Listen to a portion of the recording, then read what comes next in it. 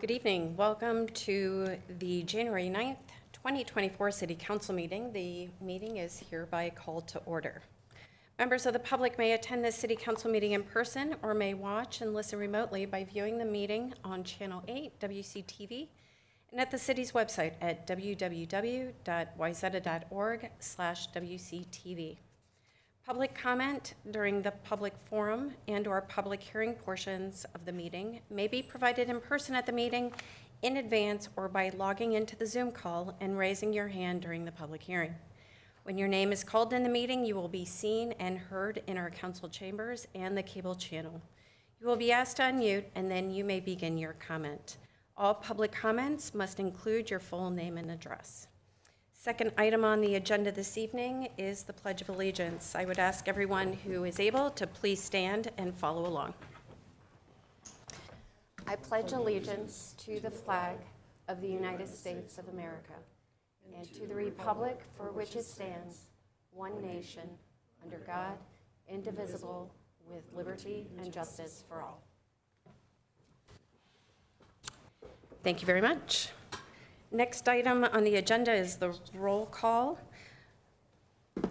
Let the record reflect that all members of the council are present this evening. Also like to note that the council participated in a workshop and reviewed and discussed the following two items. We had a request from the American Legion Post 118 for an amendment to the city code related to pull tab operations. And secondly, the discussion surrounding the Panaway Lake Walk and dock operating policies. Next item on this evening's agenda is to approve the agenda. May I have a motion to approve the agenda as is, or would anyone care to make any changes? So moved. Madam Mayor? Thank you. We have a motion to approve the agenda as is. Is there a second? Second. It's been first and seconded. Is there any further discussion? All those in favor say aye. Aye. Opposed? That motion passes. Next up is the public forum. As a reminder for those members of the public in attendance this evening who are interested in speaking, we ask that you please state your name, address, and indicate if you are representing a group. We also ask that you limit your comments to 3 minutes. If the item you wish to speak about is something that is on the agenda, for those that are in person, we ask that you please fill out a form that's located on the table at the back of the room and hand it to staff. For those that are watching via Zoom, please send a note via chat to staff and let them know what agenda item you wish to speak about. We will also require that your camera is turned on when you speak. City Manager, I do not have a slip from anybody in the audience. Do we have anybody on Zoom who would like to speak as part of the public forum? Madam Mayor, we do not. Okay, very good. Then we will move on to the next item, number 6, which is new agenda items. Council, does anybody have any new agenda items that they would like to discuss or bring up at a future meeting? I do, Mayor. Yes, Councilmember Iverson? I don't know if it's for a meeting item or a workshop. I had brought it up in previous years. I would like us to re-explore perhaps a permit discount for companies that do some salvage work before homes that are torn down so that we reduce the impact to our landfills. I was recently at a sale where a company does that, and they sold windows, doors, floors, frame, faucets, every fixture that was in the house got sold off. So I would like us to have a workshop to take a look at perhaps exploring that and making that part of our permitting process, that perhaps if builders do that, that they could get a discount in their permitting fees. Oh, okay. I know that this has been brought up in the past. City Manager, where is that in terms of exploration? Madam Mayor, Councilmember Iverson, good question. I do know that the Energy Environment Committee discussed it.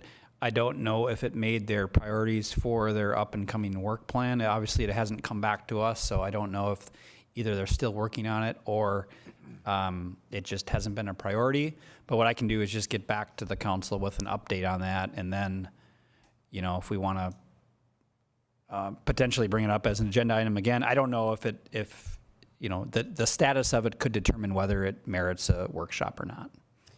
Yeah, I would be in support of having some information come back in terms of even just the Energy and Environment Committee. And this, Councilmember Iverson has asked for this a couple of times. It's aligned with our strategic plan and the goals of the council with regard to sustainability. I would be highly supportive of the Energy and Environment Committee adding that to their work plan and then subsequently coming back to council with some options, recommendations, or some other mode for us to explore. Yeah, Madam Mayor, to that point, I do know that I think either at the next meeting or in February, we're going to have all of our boards and commissions in and give an update similar to what we did last year. So this is timely because we will be able to have a, discussion with them about priorities and what they've, accolades about what they've accomplished and what, some perspective on what we'd like to see as well. So I would say we allow that process to happen. If that's not going to happen within the next 2 meetings, I think it should. But then I think we could have the more expedited update on that. How, we can take this offline, but at a very high level, how are the work plans by the appointed members of committees, right? So the different committees and its members, how are those work plans established? How are those priorities established? If not from requests from the council to explore an issue in greater detail. Typically, it's annually where we have this, as I mentioned, the annual kind of update of both what they've accomplished and then setting forth what they're going to be working on for the next year. Okay. And we did that last year, I think maybe in late January, early February. Yeah, if we could ask them to figure out where that fits into their work plan, that would be Well, we'll make sure that part of it is addressed for energy and environment. wonderful. Thank you. Thank you, Mayor. And if so, Jeff, what I would be happy to do is to give a business card to the gentleman that owns a business. Yeah. He said he'd be willing to come and speak even at the public meeting, give a 5-minute kind of overview of what the business does. But I will forward you his business contact, and you can forward that to the E&E committee. That's a great idea. Okay, thanks, Jeff. Thank you, Thank you. Mayor. Absolutely. Councilmember Parkhill, anything? No? All right. Then we'll move on to the consent agenda. We have a number of items here, so be patient with me as I read through them.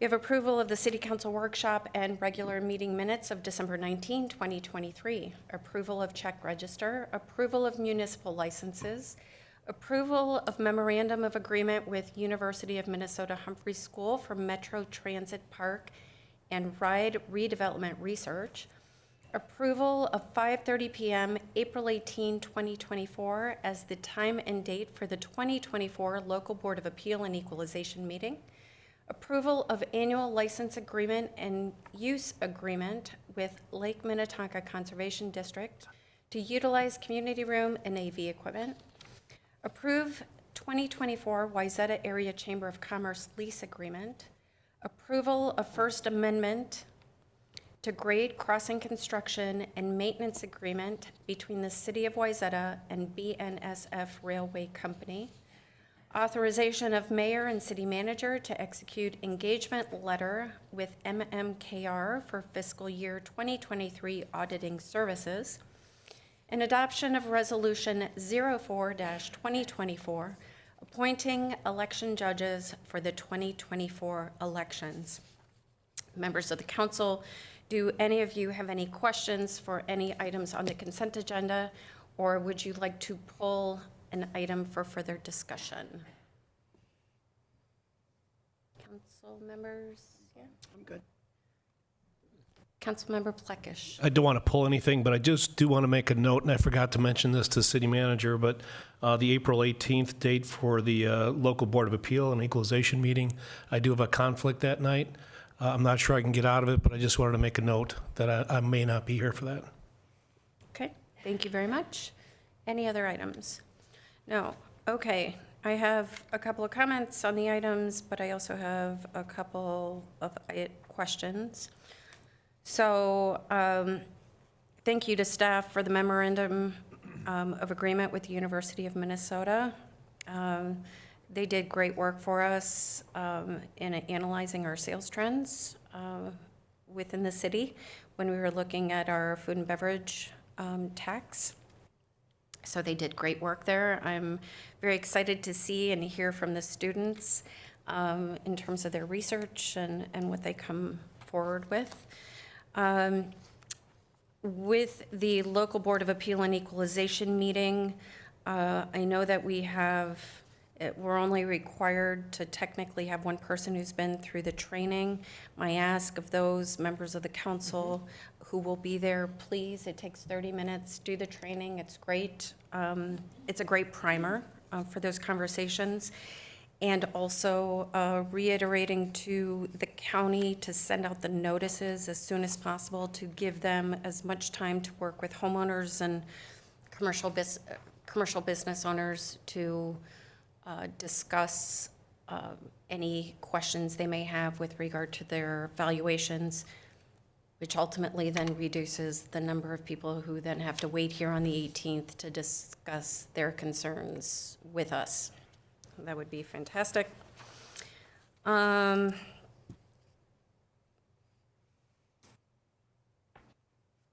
service, always a fun topic. Yeah. So it's one of those necessary evils that we have to do, but Just wait until June. I know, it's always fun. I do want to pull the, for discussion at this time, the Chamber of Commerce lease agreement. So we have, I don't have it in front of me, City Manager, if you can find it.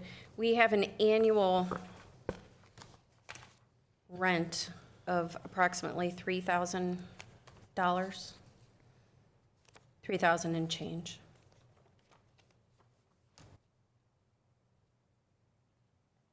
Yes, plus taxes, which is, I think, just a shade under $10,000 total. Was it that much? I thought it was 5. Oh, Yeah, so sum is under 10,000 of taxes Correct. and rent.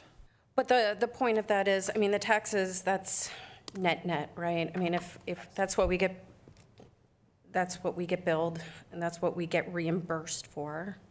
But the $3,810,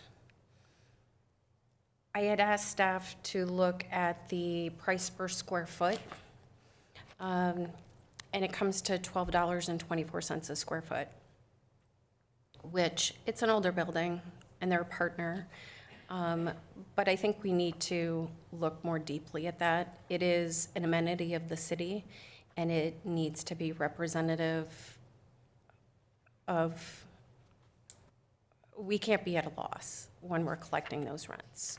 There's maintenance to be done. We're about to invest a significant portion in reinvestment. So I think we do need to look at that. And in addition to that, we're only looking at CPI increases every 2 years, which is not aligned with our other agreements that are on an annual basis. So my ask is that we take a look at, I don't know if anybody else knows what commercial property per square foot, not including CAM, is throughout town, but it's definitely not even in the ballpark of $12 a square foot. I would estimate over 30 for sure, if not more. Okay. Oh, And I'm not Molly would suggesting know. it would be at that, I'm not suggesting it would even be at that level, but I think it needs to be aligned with the asset that it is, proximity to the lake, the historical nature of it, the value it brings to the community, and is certainly not a financial detriment to us. Councilmember Parkhill was pretty accurate in his guess. It is, well, it's over $30 a square foot.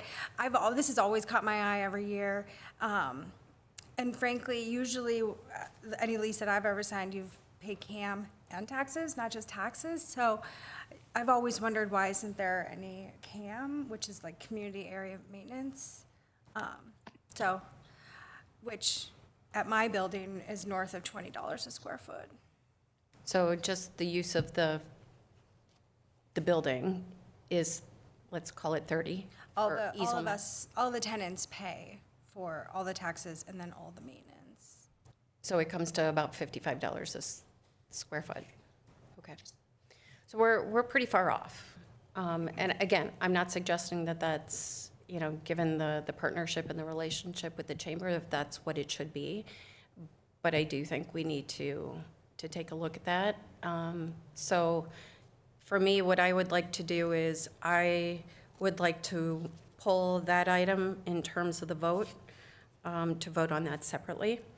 And then we'll vote on the other items as a consent agenda.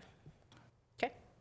Madam Mayor, I'll just say, as a part of our strategic plan, and it gets back to diversifying revenue, plan was over the next couple of years to update all of our leases, and then, like, for example, for our pull tab lease at the Muni, there needs to be just more official paperwork for that. So that is part of a long-term plan. If you wanted to go do something quicker for this lease or any others, I think that's good to have a separate vote in specific directions. So that sounds reasonable.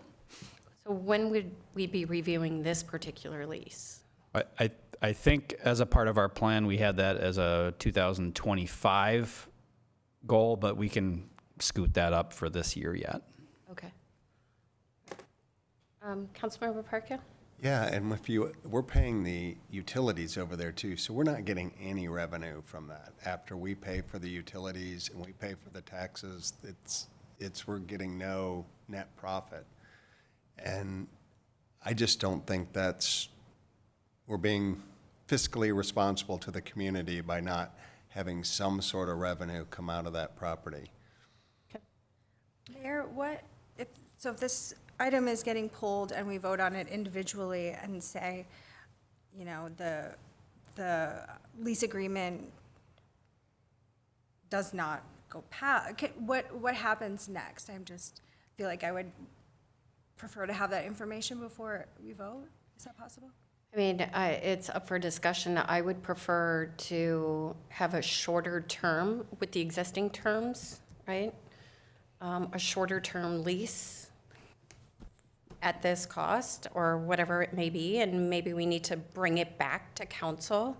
And maybe it's 6 months, and during that time, staff comes up and has conversations with the chamber, negotiates the lease and so on and so forth. But I will not be voting in favor of this, just given all of the discussions we've had from a strategic planning standpoint, the cost. Ultimately, this is costing us money at this point. So I'll leave it to staff. 2 years is too long, right? It needs to be in place with new terms for the next year. But yeah, I'm sorry to see that I've been on the council for 9 years. I have seen this agreement time and time again. It did not dawn on me the disparity between what the prices are, as is evidenced by folks who sign these leases, right, in the community, and what we're charging. Yeah, and we can go back and placing this as a priority, we can go back and look at the original intent and see if it's kept up with that, or by nature of the terms, it's fallen way behind. And so we can give you that information. I think it's appropriate because it's an annual lease. We could do it over the next year. If that's not quick enough, we could come back at the next meeting and amend it to a shorter term. And then, we have marching orders over the next, 5 or 6 months to come back with a longer term, hopefully negotiated agreement. Okay. How does that sound for the rest of the council? Be comfortable with Yeah. that. Okay. I'm just curious, did we just have the discussion on this item we're going to vote on later? Or are we going to, it seemed like we had all the discussion we needed to have now and all we were doing was pulling it. Well, we're pulling it for a separate vote. We're going to ask staff to take a look at the agreement. You guys can vote on it however you'd like. If you're okay with a 1-year term, then that'll be the vote. If not, yes, City Attorney. Yep, Madam Major, procedurally, I would suggest that you you've pulled that item from the consent agenda. Have a vote on the consent agenda without that item, and that disposes of the consent agenda. And then ask for a separate motion on that lease. And my recommendation would be to ask for a motion to direct staff to go back and work with the chamber on an updated lease that addresses the concerns that were articulated here. Because I think we have to negotiate a new price, it sounds like, based on market reality, based on some of the expenses, the CAM, those sorts of things that you've articulated, but also recognizing the important partnership the city has with the chamber. And I think that's going to require a little bit of balancing. And then staff can bring back that lease as soon as we can get it done. Okay. For your consideration. Because lease is up right now, needs to be renewed, so we'd want to work fast on that. Yeah, and that's the only thing I'll say is that I don't know how long that's going to take. Maybe it's in a couple weeks, maybe it's longer. So I don't want to leave the space without a binding contract for too long. So that's why I think it might make sense to come back at the next meeting with a 6-month term or something like that. But I guess it's based on how quick we can get it done. I mean, again, let's deal with the other items first. Yep. Let's do that. And then let's deal with this separate item individually. So, would someone care to make a motion to approve the consent agenda items? Let's see, that would be, I'm looking for the number, sorry. A through F. Yes, A through F and H through J. So moved, Madam Mayor. Thank you. Is there a second? Second. The motion has been first and seconded. Any further discussion? All those in favor say aye. Aye. Opposed? Motion passes. So now on to agenda item G, which is the 2024 Wayzata Area Chamber of Commerce lease agreement. Thoughts from the council in terms of city staff coming back with revised terms at the next meeting? Mayor, I'd like to make that motion to have staff come back. With what kind of terms? 6 months With a 6-month with the term? existing lease agreement that they have with us today Okay, for further discussions at the council at that time. all right, very good. I'll second that. Wonderful, that motion has been first and seconded, and we'll have some further discussion, city manager. Or, pardon me, city attorney. Okay, yes, Madam Mayor, I want to make sure I understand that motion. Was the motion to direct us to come back with a 6-month version of the current lease? Correct. Well, if, I might For a suggest that, friendly amendment? Yeah. right, I might suggest that you approve this lease with a 6-month term, because it is to be effective January 1, and then that would buy us 6 months to work with the chamber on updating the lease. And that would kind of avoid maybe a redundant process to have to come back in 2 weeks, which is So probably Mayor, not. I will amend my motion to approve this contract with a 6-month lease 6-month term. term. Yes. Perfect, thank you. Do you still second the? I'll second that. All right, thank you very much. Any further discussion? Just real quickly, yeah, so I feel a lot better with this path because I didn't quite feel comfortable just knowing that this business would walk out of here or tomorrow and go, oh, I don't have a lease. That sounds, so I'm glad this is going the way it's going. So Agreed. Okay. thank you. And then staff will continue to have conversations and discussions and come back. I like this direction. Okay, fantastic. Just a comment too, not that I'm here for the chamber, but I would imagine that they have a budget every year, and this is January, and if we were to escalate this cost dramatically, they're already in a budget cycle, that might have a pretty dramatic effect on them. So I think giving them time under the old lease terms and then negotiating to something that makes more sense, makes sense to me. Yeah, absolutely. And it's not to say it has to go from 0 to 100 in speed terms, not dollars per square foot terms. I am not suggesting that at all. I'm just suggesting that the current rate Updated. it has to be reevaluated and reassessed. Okay. given many considerations, the city's perspective and the budget. Okay, perfect. So we have a motion and a second, and we had some discussion. Any further discussion? No? All those in favor say aye. Aye. Aye. Opposed? Aye. Motion passes. All right. So we are now on to new business. We do have a full and very robust list this evening of new business items. The first is to consider adoption of Resolution 03-2024 Bless you. and approve the first reading of Ordinance 834, approving the PUD amendment and Shoreland PUD/CUP at 825 Mill Street East. City Manager.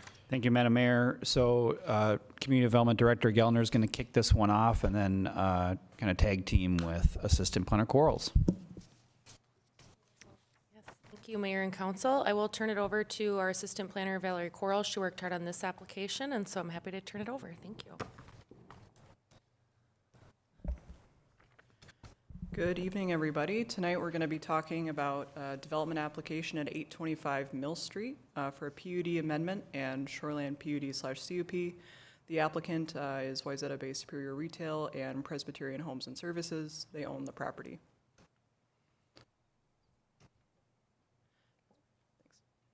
Project is located over in the Promenade development. And the entire promenade is one PUD and one separate mixed-use land use guidance district in our comp plan. And then, as you can see, it's surrounded by a pretty big diversity of land uses.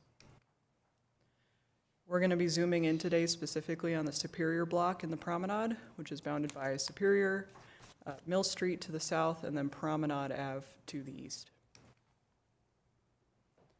For a little bit of visual context, this is the street view as you're standing on Superior Boulevard. If you start on the north corner and then walk your way down, you can see the current loading dock. You can see the windows of what would have been the old Lunds and Byerly space, and then you'll end at that Mill and Superior corner where you can see that pretty glassed-in space there.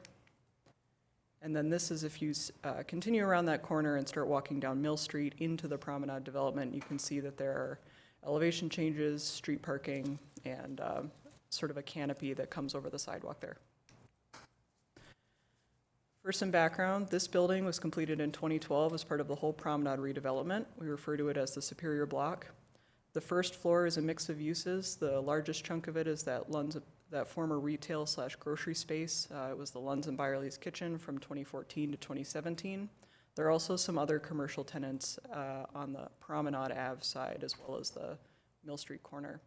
The upper floors of this building are all senior residential and common space as part of the Folkestone development.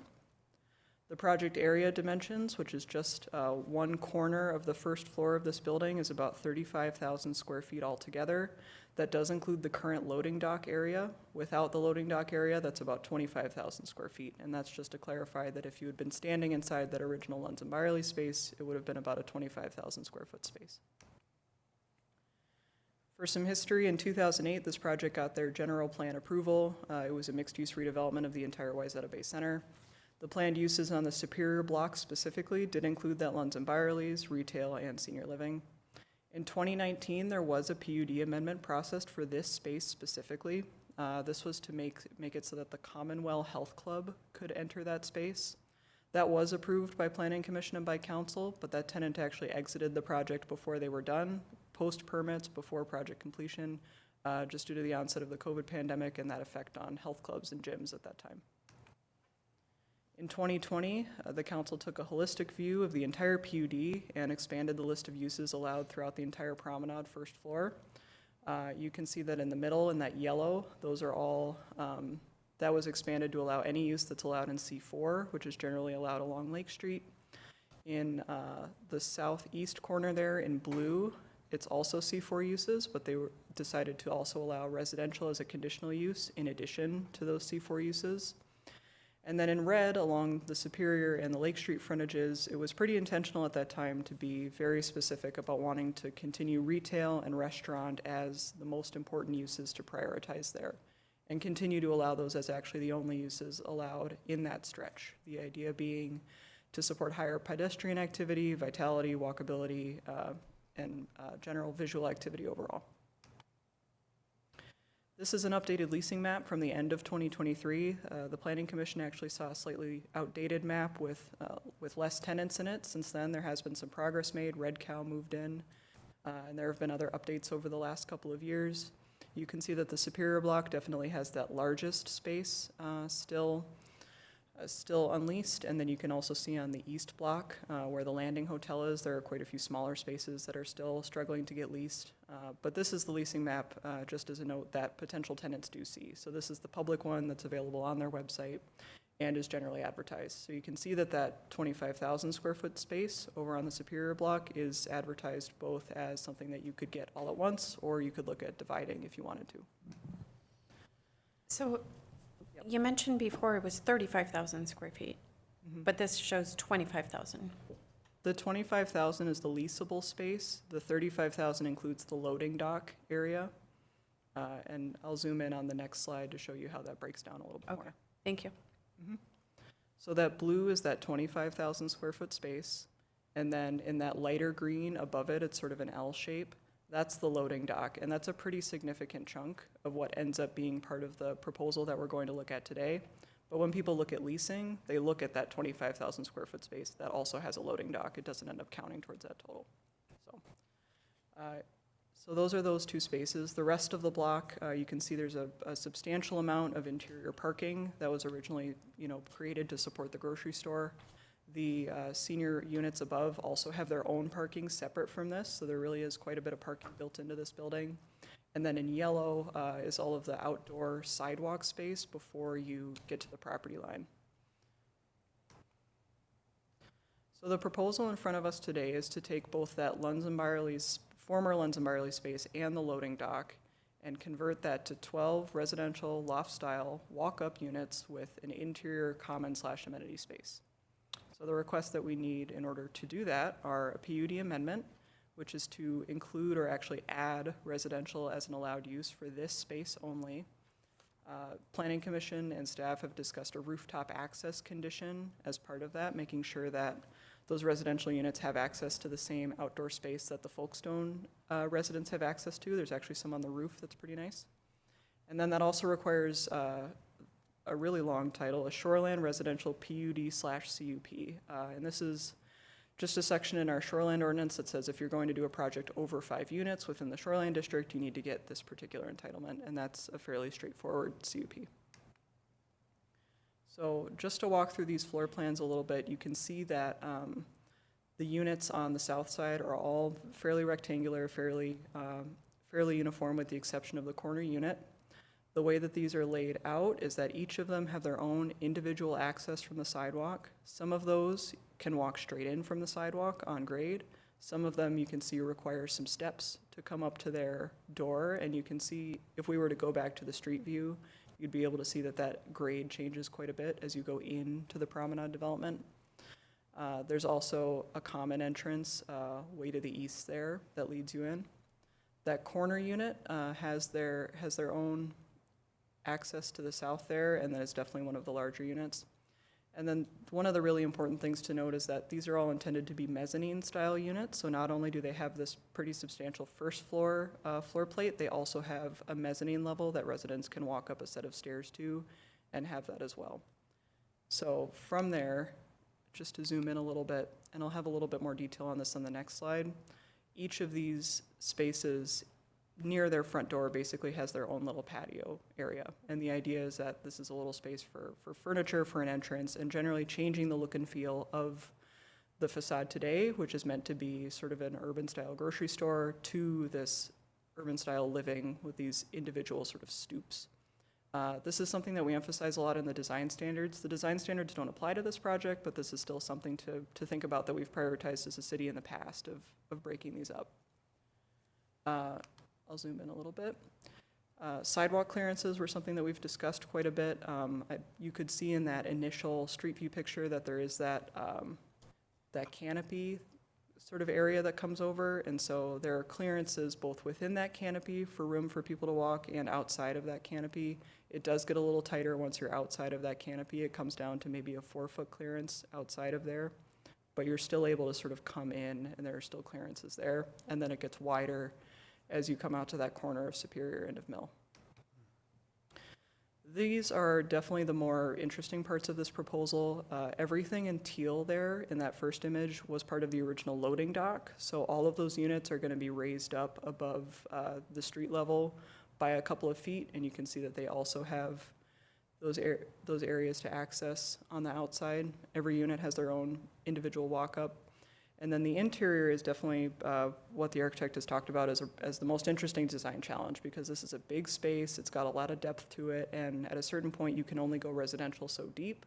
So all of these interior spaces are supposed to be amenities for the residents, and so that'll be something that the applicant talks about a little bit more in their presentation about how they plan to program and design those spaces. With this is also quite a few planned refreshes to the outside of the space. You can see that it gets a little bit brighter. It definitely gets a lot more broken up and vertical as we start to look at individual units instead of wide storefronts. This was just something that I put together to show how each of those units sort of lines up with that initial rendering. So you can see that they each have their own front door and their own little patio, and some of them have their own staircase. We'll probably come back to this as a reference. This is if you come over to the Superior side and at that Superior and Mill corner, you can see that these are definitely changes from today, especially that Superior and Mill corner gets brightened up quite a bit and then starts to get a lot more glass, even though it's got that residential inside. This one was a little harder to line up, but you can see that, again, each of them have either one or two of those, or in the case of Unit 12-3, of those sort of window sets as you look in, and then as you move closer to Mill Street, you get smaller facades. So a big discussion with the Planning Commission was how do we talk about a change in density here? At the end of the day, we're converting an existing space from commercial to residential. We measure residential density in units per acre. We measure commercial density, generally employees per acre. Overall, this reduces the density and intensity of this proposal. It's obviously a change from what's happening today, which is nothing, but it's also, when you compare it to a full-service grocery store, the impact on the surrounding area in terms of parking, traffic, people activity is much less overall. And so that was the way that we evaluated the change in general. I do have a note about a very technical item in the Shoreline Overlay District about density tiers. I'm happy to discuss it, but I might just skip it for now. Standard notification went out for this one. All the residents within 500 feet, which included the entire promenade development as well as residents outside the promenade, got their notices back in October. There wasn't a neighborhood meeting required, and at this point, we haven't gotten any written public comments on this proposal. The engineering department also has no comments on this proposal, just because it's not something that comes out and affects the right-of-way or is, a really significant impact on our utilities or our capacity. So to summarize the Planning Commission's discussion, which was pretty extensive, they talked a lot about the promenade context. The retail vacancy rate in the promenade is currently 38%, meaning they've got 62% occupancy. That definitely colored this entire discussion. How sustainable is that vacancy rate? What has led us here? The history of steps that the property owners have taken to lease the space over the years was extensively discussed as part of the Planning Commission discussion, especially with the applicant. A lot of discussion about what effect this change would have on total commercial space in the promenade. It definitely would be a reduction of about 25,000 square feet, and how much of a change does that represent? Is that acceptable? Is it not? And then overall, how does this fit in with both that original 2008 vision and those hopes and those dreams of the early 2000s versus now, versus that 2020 PUD amendment where the city and council looked at this and thought, okay, we clearly need to make some changes to adjust for the market. And so the question became, do we need to continue to make changes for the market and do it again now that we're in 2024? They looked at the overall effect on the area. They talked about those stoops, the sidewalk, how are those units accessed, and how do they relate to the street in terms of window treatments, all of that. And then what does it mean to be lively and to be vibrant? Is adding residents in this area the kind of lively and vibrant that we're looking for? And then finally, you know, looking at different scenarios, if this space were divided into all of these and they were all retail, is that something that would be feasible or realistic in the eyes of the applicant or in the eyes of the people who are trying to lease this space? Considering that a change to residential use is typically permanent, you know, we are being really intentional with this amendment of saying residential is a use that's allowed in addition to all of these other uses. We're not saying it can never be commercial again, but recognizing that with the high demand that people have for Folkestone units and for this type of living, it's probably going to stay this way. And then considering how should past approvals guide current decisions in the same way that we talked about those 2008, 2020 amendments. And then finally, of course, what does the future look like if the request is denied? You know, how much longer do we wait for this proposal? How much longer do we wait for commercial to fill this space? Does that make sense? Overall, it was a long and fairly passionate discussion. The Planning Commission had a split vote. They voted 4-3 to recommend approval of the application. And generally, the votes for, we're talking about the fact that, you know, this does meet shoreline residential PUD requirements. Again, those are fairly standard and probably not the focus of this discussion, but it does meet those. The people who are in favor were talking about how this is consistent with the comp plan. We have to consider the realities of the current market, and this does contribute to a vibrant downtown mixed-use PUD overall, even if this particular block is going to skew a lot more residential. You know, that larger PUD is still going to see a mixture, even if this block doesn't see quite as much. And then promoting the diversity of housing stock in the city by providing housing options for younger active seniors within the larger Folkestone community. That was seen as a big positive. And then in terms of the folks who had concerns, it was a lot about timing. You know, is now the time to make this change? Is now the time to say, we can't wait anymore, or should we continue to wait? Because commercial is really important and foundational to the Lake Street area, to the Promenade area. And then just as a note on their recommended conditions, they did agree with staff that there should be a condition about rooftop open space access. I'm That sorry, map- could you repeat that one more time? The last one was just a note about rooftop open space access, the same one that Folkestone residents have access to, these residents would also have access to. So besides their interior amenity space, they would also be able to go up to an upper floor outdoor amenity space that currently exists on the property too. Okay, thank you. So the criteria for review are very wide. This is a legislative action for the PUD amendment. That shoreline PUD CUP is focused on a much more narrow set of criteria, but in practice, it's going to depend upon approval of the PUD amendment. And then just as a quick review, this is a resolution and an ordinance, so we'll do if approved, we would do the resolution tonight and the first reading, and then on January 23rd, we would do both the second reading of the ordinance, and then we would also bring in the development agreement amendment because this is a PUD, so that development agreement is very important to how we administer this in the long term. If you were to approve this, you would adopt Resolution 3/2024, approving the PUD amendment and Shoreland's PUD CUP, and you would approve the first reading of the ordinance. Thanks. Thank you, Ms. Quarles. I'd like to invite the applicant up. If you could please provide your name and address. Some issues with this the last time. I kept bumping that. My name's Lisa Albane. I work with Senior Housing Partners, which is a wholly owned subsidiary of Presbyterian Homes and Services, and I'm the lead developer on this project. I'm joined tonight by our architect, Chris Palkovich, and our counsel, Christine Ide. Okay. All right.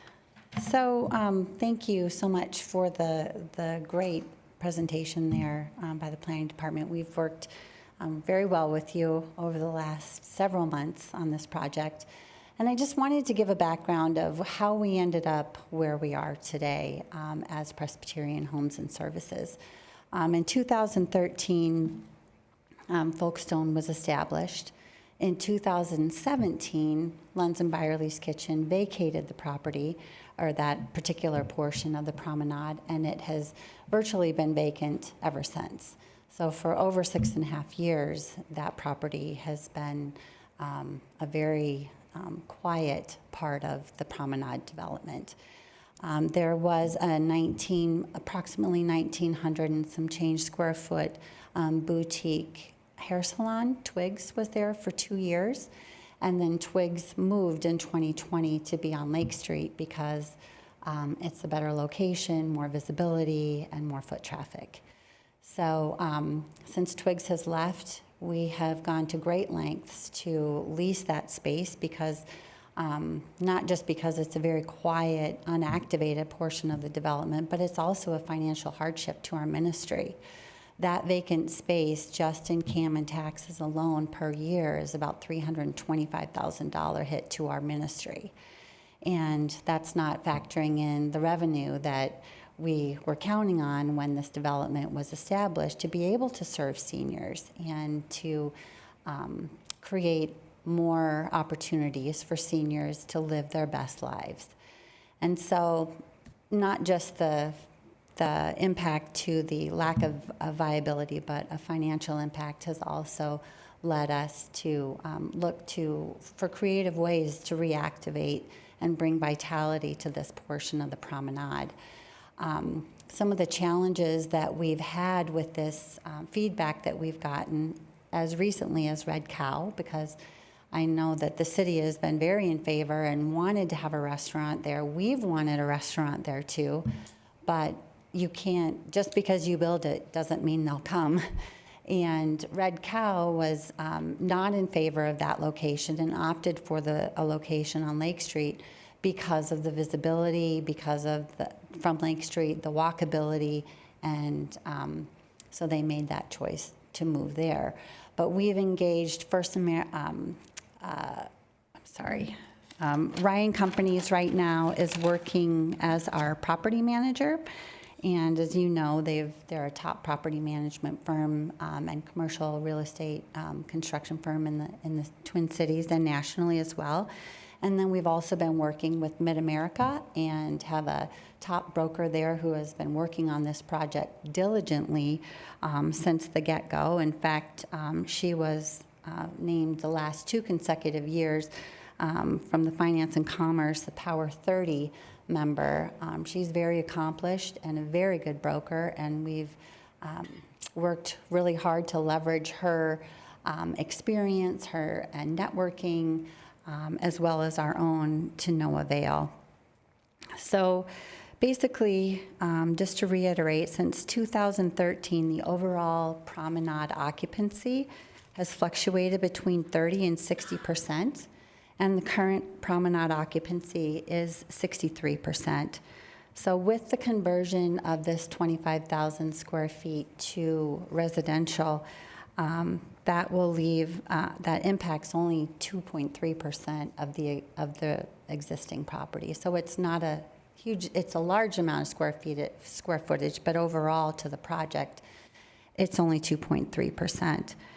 And the promenade then would be 81% occupied if we were to convert that into those 12 luxury residential senior apartments. And these are an active adult senior that we're targeting here. That would be those that may have still be working. We've found that in our new developments that we have, Marvella, for example, in St. Paul, we just opened at Highland Bridge, and our average age there is 80. And we still have people in their late 70s that are living there that are still working.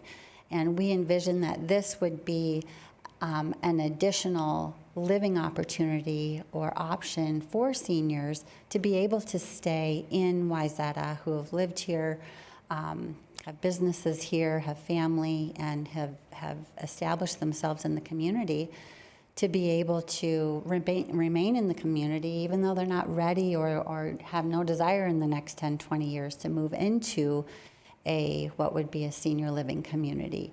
But they still have the access and the availability to that next level of care should something ever happen. We have a product that are brownstones, which is a very similar concept that we have in some of our other communities. So that's the approach that we're taking here. I'm going to invite Chris to come up and talk a little bit more about the development as a whole.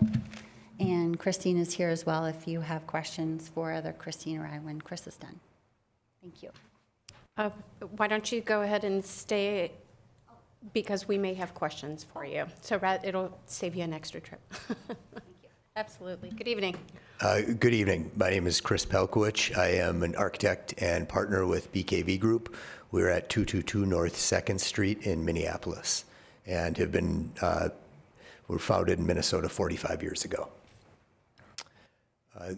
We really took a lot of intentionality into this design as Senior Housing Partners and Presbyterian Homes approached us, as starting by looking at some of the exteriors of just the immediate Folkestone campus, and then more broadly throughout kind of downtown Wayzata overall. You could flip to the next page, please, if you have the control. Thank you. And you keep going. Sorry, there's a few of these. And we really looked at it in a couple different ways that we looked at what I'll jump to the interior for just a moment and then circle back to the exterior, just kind of the way the slides are laid out here. But this loft-style living approach, that we're going to have this grocery store space that is a 2-story volume on the interior, but the glass on the exterior is really only 1 story in height overall.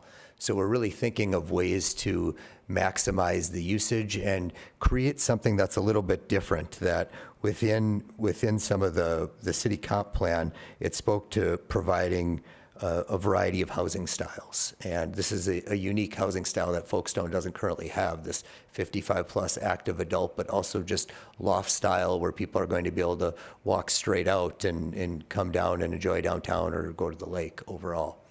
And we're really also looking at a variation within just the overall interior design feel, that you can see something with a little bit more industrial edge at this point, that we haven't nailed down what the final look will be, but these views here are just kind of some of the essence that we're talking about and excited about overall for the design. On the interior amenity spaces, we recognize that the way we've laid it out here, we've focused the amount of glass that we do have for the 12 units that were mentioned. So we're really going to take a deep look at the design overall to create some grow walls inside the building. We've done that on a couple other projects as BKV previously, and they've been successful. So we're going to look at that, having actual plants. We're going to look at how lighting can really impact the experience in the space. And then, as mentioned, that the residents from this area will also have access to the amenities up the building and the outdoor space of the building, but the residents up above will also have access down to these amenities. So it will be shared with up above. So it'll broaden the amenities for all the residents within the Superior Block. And I think the plan was well discussed by the planning staff here, so thank you on that. And then lastly, on the exterior, we really took some time and really wanted to craft a really walkable pedestrian experience, that the current existing exterior has a very retail feel, and of course that's the way it was designed. So we're looking at doing different elements. There's a signage band we're going to take down. There's a lot of the buff colored stone, and we're looking at replacing some of that stone with the cream colored brick here, that you're seeing some of that cream colored brick in some of the other areas within the city. We're also creating individual walk-up entry points for each of these units. And some of those are a flush entry point, and we're looking at, within that, really being thoughtful of each having their own wall sconce, address sign, a nice front door, opportunities for plantings, and maybe a couple seats outside. So it just is creating a more interesting experience. Certainly 12 units is a little less, is a very different level of vibrancy than a active grocery store, but we're looking at doing it in a nice visual way, that it's going to be pedestrian focused and create enjoyment as people are walking past. One of the other changes we are making is on the main corner here, that this was one of the entry points into the grocery store, but it is as you get in at that lower grade level that you can see at the sidewalk, it was a very small space with stairs immediately going up. So what we're looking to do is just flush that out and that will all become part of a unit, and the unit will have its own private terrace on the corner. But then we're going to also have a planter that comes out to engage the community space a little bit more. It'll create some privacy, but also green the corner and create a nice visual impact. And there'll be some new signage where the existing signage previously was. And then on the loading dock side, this is where impact will truly be made. That I have to say that this is the nicest loading dock I've ever seen in like the numerous buildings I've done. But it was really thoughtfully done on how it pulls through, and the trucks are able to pull back out. But it does create on Superior just an empty space really at that point. So we're looking to add 3 units and have entries, have some of those porches that it will create just more visual interest, more variety, and put a few more people on the street on this side overall. And I think this image here is just a good comparison. The bottom image is a representation of the existing building, and then the upper is what we're proposing up above, that you can see the thoughtful nature of really highlighting each of those unit entry points and really crafting something to have a very nice, charming feel. No comments here, the same. And then lastly here on the Superior side, that you can really see that difference that we're really proposing overall to really impact the feel.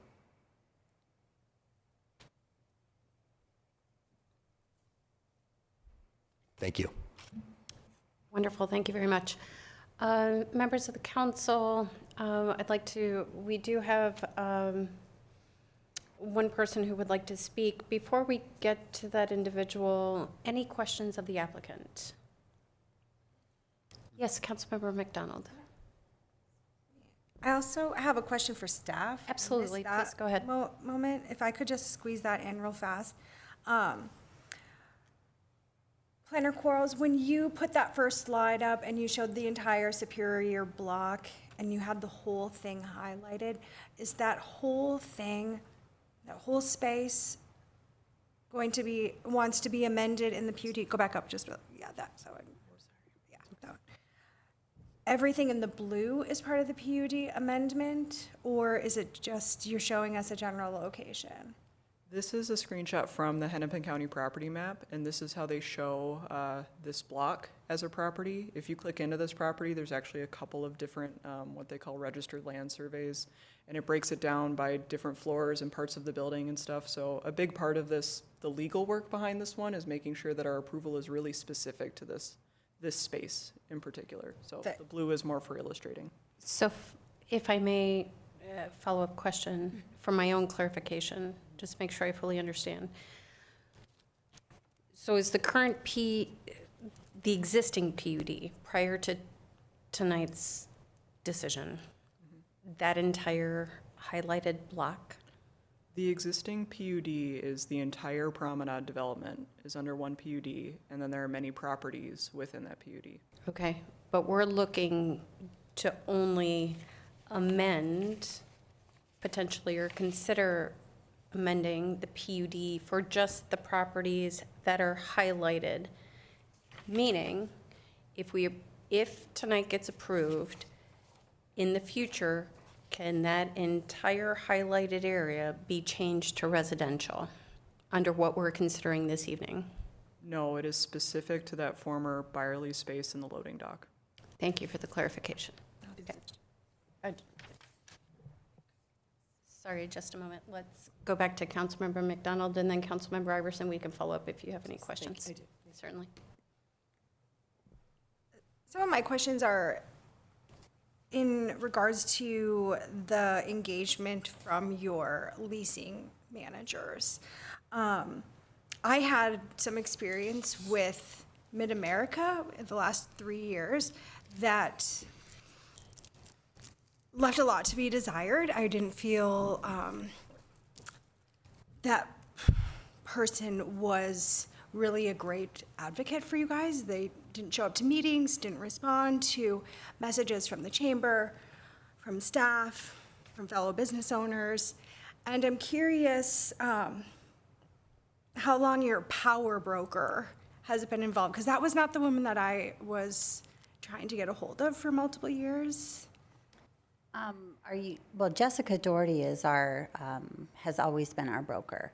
The other part of Mid-America was the property management side, and I think that's the side that there was some struggles with the city, if I'm not mistaken. And that's, they're no longer our property manager anymore. Okay, Right. well, then is there a chance that why wouldn't you have engaged this broker with the chamber or the staff or the business community at large that, instead of giving us a property manager's, you know what I mean? If this person was this determined power broker, I didn't see much engagement from within the community. And if you read the writing on the wall, 2 of your most recent interior tenants are Wayzata residents, and it's family offices. So can you give me a little bit of insight of why that person didn't engage with any of the other community members? I'd I'm- like to, before you answer, I'd like to build a little bit on what Councilmember McDonald is saying. We have been concerned about the vacancy. And there was a lot of thought. We have a resident / former council member who's here who's going to speak to the project. To say a former executive director of the chamber is here. To say there were tens of thousands of hours spent on this project at a city level, community level, and Press Homes, right, is an understatement. So for years, we have received feedback, very consistent feedback. What is going on over, we call it Folkestone, Press Homes, you know, it's used interchangeably. It's vacant. It's constantly vacant. It has gotten better, but it's only gotten better in the last 12 months, quite frankly. I literally walked around. I was like, okay, this one's filled, this one's filled. But again, family offices, which is fantastic. I think to Councilmember McDonald's point, we were so concerned when we were asked to make amendments to the last development agreement, or maybe some other time, but in close proximity to that. Certainly my tenure, I've been on for 9 years. What is going on? How can we work with Press Homes to fill this space? Staff, please reach out to them. Let's come to the table. Let's figure out a solution. What does that look like? Crickets. And so and when I say you guys, that's the general, right? Sent a property manager, that's not what we're talking about. We're talking about leasing space. So you guys have properties everywhere. You know how to run properties. You know how to market properties. You know what needs to be done. So I'm not going to speak for anybody else, but to me, it's a bit of a poke in the eye. It doesn't make us look good. Talk about ministry, talk about dollars that can't go to ministry. We're in the same boat. It doesn't look good for our community to have empty retail space. And then hearing it's difficult to work with the however many leasing companies you've used over time, and you, again, not you specifically. And so that doesn't really resonate because we've been trying to get answers. We've been trying to mitigate the blood loss, which I'm sure it costs a pretty penny to operate or maintain those spaces empty. It was supposed to be a win-win situation, but we got nothing. When John Markle, I believe, Merkins left, he was a wonderful advocate, right, throughout the construction process. And, you know, when their issues would arise, came to the table, always communicative, responsive. When he left, like, yeah, we got what it felt like for me. We got what we wanted. We don't owe you anything. And our community is still left feeling you guys really didn't do everything you could to come forward, step up, and work with us, quite frankly. And now it feels like you're back. So when you hear about Power Broker, you know, we're sitting here going, really? Because we've also heard from people who've tried to lease space, who've come to us for approvals after you've requested changes.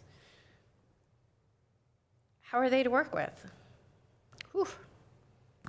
Well, We're a couple years in and we still don't have a lease, right? And it's been the same story. A one-off is one thing, but this is time and time and time again. And you're talking to people who know people who've tried to lease space there, who have worked within the confines of this. So it's personal experience. So maybe you could speak to all of those issues that leave us a little bit concerned. Well, first of all, I'm not passing the buck. I represent Presbyterian Homes, and I apologize for the experience that you all have had. I was not a part of the development, the conceptual development of Folkestone, nor was I part of the leasing efforts for the retail space up until about 9 months ago. And so the people who were a part of Presbyterian Homes and Folkestone that you had relationships with have retired and are no longer with the company anymore. And so we are, how can I say this?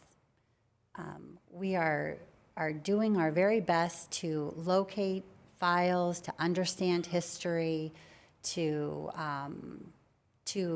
really right the ship. And I think we've done a very good job in the last year. I think you guys have seen that it's changing. I see what you're saying. The last year, I do agree. But I've been disappointed with what you guys have showed up with in terms of data to the Planning Commission meeting, and then again to this. There was a little bit more context in this packet than there was in the Planning Commission one. But to say we've contacted everyone, we've reached out to all these people. You know, you said you've been engaged, like what restaurateurs did you engage with? I feel like there isn't any hard data of what you've actually done. And I have this experience being juxtaposed with a developer at 50th and France who had been courting my retail business that's in Wayzata. At the same time, I was trying to get a hold of you guys. And I kept thinking, why can't they hire this guy who calls me once every 6 months, gets me out to the space, offers deals, and now that space is vibrant, active, and fully leased, to my knowledge. So I'm having a really hard time with, it's been so hard, we've tried for 10 years, when you don't, other than just sort of take my word for it, we hired the best. You haven't shown us, I haven't seen how you've actually tried. Well, you being in retail would understand, this is a very deep site, very deep project. And a retail space is 50, 60 feet, we're looking at, depth. We're triple that here. So a lot of boutique retailers would come into the project and say, I don't need all of this space. And then it leaves that entire area open in that common area of maintenance for what?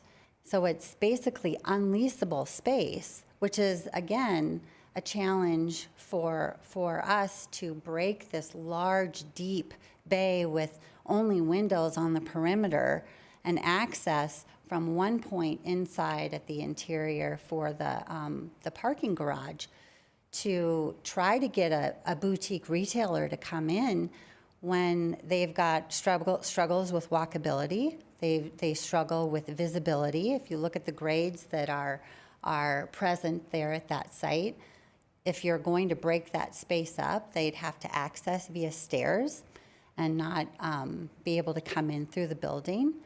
It's a challenge. We haven't had creditworthy tenants that have approached us for this space. The ones that have not followed through, have not been able to go to the finish line, so to speak, with their business, Is that the COVID one?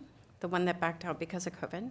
who again approached us after COVID and was not a creditworthy tenant.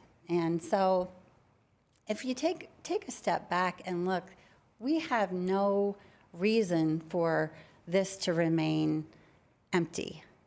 We really don't. We serve seniors. That's what our ministry is. We are not in the business of retail. We hire experts to do that for us. We provide excellent senior care. And that's what we're trying to do is with this development of the 12 luxury apartments, is to reach an untapped portion of the senior living community and offer more options for those seniors to be able to, as I said, live their best life and age in place and get the care that they may need at a very future point, but still at this point, very young and active, but want that comfort knowing that if they ever would need it, it's available. And bringing activation to that part of the development is really needed. And I think the proposal that we have, being able to provide just those living options where the current loading dock bay is a improvement to that initial experience coming into downtown Wayzata, where you'll see people walking along the sidewalk. You'll see people going into their apartments, and instead of it being a loading dock, which, by the way, the Wellway company, they wanted it filled to make a swimming pool, and now it's not even usable as a loading dock anymore. It's filled with concrete. So, Can I ask you one more follow-up question? sure. When you as a group or a company decided that it was time to get creative of how this space could be usable, and you called BKV Architects, was there ever a conversation with BKV about commercial? Or did you guys, do you guys do commercial, or do you guys strictly residential? What was the creative? Yeah, after 6.5 years of trying to lease the space, we're looking for any option.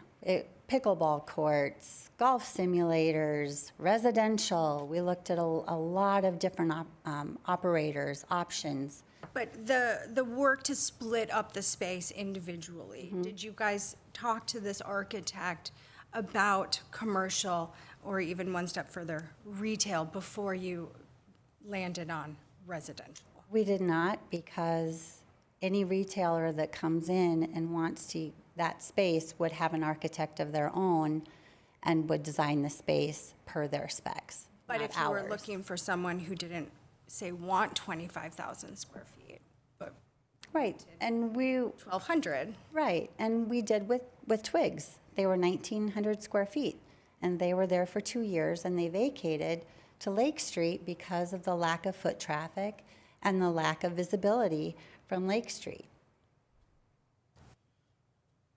I'm just curious. Yeah. You guys thought about I- splitting them up. Retail, I mean, it's a hard business, but it's just walls. That's all. Well, and It's one thing, walls. I mean, something that I think is really the elephant in the room is that one thing that COVID has really brought forward is the ability for people to do more online shopping.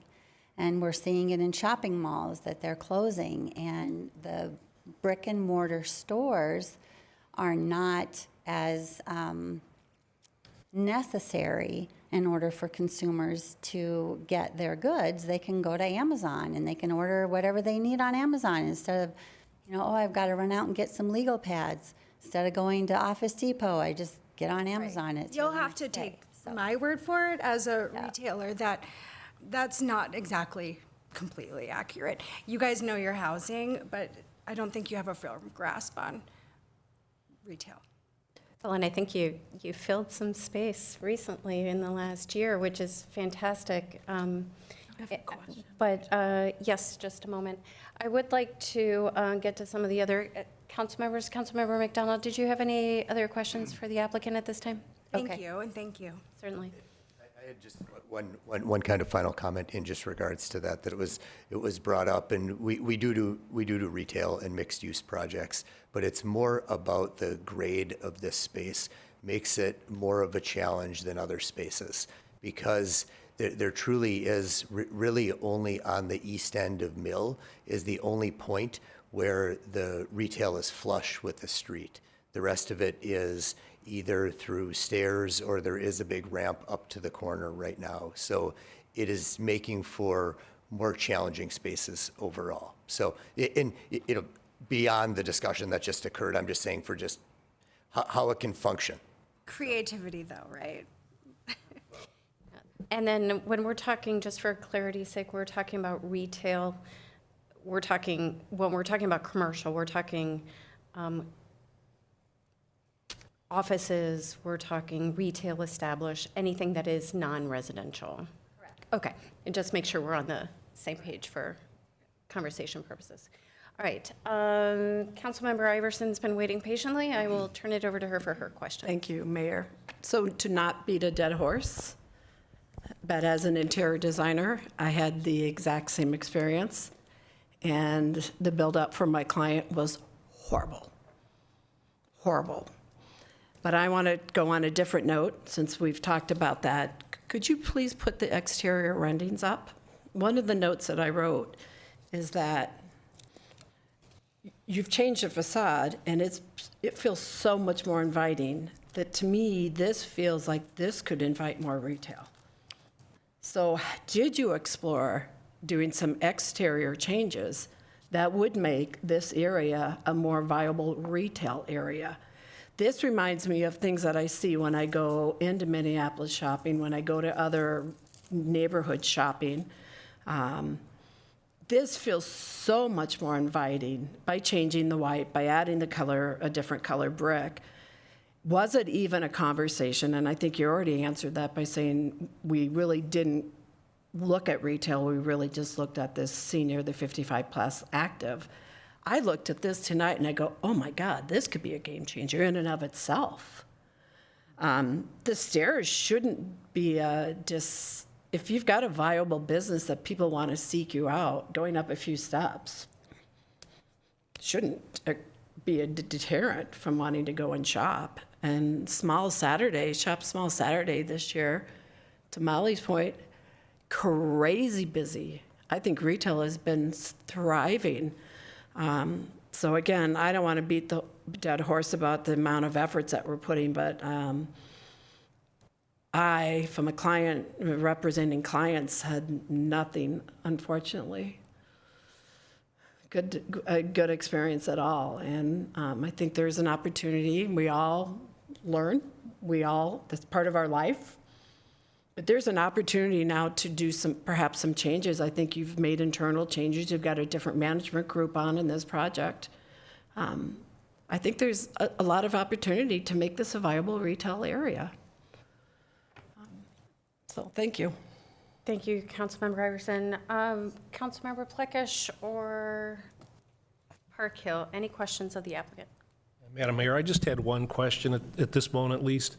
Is the target clientele for these residences, are they conceptually connected in the whole Folkestone kind of progression of life, or is this completely separate from that? We have about 125 people on the wait list for independent living at Folkestone currently. And we have 12 units that we would have available here. We'll start with the people that are currently on our wait list. But as far as targeting just our in-house, that is our first, obligation to our residents who currently live within our continuum. But then if those residents are not, or those potential residents choose not to live there, then we would move to the general public. All right, thank you. Mm-hmm. Thank you, Councilmember Plekish. Councilmember Parkhill? Yes. So what is the ask per square foot for this retail space? What was the listed price for it? That's a very good question. I want to say, you know, depending, I don't know, as the negotiations go on, I'd say it was anywhere between $24 and $34 a square foot. Plus CAM, right? And do you know what CAM was estimated per square foot? I'll have to get back to you on that. Okay. I guess, okay, I'm not going to comment. I'm just going to say that, well, I'm not going to comment anymore. That's my question. Thank you. Very good. Thank you. Unless there's a follow-up question, no? Madam, we do have one member of the audience who would like to speak to this item. I would invite Mr. Bob Ambrose to the podium. Madam Mayor, may I speak after this individual, just on a few other topics on behalf of the applicant? I'm sorry, who are you? Christine Ide, I'm an attorney at Vantage Law Group. I'm representing Presbyterian Homes, and I've actually worked on this particular shopping center for the last year and a half, almost 2 years. When the member of the audience has Yeah. a chance to make their public comment, and it's related to the application? Correct. Okay, Thanks. very good. Mr. Ambrose?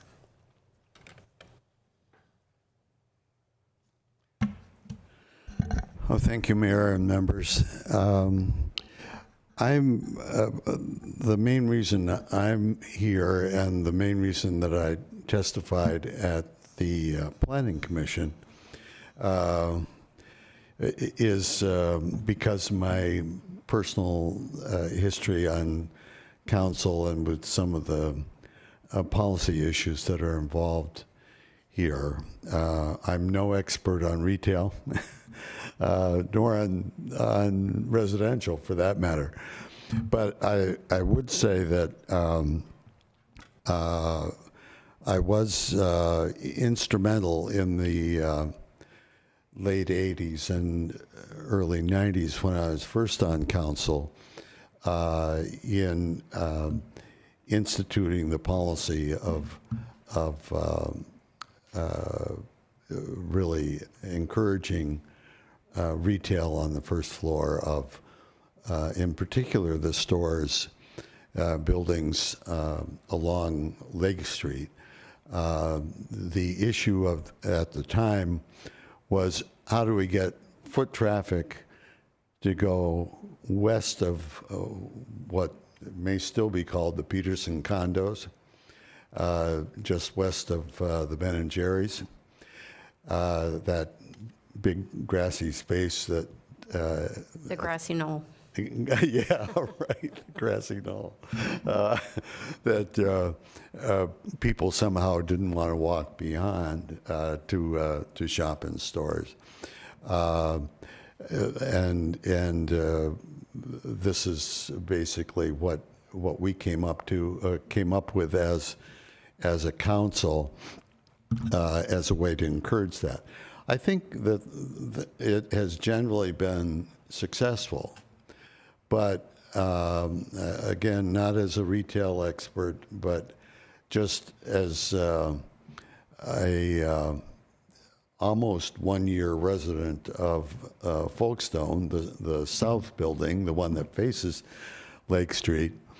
I can tell you there's nothing happening on Mill Street other than driving cars in and out of the parking lots. And I can see why generally retailers would want to have either access directly onto Lake Street or at least be visible from Lake Street. I noticed that, I know that Councilmember McCarthy, at least your shop is visible from Lake Street. So, McDonald. It's old habits die hard, right? you know, I have relationships with McCarthy. Yes, you do. Yes. Sorry about that. Anyway, that's my main point is to increase that street traffic, one thing that I am proud of is when the Karish block was developed, the original plan there was to essentially have a small mall. In other words, you'd enter under the marquee, and the only way to get to the various stores would be from the back. And we said, no, you need to have doors out onto Lake Street. Everybody gets a separate entrance. That's one of the things that I like about this proposal. It would be residential rather than retail, but I too like the changes in the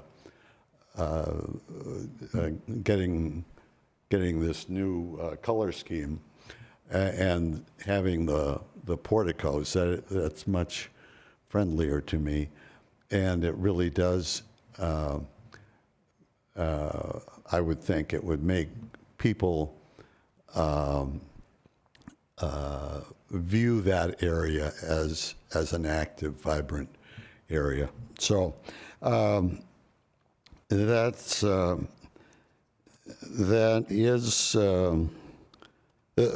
are my main points. I did urge the Planning Commission to vote for the proposal.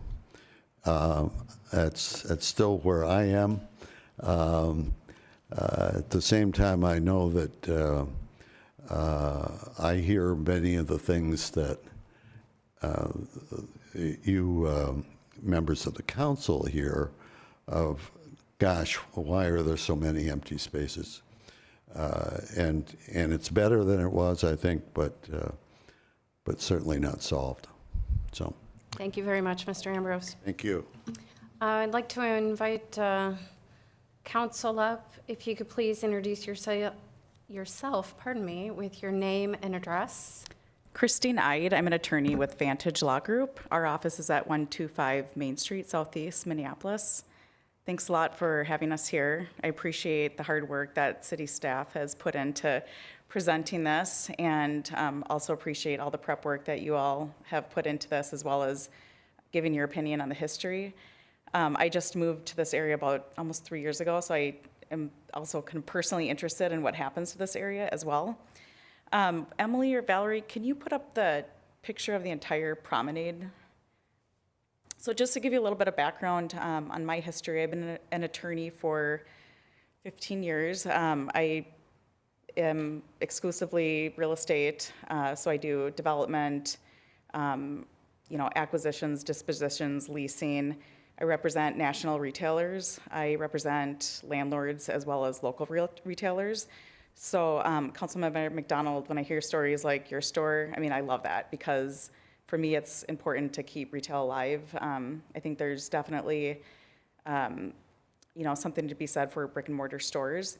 However, maybe unlike what you've experienced, Councilmember McDonald, I personally, in my practice, as well as my partners, have experienced a pretty dramatic evolution in retail over the last 10 years specifically.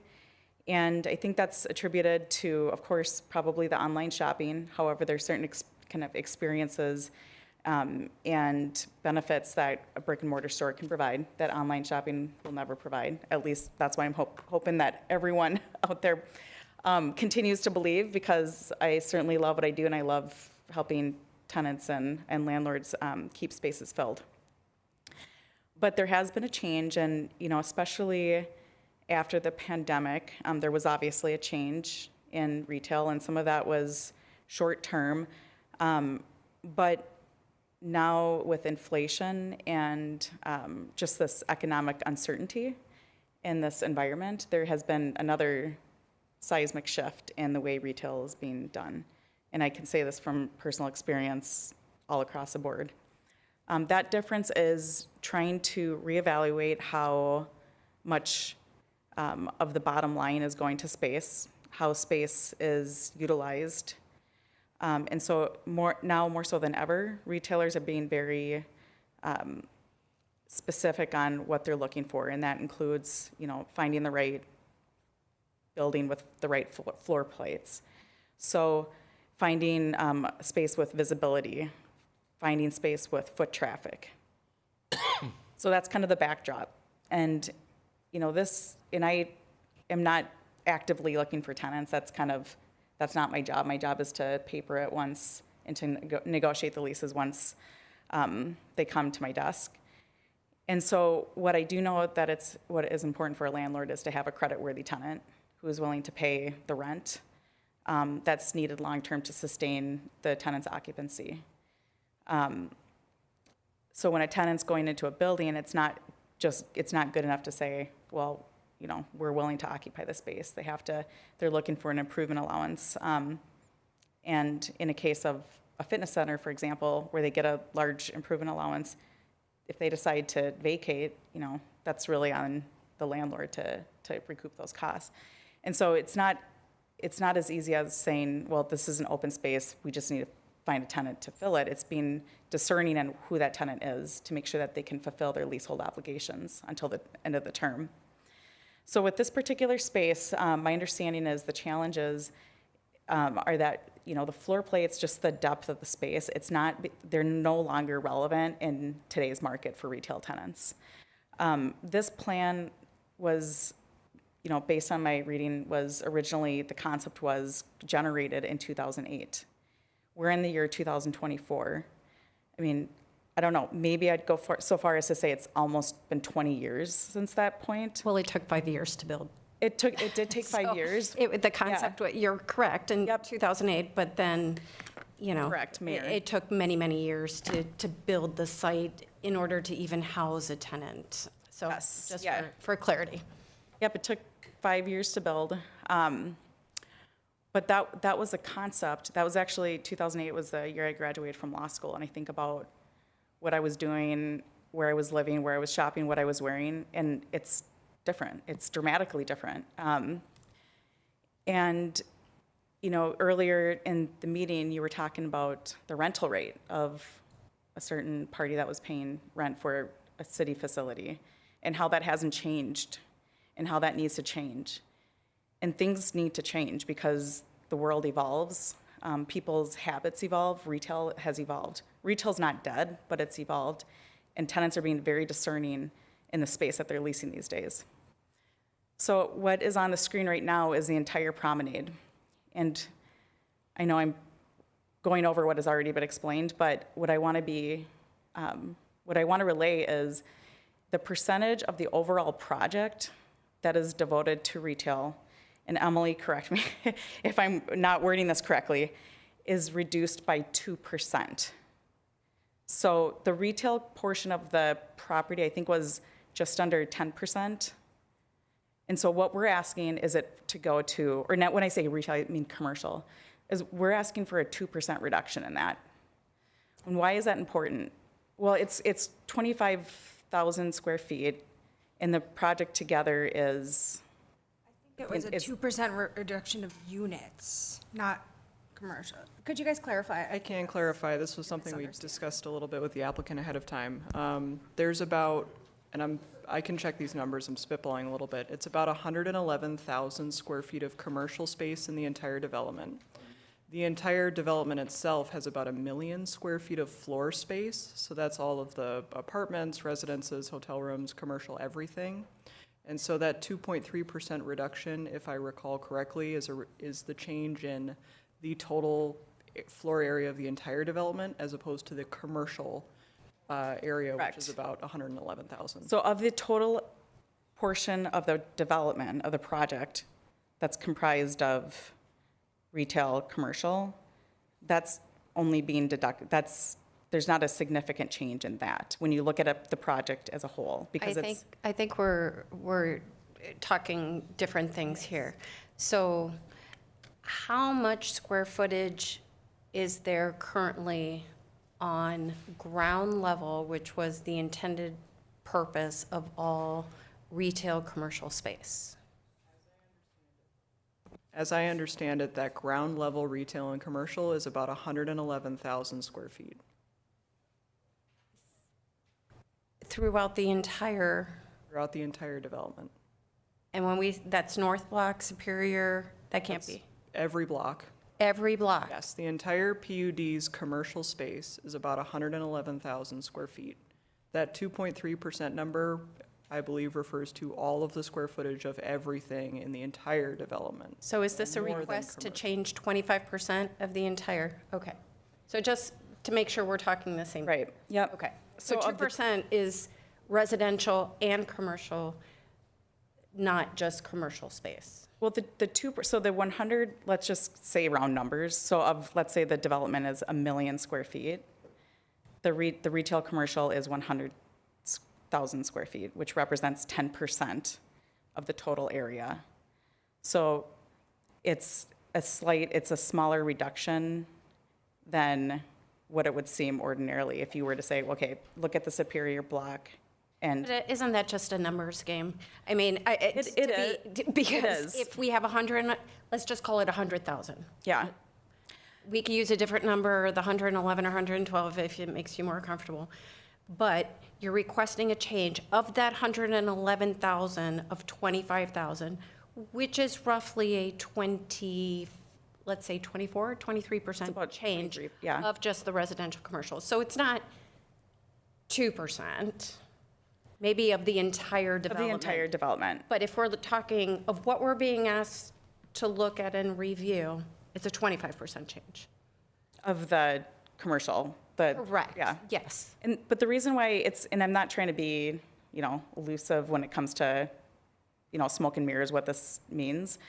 The reason why I'm bringing up the fact that there's still commercial is that this is still a mixed-use project.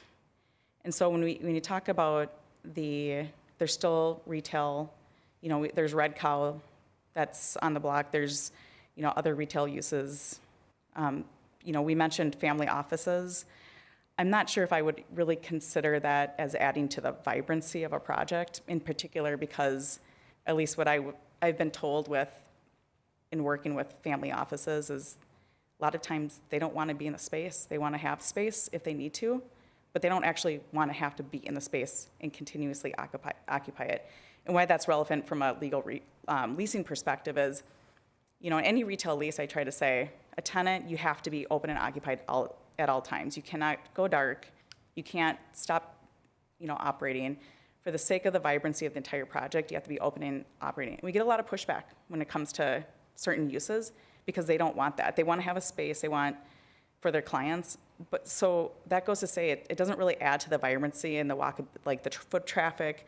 Certain uses that are commercial, it doesn't really promote the purpose of the PUD, which is. I think you are preaching to the choir. And Yeah. I would say that family offices were not the intended purpose at all. However, we made concessions for that purpose because nothing else was going in. So to assist in the leasing of the space, we're like, not crazy about it, but okay.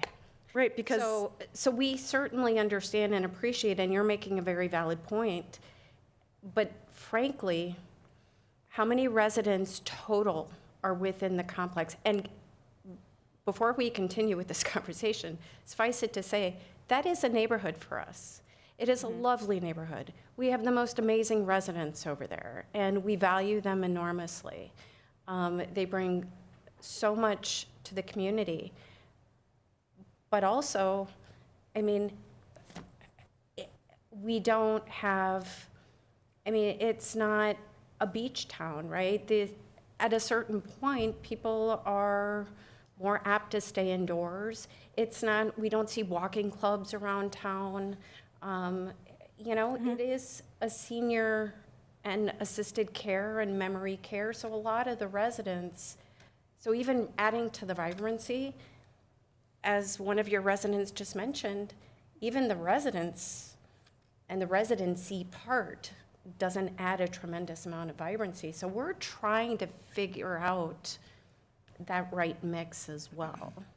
I think that this plan with the different clientele and resident, I think that the walking clubs, that is something that can be created by this type of use, because it will be, you know, younger, presumably more active seniors, like seniors these days. I mean, I'm probably almost a senior, so it's. I'm with you. Yeah, right? Like, when did that happen? But, you know, I think what's important here is this is a mixed-use development. The conversion of the 25, you know, plus square feet of space is consistent with the spirit of the mixed-use development, although it is different because we're requesting a change. It's intended to further the objectives of the development and also the comprehensive plan, the 2040 comprehensive plan, to increase vibrancy, foot traffic in the neighborhood. And I really feel for your experience. It must be very frustrating to say, you know, we don't feel like you guys have done everything possible to lease out this space. But there are challenges, objective challenges with this space that I don't feel like will be resolved. And, you know, at this point in time, it's costing the owner over $300,000 in operating expense losses. And it is requiring this to be commercial and not allowing some flexibility. It removes the ability of the owner to actually make it economically viable. And so I do believe of the importance of the PUD, but it was, you know, 17 years ago. The change maintains the overall objectives of the PUD in that it creates a mixed-use environment, you know, walkability, vibrancy. It furthers the comprehensive plan. And while I feel for the, you know, anecdotal history on working with the property manager, I mean, the applicant has provided evidence in the form of, you know, who they're using to represent them. You know, I don't know if they can actually say these are the tenants that have approached them. I'm surprised that, you know, we even talked about the rental rate, because usually we try to keep that more confidential for negotiating purposes. But, you know, I mean, it is what it is. We didn't really get a lot of clarity. Well, you know, and so let's be frank here. But yeah, so no, I mean, and that's probably and so, you know, there are real challenges, and I think that we can all have. I think if we can get over what has happened in the past and look to what the economic reality is today, we can we can reach the same goal. And I don't think that retail is sustainable there, in particular because there's vacant space on Lake Street. I do believe that having these type of structures where people can walk out will add to foot traffic. My concern is that keeping the space vacant, like, let's say you're wrong. Let's say we went to the, you know, Commerce Department of, you know, we went to every networking event possible, and it's still not leased because we run into the same problems. And we're here a year from now. The Presbyterian Homes is out another $300,000 in operating costs, plus the amount of rent that they've lost. So they've incurred further damages. And except I'd like to stop you there. We, as an example, and so perhaps I don't know who can speak to this. Yeah.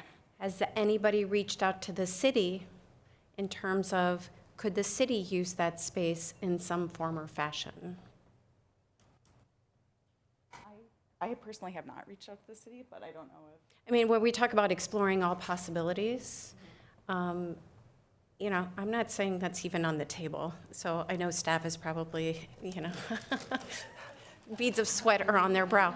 But, you know, I mean, we are always looking for amenities for our community. Maybe that space could have been a community center. I'm not saying that's a very long path. That I'm just throwing out, when we talk about everything's been explored, it hasn't. We've explored that. We've discussed that. We've tried to bring folks to the table, but that hasn't occurred. But tonight, what we're looking at strictly is not what's happened in the past. It's happened, right? People have moved on. We've all had our own personal or even shared experiences with the challenges.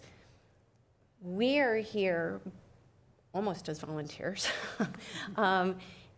All we want is a successful project, because a successful project at the end of the day is a successful community, and a community that embraces, everything that a project has to offer, be it a project that is breaking ground today or one that was built 20 years ago. Our care doesn't stop the day that, the walls go up. So with that, we will review the application that's before us with regard to conversion from commercial to residential. And we have a couple of other items. Did you have any other items that you'd like to bring up? And then we have about 5 other items, I think, on our agenda this evening. So we want to make sure we give everybody due time before their morning alarm clocks go off.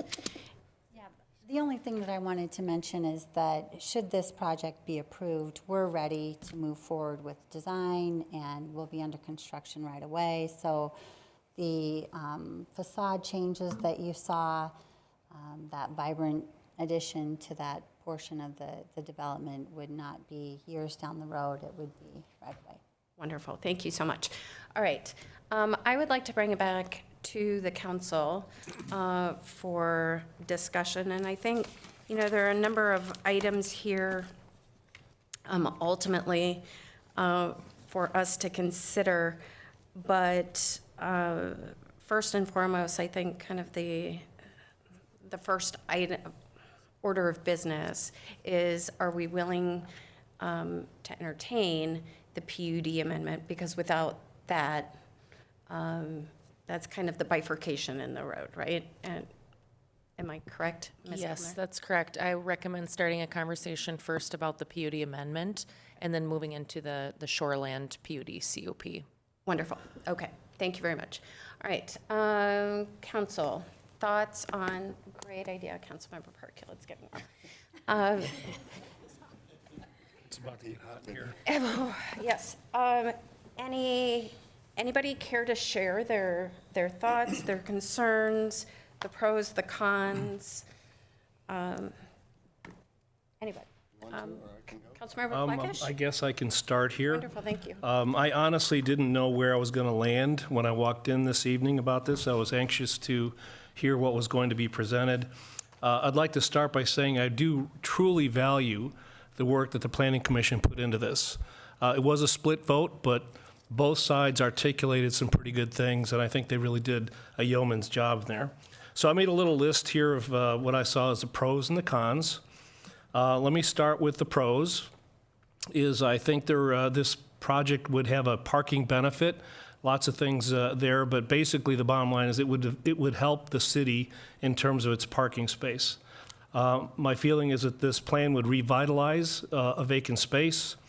It would decrease in density, which would be a good thing in this case because it's over-dense as it is.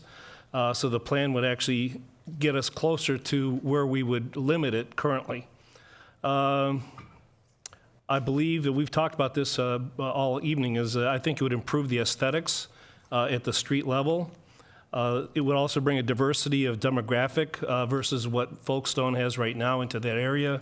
I don't remember the numbers exactly, but the occupancy would jump from 60-some% to 80-some%, maybe even closer to 90, and that's a good thing. Would increase the ability for aging residents to stay in Wayzata. It adds more diversity of architecture and living style, and it's a much better setting for in terms of the loading dock area. The use of the loading dock space would be much better in this new plan. I had a few cons too. It is definitely a departure from our fervently debated uses. We've gone through that many times.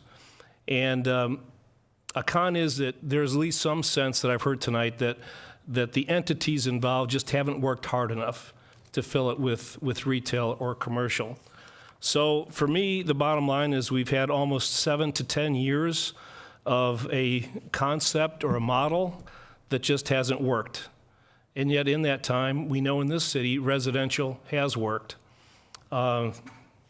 See here, first floor retail, commercial was an ideal, but it just hasn't been the reality.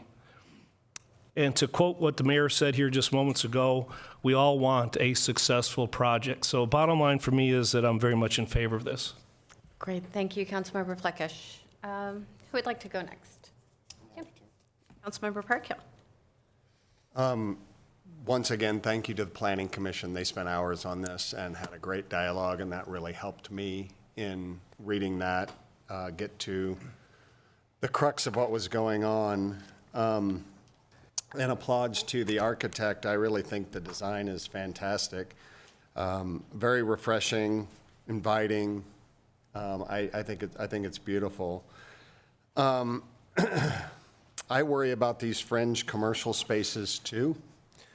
I don't think the original design was very conducive to commercial or residential. It's closed off in every way, and I think the changes that you would make are very positive. I'm wondering if that could be part of the problem, is that it just doesn't look like you would go there to shop. I worry about separating the two retail sections. You got Sotheby's that's on the north part of that, and then you have Gunderson's on the south side of that. So you'd put a big bunch of residential in between that, so Sotheby's would kind of really be cut off from retail traffic. I'm not sure 24 potentially snowbird tenants is going to bring that much vibrancy.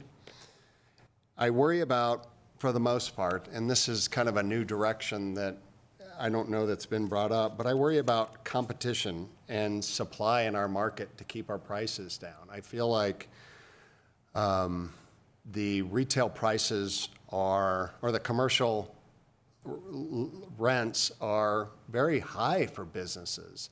And the more supply that we have, it will put some sort of pressure on those to keep those in a reasonable range so we can keep a broad range of businesses in our community. And that's probably one of my biggest concerns. We need economical spaces for startups and boutiques and realtors and small restaurants, and God forbid we get a coffee shop back. Pop-ups, why not?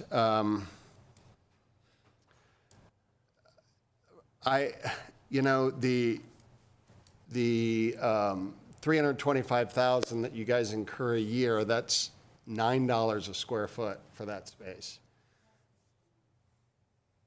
Well, that's what it is. That's the number, so just put a perspective on that.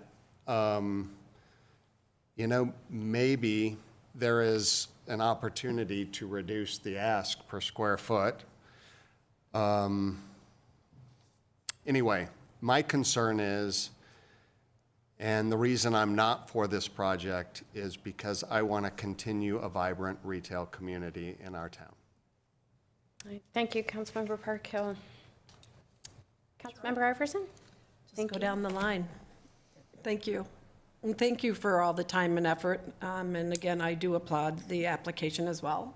I think the design is well thought out. As I had mentioned earlier, I think if some of the exterior changes are made, and perhaps some of the interior changes, I think we could have a successful, vibrant retail area there. So I'm going to not repeat some of the things that my fellow council members said, but I sat in on the meetings that were at the Wayzata Community Church when this big development was in front of us. And I tell you, it was many, many, many discussions and many, many meetings, and in some sense, it tore the town apart. I recall, and I wasn't on the planning commission at that time, and of course not a council member at that time. And I remember the community saying, we really want vibrant retail. We really want vibrant retail. We want this area to be alive again. I used to shop in that old Ben Franklin and those little stores. We all remember that. And I think that in some silly way, We knew that change was going to happen. It's inevitable. It's part of life. But I think the change that people were looking for was to still be able to have retail, to have those experiences with their kids and their families and the memories and go and do the shopping, even though it's going to be different. And we have heard, and I think we've expressed tonight, that people are kind of disappointed it didn't happen. And now you're in front of us tonight asking for more housing. And we still have vacant spaces down by the roundabout. That's probably going to come next. I feel that the people that approve this and listen to all the current concerned citizens that sat through all those meetings are being let down. I can't approve it as it is tonight. I believe with the change of management on your side that you can get something in here. I've been an advocate for a community center. We have active residents. Unfortunately, we live in Minnesota. You can't get out for 7 or 6 months. Lucky this year. But there's a need. There's a need for a event center. There's so many options that perhaps you can come into partnership with somebody. The hotel landing, that facility is booked. So I think the mayor said earlier, have we explored all the options? I don't think so. Not to say you might come back to us. I don't know how it's going to end up tonight, but you might still come back to us later down the road. But as it sits today in 2024, I can't approve it. Okay. Thank you, Councilmember Iverson. Councilmember McDonald. Thanks, Mayor. And thanks to the applicant and my colleagues up here. I'm not going to reiterate everything you've already heard tonight, but I agree and I don't support this PUD amendment. But just one little bit of advice, maybe you could call it, but this entire room right now at 9 p.m. on a Tuesday is your chamber and business owners, local people. How many people show up to a Wayzata council or a city council meeting and stay till 9 o'clock as a business community? The attorney, I'm sorry, I forgot your name, but your data on retail, I'm guessing is national, maybe statewide. And maybe it's a little conceited to say from being up here on this dais, but Wayzata is special and we're unique and we can do it. We just need to engage these people, engage all these people. Feel free to call me. And then, of course, everything else that your brokers are probably doing, the new ones. So that's my 2 cents. The chamber president, Brooke, they're all here. So I hope there's a time to shake some hands after this meeting if we get through our next 5 items. So thanks. Thank you. Thank you all for your thoughtful comments. You know, I want to thank the applicant. I want to thank staff. I want to thank our city attorney and planning commission for the countless hours. This is never an easy review for this type of application. But it is very important, as Councilmember Iverson said, you know, back in the day when this was being, all the different aspects were being discussed. And there was such divisiveness, build the project, don't build the project. You know, it was important for it and for us as a community to maintain our character, some semblance of a character. And we realized that there was going to be change. And I remember being not at the community church, but at the middle school, waiting for my turn to say my piece. Nothing about this project, but something completely different, but waiting until, I don't know, 1 o'clock in the morning. 2 o'clock in the morning, something like that. I see some familiar faces here. Just to be able to go up and for the public forum at the end of the meeting, and it was all about this project. It's the tallest project also, we can't forget this, which was a huge, huge deal in our town. And so we made concessions for the project to be viable. And we've made concessions all along the way.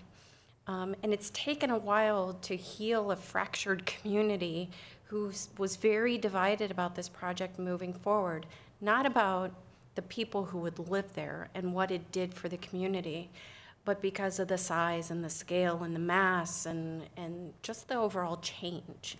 It was a very real, palpable feeling in this town. And so retail was an opportunity, commercial retail, whatever we want to call it, but specifically retail, was an opportunity to stay connected to that small town, right? We go to a flower shop, we go to the nail salon. I mean, you guys have done a great job in the last year. You have filled space. So retail isn't dead because you've proven that. You've been able to get people in, and that's great. This is a tough site, undoubtedly. I think it was built specifically configured for Lunds and Byerly's. That was a mistake. Not our mistake. It was a mistake. It's too deep, it's too big, it's too much. I think conceptually, the proposal could work.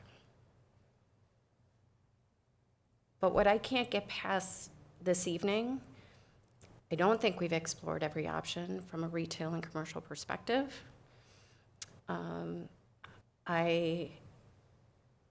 I'm willing to put faith in parties coming together and finding solutions for something to work for the property, be it retail or residential. I think there is opportunity for conversation here and to move forward so that both sides, all sides, right, the community and Presbyterian Homes can have a beautiful, viable corner there that is thriving. That's all we want. But as it stands today, with what's been proposed, at its foundation, I don't think we've explored every option.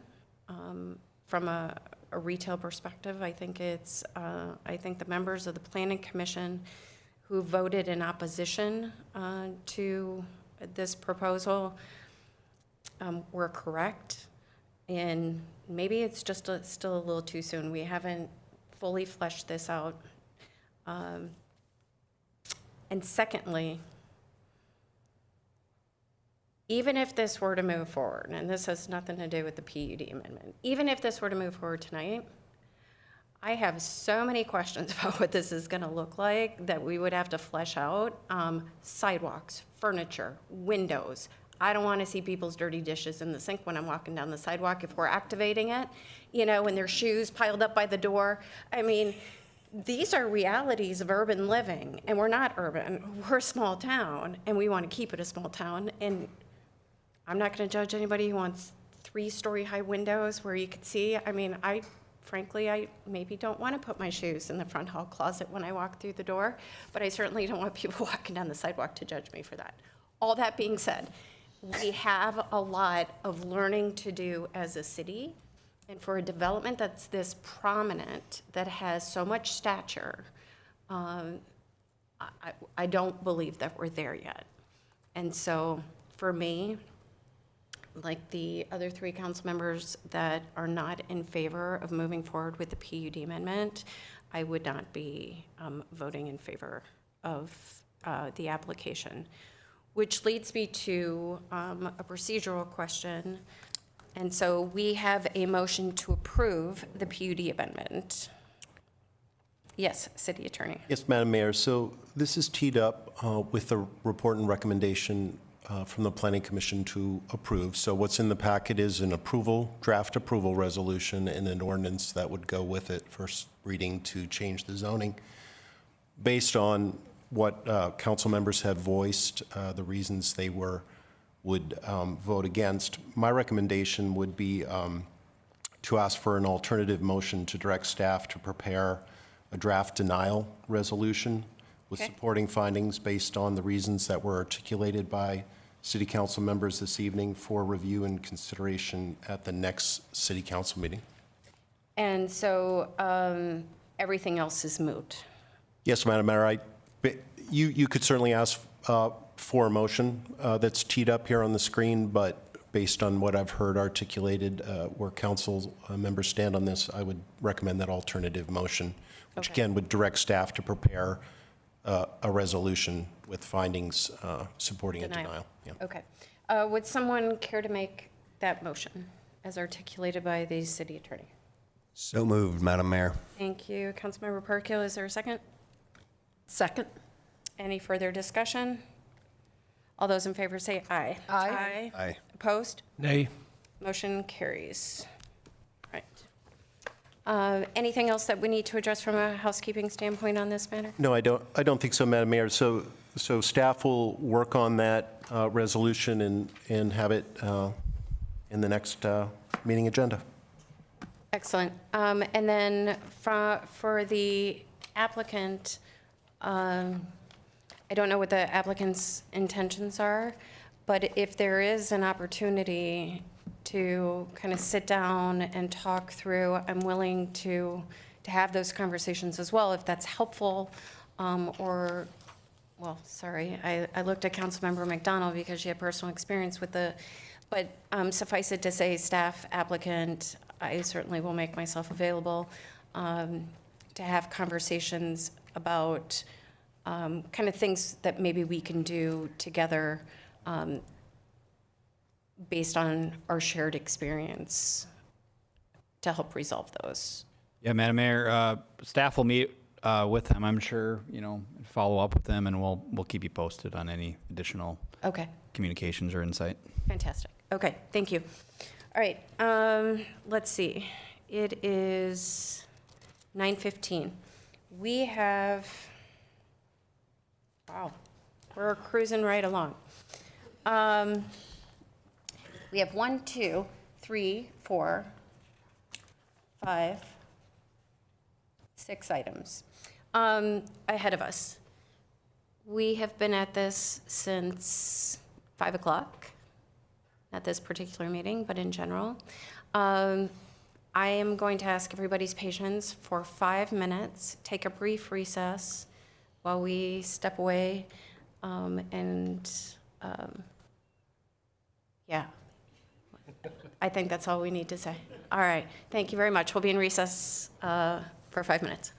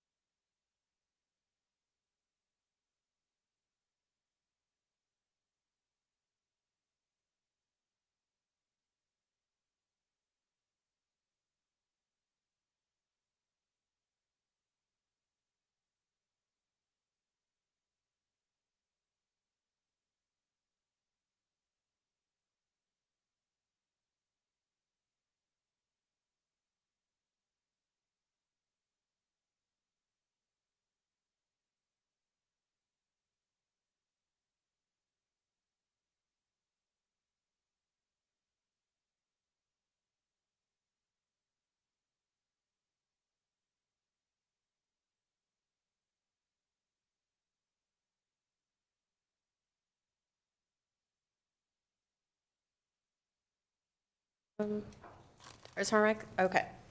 We are back in session. Thanks, everybody, for your patience. It's already been a long evening. Before we get to our next item, which is item 8B under new business, we have a number of people here in the audience for item G, which is to consider a special event permit request for the amended Chili Open event by the Chamber of Commerce. Would like to propose that we move item G up to in between B and C as it currently stands. So that would be the third item we consider under new business. How does the rest of the council feel about that? Generally Fine with that, speaking, okay. Do we make a motion to amend the agenda formally? I would do that, Mayor. All right, Yes. perfect. May I have a motion to amend the agenda to move item G to fall after considering approval of the special event permit for the Wayzata Art and Music Festival to be held by RBA? So moved. Thank you. Is there a second? Second. Thank you. It's been first and seconded. Any further discussion? I'm assuming that's okay with members of the chamber? Yes. All right, fantastic. Lovely. All those in favor say aye. Aye. Aye. Opposed? The motion passes. We will move item G to be the third item we review this evening. Okay. I lost my glasses. Always good. All right, nice big font on my screen. Our next item is for us to consider approval of a special event permit for the Wayzata Art and Music Festival to be held by RBA. City Manager. Thank you, Madam Mayor. Director of Public Works and City Engineer Mike Kelly is going to walk us through this one. Before he begins, I just want to mention that the applicant, Rick Bourne, is observing remotely. Tracy Bourne is here to answer any questions after Mr. Kelly is done with the presentation. And also, just kind of as a reminder, Mr. Kelly really kind of leads our special event permit process. We are in the process, as mentioned in our strategic plan, revamping and working on a more defined process in the future, which will get your feedback and community members' feedback on, but we don't have that yet. So this is kind of in the interim now where we still need to consider these special events, but in the future we'll have hopefully a better and more thorough process. Okay. So with that, Director Kelly. Well, our existing process is thorough, But but the permits maybe, there are some aspects of special events as they become more robust that we need to take into account. yeah, updated and in some cases might be more streamlined too, but just, enhanced, I guess. Absolutely. Okay. Good evening, Mr. Kelly. Good evening, Madam Mayor and Council. As you made well aware, we're considering a special event permit application tonight for the Wayzata Art and Music Festival that is put on by RBA. The proposal in front of us is 2 concerts to be coordinated at the same time as the Wayzata Art Experience. This coming year, it'll be June 21st and 22nd. As was last year, it includes closing the beach marina area a couple days ahead of time to be able to set up the stage, et cetera. I didn't include it on the slide or any of the other future slides, so I'll tell you that they continue to request that their event be held from approximately 5 p.m. until 11 p.m. As in the past with both last year's Wham concerts and the Beach Bash concerts. Their goal is to try to complete the concerts around 10:30, understanding, I guess this last year they had a weather event and other things that it might go beyond that, but they'd like to have that flexibility till 11 o'clock.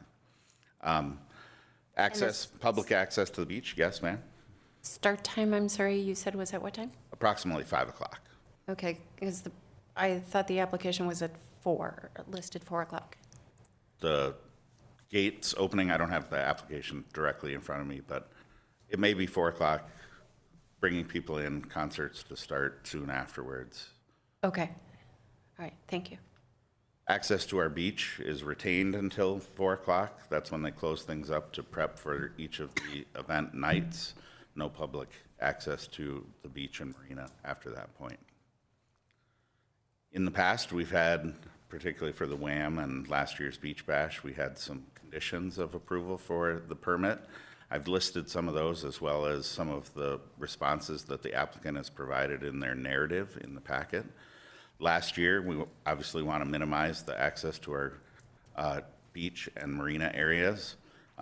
They've mentioned that they'll continue to do as they've done in the past, leave it open as much as they can during the day with closure slightly before the event.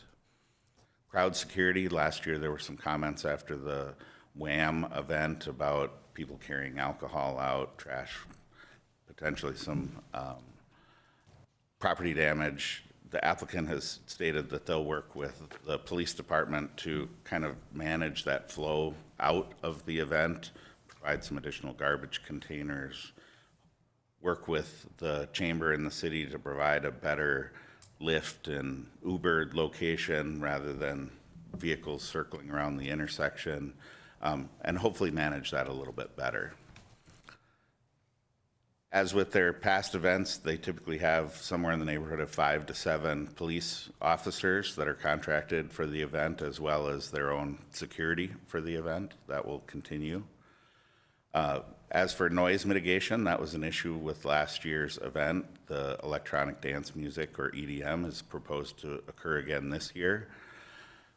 They've talked about wanting to monitor during the concert the volume of particularly the bass.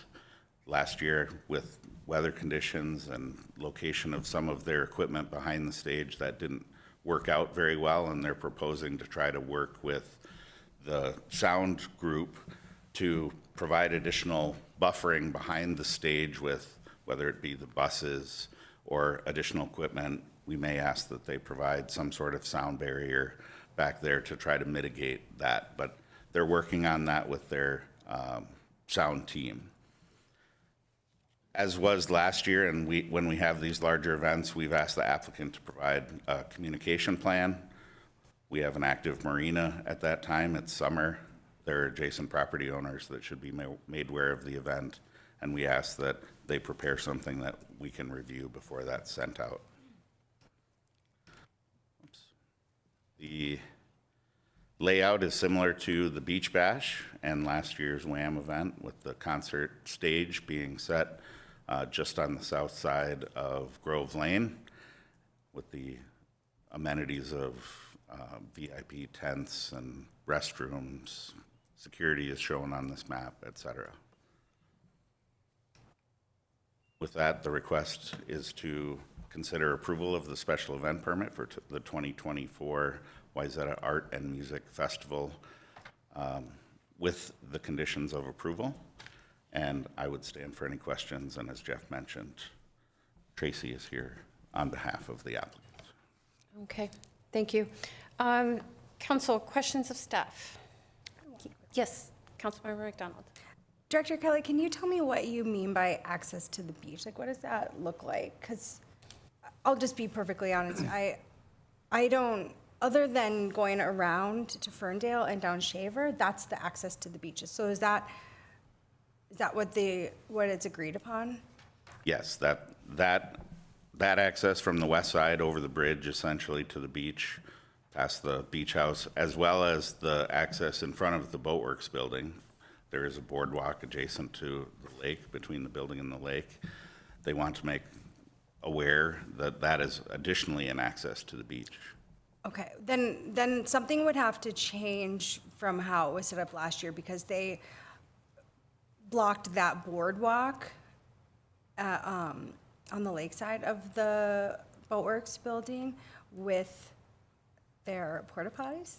So they're really their only access, as it was the last year, is through Ferndale. And I just feel like that could be communicated better to the public, because even I didn't know that.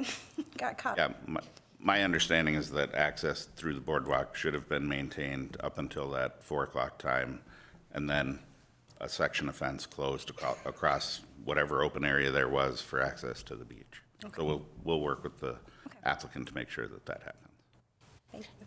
And I think there was a specific conversation about that last year, about maintaining access as long as possible. It's the summer, it's our busiest time. We want to make sure that residents and guests who are there, not for the concert, but to use our public amenities are able to do so. So, okay, thank you. Any questions over here? I just had a general question. Yes. Director Kelly, why isn't there an exit out of the west side of the concert venue? Why does everybody have to feed east towards Berry Street? And could there be an exit? I guess my simple answer to that, Councilmember Parkhill, is that the public spaces of the city and parking are more directly adjacent to the Berry Avenue location. So parking, whether it's along Lake Street at our parking ramp, the Carish ramp, the new Lake and Berry parking ramp are more closely located to that east side. It just seemed like, from a safety standpoint, to have an exit that way, if there were to be something that would happen, would be smart. And we tried to get out of the Brad Paisley concert that way, and there was just not even any way to sneak out. I mean, it was like, plus there were plenty We of know who to police that keep weren't an going to eye let me. But anyway, it just, not from a personal standpoint, but from a safety standpoint, it seemed like there should be emergency exit at minimum. Oh, besides the 6-foot or 8-foot tall fence or whatever that's in Yeah. the venue. Okay. I don't know, yeah. Yeah, I think that's a great point. To your comment of you couldn't even sneak out, I think they don't want people sneaking in. Right. Yeah. So I think it's a valid point, but I do agree that from a safety standpoint, and we can work with the police chief, Mark Schultz, to ensure that we're comfortable with a safety plan of exit or egress. Because you're correct, it is right now supposed to be somewhat the boardwalk, if necessary, a closable area of the fence, and the Berry Avenue, just really one location. So Okay. we can work with that. I think it would be wise, but anyway, And if you'd not a like, we big can- point. if you'd like, we can add that as a condition to the approval as well. Okay. Wonderful, thank you. Yes, Councilmember Plekish. Yeah, I don't know if this is a question for staff or the applicant, but last year we had a real problem the first night of the concert with the noise. It was exorbitant, and we heard from a lot of the community members, and I see that the same music type is going to be at this concert, the EDM. So what guarantees or assurances are we going to have that we're not going to have the same problem this year? Well, I think that's going to feed straight into my question, so maybe we can take them both all Tag team 'em? simultaneously. Exactly. Sure. So if we could go back to the list of conditions, I spent the better part of a few days, and I may have to lean on our city attorney, who has some concert venue knowledge beyond certainly mine, that I might have to lean on a little bit. So, crowd security, noise mitigation.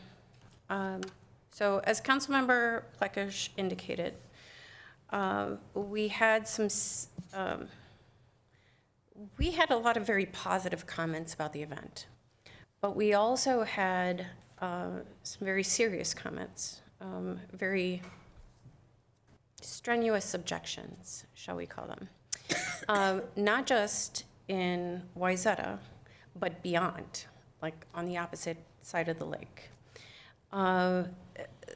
The feedback was extraordinary and not in a pleasant way.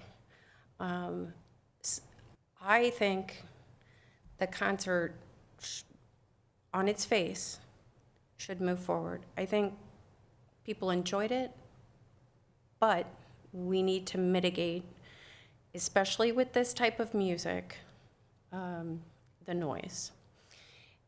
And so I spent the better part of the last few days researching how to mitigate, or how to measure and mitigate noise for outdoor concert venues. And it has taken me on a round-the-world journey, quite literally. So this is not just something that Wayzata, right, struggles with, but Brisbane, Australia, Manchester, England, the list goes on and on and on. To your point, the is it the low frequency? Is that the base? Or, yeah, the low frequency, which is measured differently. It was like DCBA versus DCB or DBC, or the, right? I mean, there are two different values, but the one value, the A, is really the key one, and the one that really kind of gets to people with the thump, thump, thump bass, right?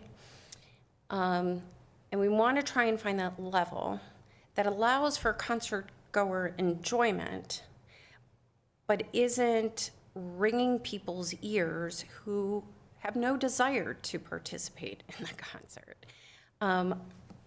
So, does staff have a recommendation, because I do, for what that DCBA versus DBA versus DBC level should be? I'll say I'm not an expert in noise levels.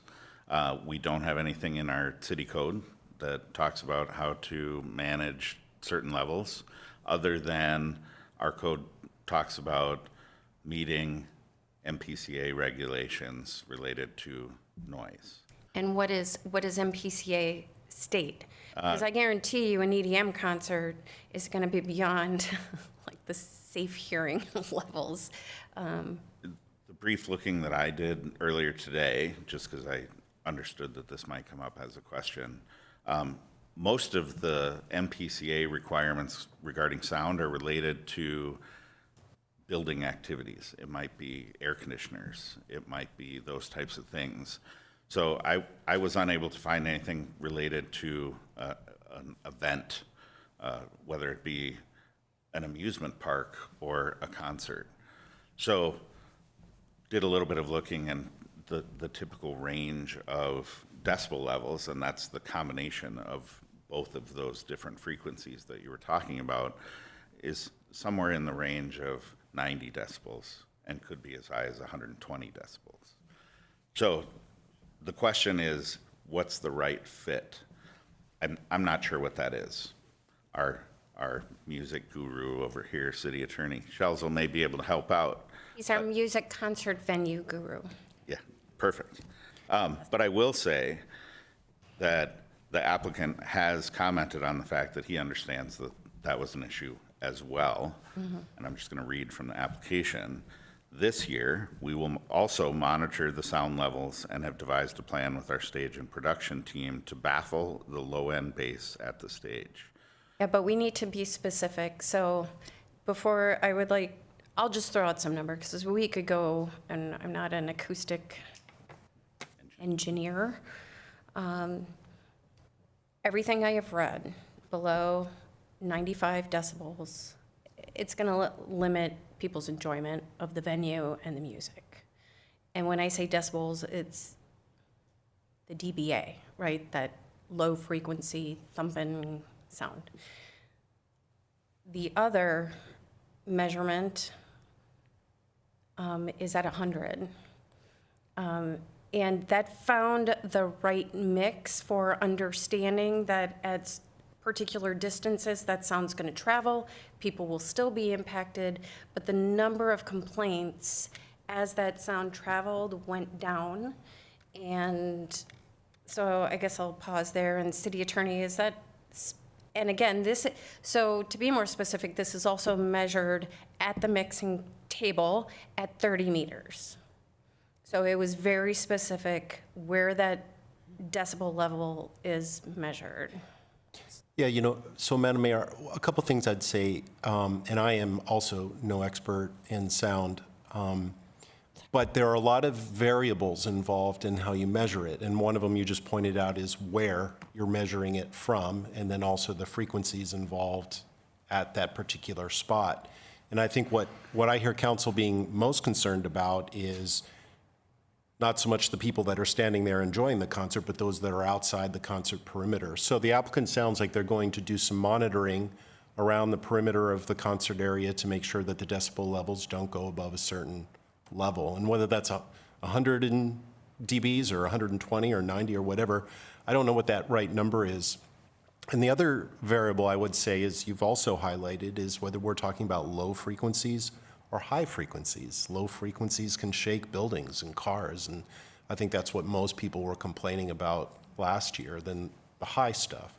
So all that to say is it's complicated, and it's very site-specific, and it's music-specific. So I think the city's best way forward, if we are okay with this conceptually, is to work with the applicant and the sound company that's been hired to produce the concert to come up with a plan that addresses all these concerns. And whatever that number is measured at the desk, sound desk, the mixing board, whatever that number is outside the concert perimeter.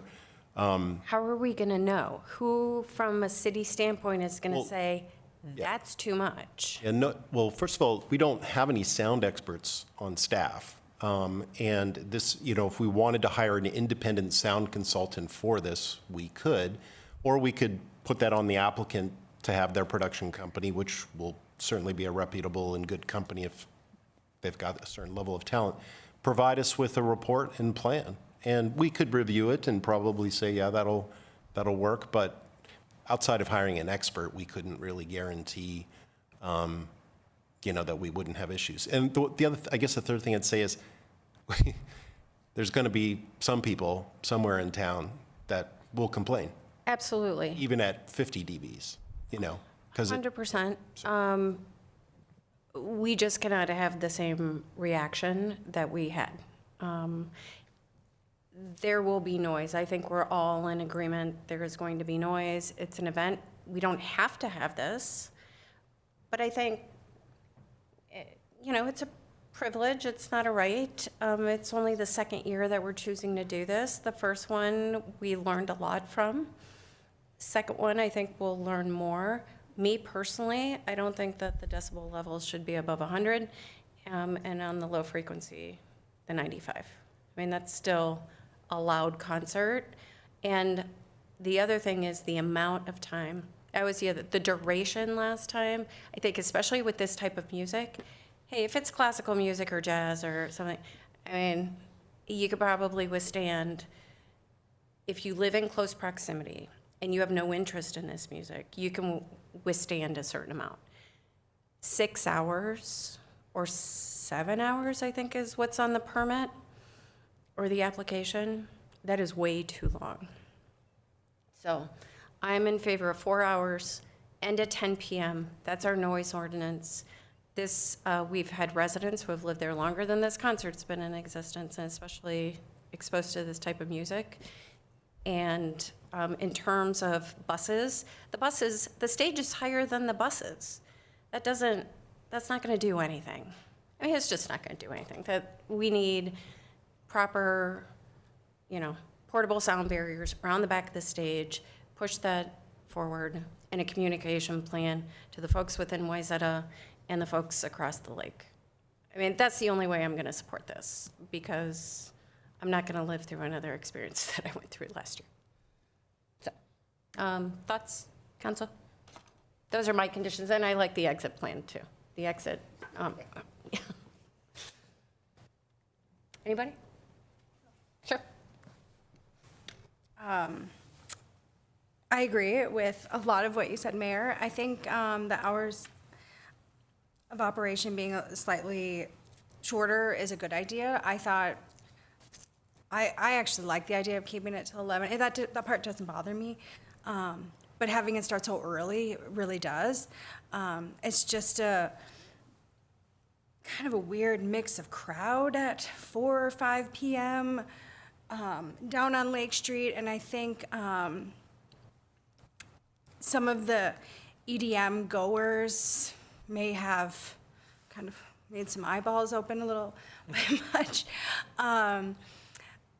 For the early dinner crowds, per se, the 5 o'clock, 4 o'clock Gianni's crowd may have been a little, and frankly, I support a young woman who wants to wear whatever she wants. And just to put it out there, taking pictures of young women's bodies in whatever outfit they're wearing and emailing them to a bunch of people is more inappropriate than the actual outfit, in my opinion. So just to have said that. But so maybe not starting it at 5 or starting it at 6, maybe once the dinner rush, the Wayzata dinner rush is over, would be more appropriate and better for everyone. Okay, thank you. Thoughts, Kathy? I think it's a good thing for the community, but I do hear the conditions being put forth, and so I would support the conditions that you guys have talked about. I do think that Rick does put a good program together, and he wants it to be successful, so he's going to hear the feedback and work with the sound engineers and the appropriate people to get the documentation that the city needs to feel comfortable. So I support it, and if it ends at 10:30 or 11, it's only a few nights a year that we get rowdy like that, so it's okay. We're not allowed to get rowdy in town. Well, Lively. Mayor, lively, not rowdy. I'm going to stick with rowdy. Uh-oh. It's a personal statement. The mud girl's getting rowdy. All right. When I saw the application, I was a little surprised that EDM was coming back because it had been somewhat controversial. But I don't see any reason not to give Rick and his wife another chance to do this right. And I think maybe things got a little out of control last time. I would prefer some sort of different kind of music and maybe one with a little bit more mature crowd. But, it was very successful last year. So seems like a lot of people really liked it. As far as start and stop signs, times, I'm flexible with what the council wants to do. It's less important to me. Yeah, I think from the timing perspective, right? I mean, I think we have to put ourselves, as a council, we talked about in our strategic plan, we put the residents first, right? And it's time we put the residents first. And to me, we have a noise ordinance at 10. Even if we said, okay, you end at 10, you clear out by 10:30, right? At the music, we have absolutely said you were done by 10. you shut down the lights. I mean, because otherwise, the application as it stands, technically, that music can go till 11 o'clock at night. And that I'm less okay with. I mean, especially when it's been loud thump, thump, thump, thump for literally hour after hour after hour. So it's just something, that I feel pretty strongly about, that I would not be in support of letting it go quite that late. We worry about lights. We were just talking about lights shining. Can you imagine thumpity thump music? I think it's really close to the solstice too, so that's our longest day, least amount of light. And as an EDM concert goer, so I went, they're much more fun when it's dark because there's lots of cool lights that go along to the music. So, Well, yes. And so I thought somebody might bring that up. At 9:41. That's sunset on January 20th and 21st. So we can eliminate the first 5 hours of the concert and go from dark till 11, but that gives us an hour and 20 minutes. So I don't think we want that either. I'm trying to find, right? I mean, if they want dark and they want lights, they're closed venues too, to get that ambiance. I don't think that's what we want, and I don't want to be Las Vegas. I just don't. My personal point of view, want to have fun, but within reason. So, Councilmember Pleckish. I've been going back and forth on this. Part of me says we should limit the music till 10, but you have a point with part of the show is the light show and the fireworks, which don't work when it's not light. And if the sunset is in fact 9:41, it actually doesn't get dark for another half hour. That's the civil twilight. Yeah, but that's dark is dark, whatever the time is. So, Well- my concern again, like Councilmember Parkhill, I was surprised to see EDM come back on this because we had such big pushback on that last year. But maybe there were lessons learned. I heard a number thrown out earlier up here that we should limit it to 100 decibels. That's pretty much a non-starter for any kind of rock concert. I looked it up, it's right here, a rock concert is typically 120. And since it's a exponential scale, the difference between 100 and 120 is huge, and we're not all sound experts. My bottom line is this: if we approve this, I just don't want to get a big pushback on the residents. I don't know how to frame that, except I'll say to Rick, I know he's watching, make sure we don't get that, and do what you have to do to make sure we don't get that, because if it happens again, next year's going to be an entirely different story. Well, I'd So like to know that. I'm okay with 11 o'clock. I'm okay with this the way it is, but there is a warning. We better not get the kind of pushback we got last year. Well, for fairness, I'm the one who got it, just to be clear. And it rose to a level that I hope none of you ever get a phone call like I got. So, I don't know where the 120 comes from. I don't know if that's indoor or outdoor. We have residents who are expecting an art fair along Lake Street and in front of their home. And we're now throwing into the mix an EDM concert. Art, yes. I think there just needs to be parameters. And if we don't put the parameters in place, we are not going to get the results that we're looking for, and we're going to be right back to where we started. I am not comfortable not being very clear and very specific. We represent and ultimately are responsible if we provide approval on what this looks like and the impact it has to its residents. So to just say, hey, you know what, go for it and figure it out, I don't know. I'm not comfortable doing that, given if that was the case before, we should not have had the issues that we had. I would like to consider, or have this body consider, the actions taken last year between Friday and Saturday night. I think they were proactive. It was a big improvement, and I think that says a lot. That was one of the really big reasons why I have confidence in supporting this year, is those steps taken right away in between those two nights to make it more palatable for the community. Do we know what those steps were beyond turning down the volume? I think we need to be able to say, this is what's acceptable for our community, and not leaving it up to a third party who comes in once a year. They may be professionals in this arena, but what are our expectations? I think some of those were in the packet. They moved the buses around. That was one of them. I think they just turned the volume down. I obviously not a sound. The drop-off areas that were changed, taking an Uber, the volume in the base was changed as well. There's a couple other smaller things too.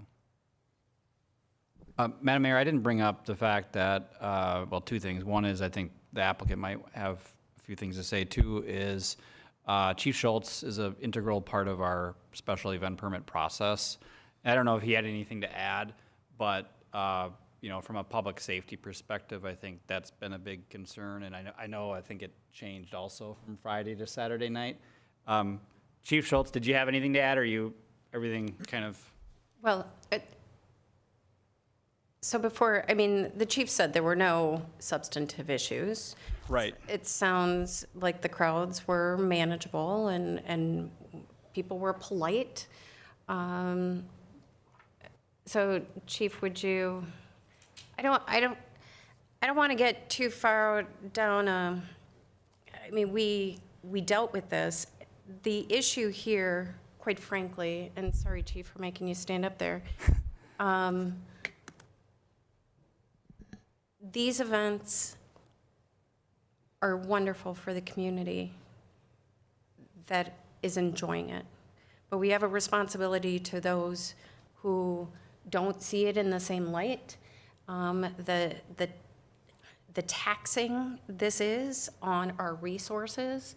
I mean, the hours we spent after the last one of, having to deal with irate community members, having to meet with Mr. Bourne and the chamber, the police chief, city staff, file police reports for, behavior that was so over the pale.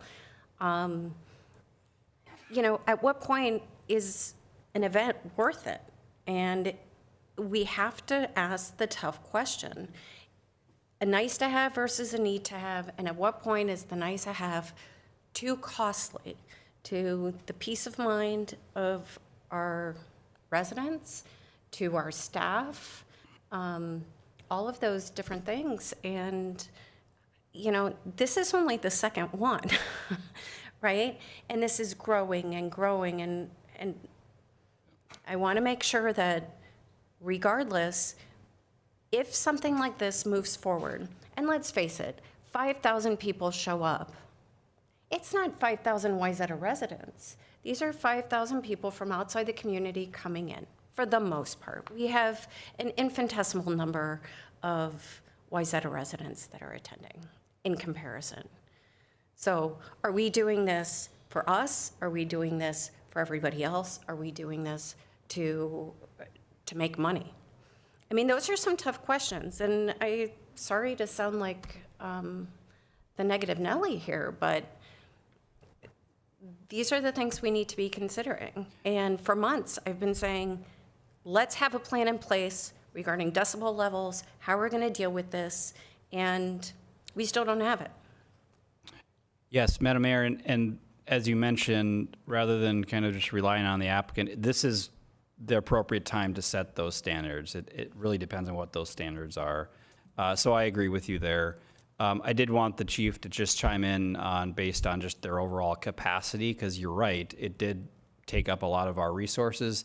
And then he also spent, I know he's not a sound expert, but he did spend some time looking at some of the similar things. And I think, I don't know if the entire council can get aligned on what that detail decibel level max is, but I think the city attorney's point of maybe coming up with a plan for that and having, a way to enforce that plan might be more appropriate between now and over the next couple of months as this preparation for the event begins. But Chief, any additional thoughts about the both capacity of the department and then just your exploration of sound, knowing that you're not a sound expert? Yeah, it was nice to be able to look into that because I know nothing about sound and I learned a lot. But, our perspective is coming from an event like this, our perspective is truly to provide a safe and secure environment for the attendees and the artists and everybody there.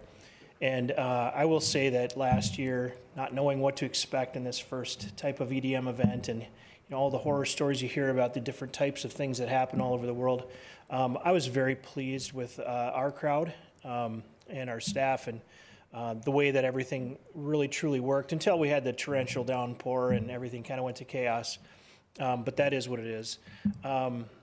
Clearly, the biggest issue in this, as opposed to if you compare this to Beach Bash or any other event we have, clearly the biggest issue was the noise.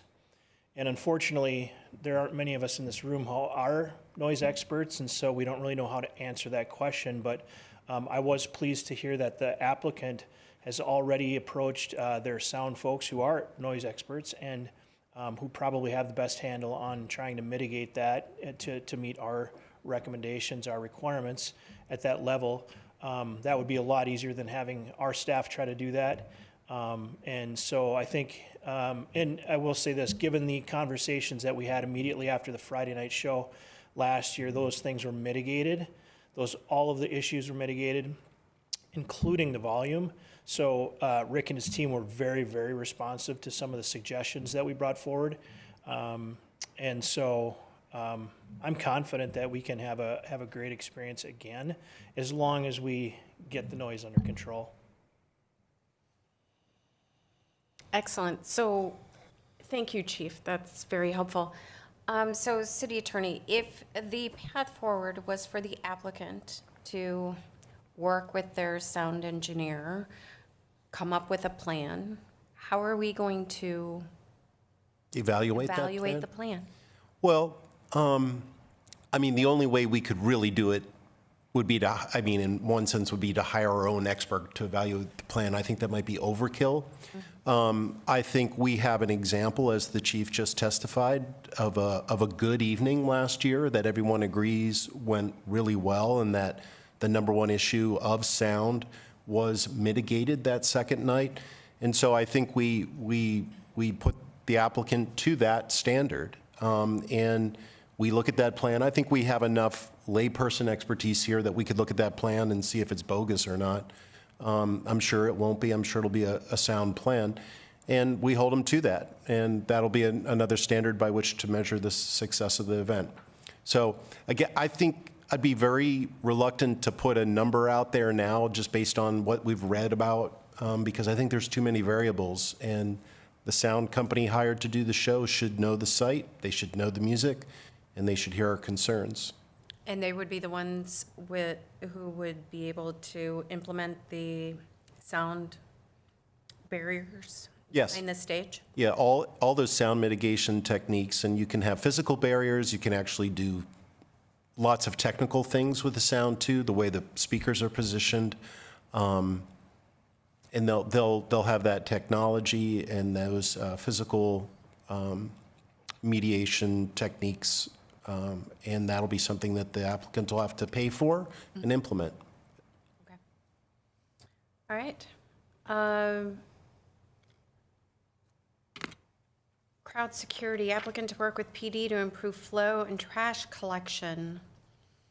So is that the leaving the premises with alcohol? That's part of it, yes. It's a combination. There just wasn't primarily the first night, it was a bit of chaos as people were leaving. There were comments about alcohol that was leaving the premises and making its way over into what was the Chambers event. Just needs to be better managed.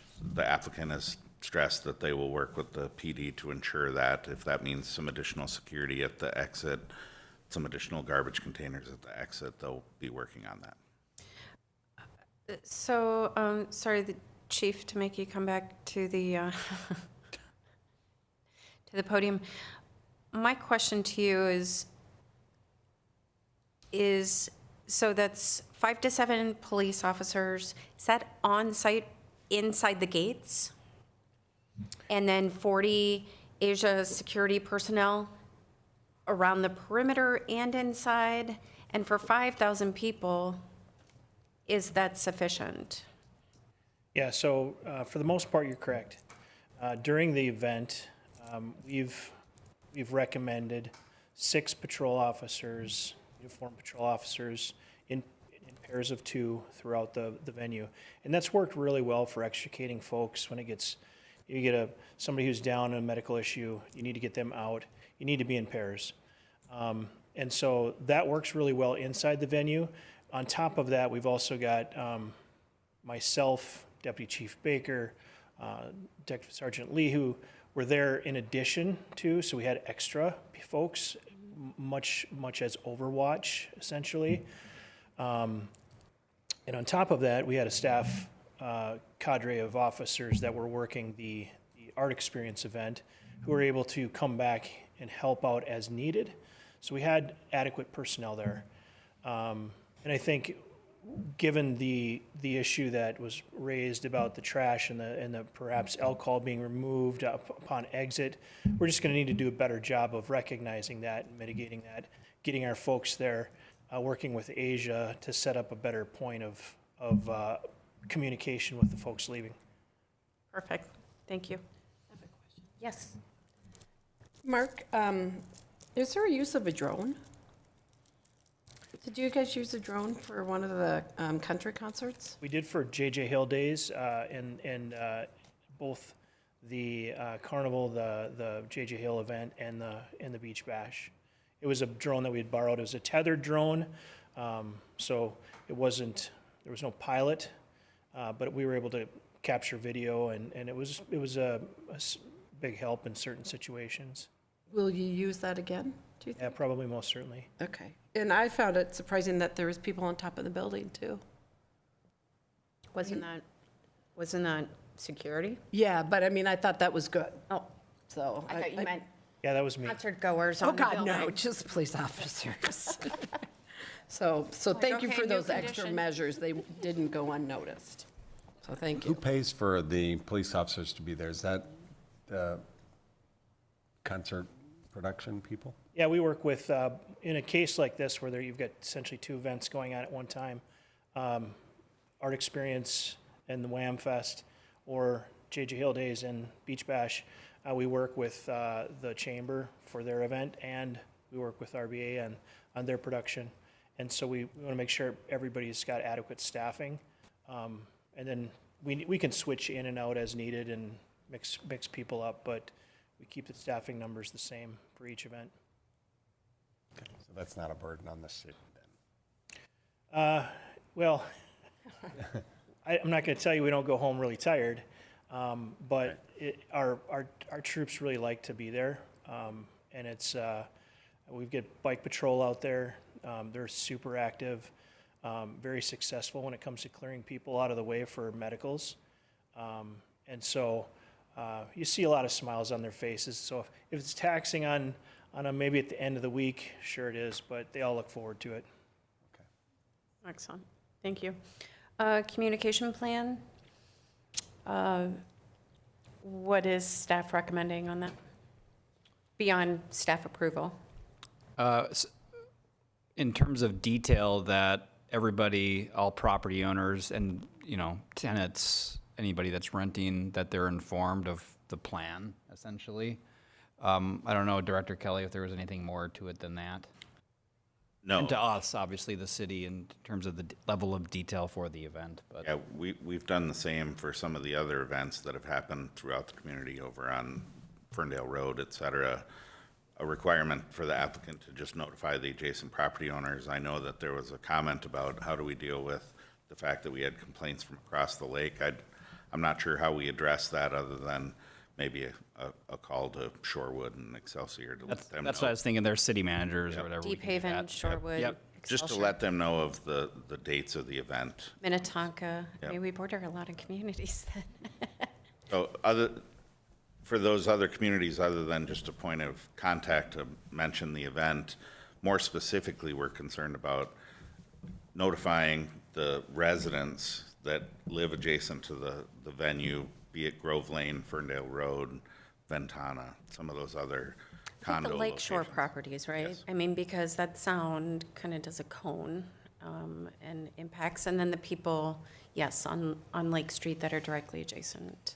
And we can do it, we can have the applicant do that well in advance. Some people, I know, I've talked to a few of them that they're gonna be out of town. They wanna be out of town, they don't wanna have to deal with that. So giving them a heads up as quick as we, So they leave town because of this event? Mhm. Well, doesn't that say a lot? or, That's just unfortunate. plan accordingly, Oh. plan their trips accordingly. Wow, okay. Well, that's too bad. I certainly hope none of this runs anybody out of town. It's meant to bring people in, not drive them away, so. All right, so we have a number of conditions of approval here. It sounds like we maybe aren't all in agreement.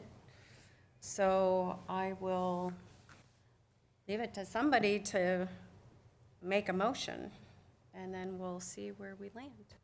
Madam Mayor, Mr. Bourne is raising his hand. I know that Zoom is not the best for dialogue, but I don't know if Ms. Bourne had anything to add before a motion's made. Well, we did request that a representative of the applicant be here in person. So are there any questions for Ms. Bourne? Or Ms. Bourne, would you care to make any statements? No? Okay. Okay. All right, I don't think we have any questions of the applicant at this point. And it sounds he's been cooperative and willing to. Very cooperative, yeah. Wonderful. Okay. Yes, city attorney. Madam Mayor, if you're asking for a motion with these conditions of approval, I guess just want to make sure that staff is all clear on any of these parameters that were here. I know there was a couple different discussions on hours of operation and also the noise mitigation. I think we recommended that the applicant present us with a plan that gets reviewed and must be reviewed by staff. I'd modify that condition, just expand it a little bit more. Are the hours of operation presented in the application okay? There was discussion both directions. I just want to make sure we're all clear on that. And if I could clarify, Madam Mayor and Council, the application states a start time of 5 p.m. And again, that's gates open, allowing participants to enter the venue with a exit of 11 p.m. on both evenings, 5 p.m. to 11 p.m. Yeah, for me, personally, that's too long, because whether the concert's starting at the time or not, there's music playing. Maybe not to the same level of intensity. I'm a little less worried about that, but what about actual concert? Like when that music actually goes from ambiance to I don't have that throttle. information right now, and I know that it is sometimes dependent on the act that they hire to what their set time is.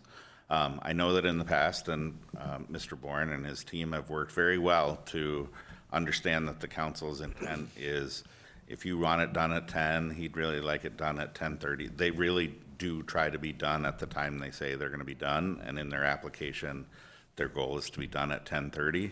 That 11 o'clock is, do we miss by a minute or two? Maybe, but at the end of the day, the goal is to be out the door and have everyone gone by 11 o'clock.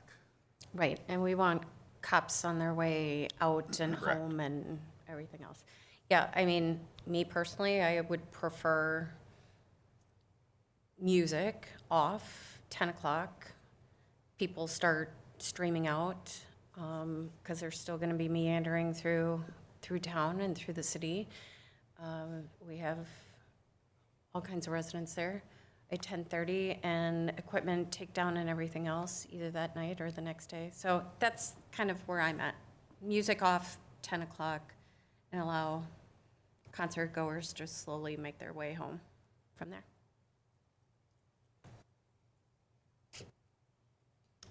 I'm willing to forego the 4 I'll just hours. chime in on time. I mean, I'm actually comfortable with 10:30, but that's just where I am, so I'd like to know where the rest of the council is. So music off at 10:30, I would support. But I do understand your concern, Mayor. Okay. I did hear that phone call. Yes, you did. Yeah. You know, I think this time I would support the 10:30, but, you know, I think what Alex said pretty well, that I don't know that EDM's going to be the right thing for here again if this isn't if the decibels are too much or the crowd is too problematic. But I would say, why don't we just say kind of a hard 10:30 then? If, instead of the flexibility to 11, and kind of hope that there is no Okay, major event. perfect. Alex? I'm okay with that, and I think that's probably what they're planning anyway, because they want to have everybody out by 11. So you can't finish the concert at 10:59 and expect everyone to be out in a minute. So I think that's probably very reasonable. And I'm glad that we're not trying to set sort of a decibel level on this, because we're not sound experts. I know that bass will travel for miles, and the high frequencies will travel for hundreds of yards at the same level of decibels. That's exactly why I want to Yeah, so it's you know, cap it, we're, to but, you your know, point. 120 at high frequency, it'll be dead before it reaches the shore. And that's, And so putting a number on this just isn't going to work for me. but to be clear, since we're having this discussion, that's exactly, it's that low frequency, that's the problematic one. And so That's I where get my that. big concern is. Which is why I've kind of said before, it seems like a punt, but it's really not, is he needs to do, this is Rick Bourne, he needs to do what he needs to do to make sure that we're satisfied. And I can't say what that is exactly. Last year it got fixed. The letter that he wrote I thought was pretty articulate. I know that he's got a plan that we're going to see now. I'm okay with that. The bottom line is if it works and everybody's happy, then it worked. And if it doesn't work, well, next year's going to be a different story. So I'm okay with 1030 and the rest of the conditions as they are, with the one exception of giving us a noise mitigation plan. So you do not want the noise mitigation plan? No, I do. I do. Oh, you do? You do, okay. And you're okay with 11? Yes. Okay, so music can be 10:30, going, music ending at 10:30 and everything out by 11. okay, so music over at 10:30, like a hard stop? Right. Okay, so that's slightly different than what we have. We hope to be done by 10:30 and should be done, but this is, we must be done by 10:30. As a condition, I see that as appropriate. Okay. Molly?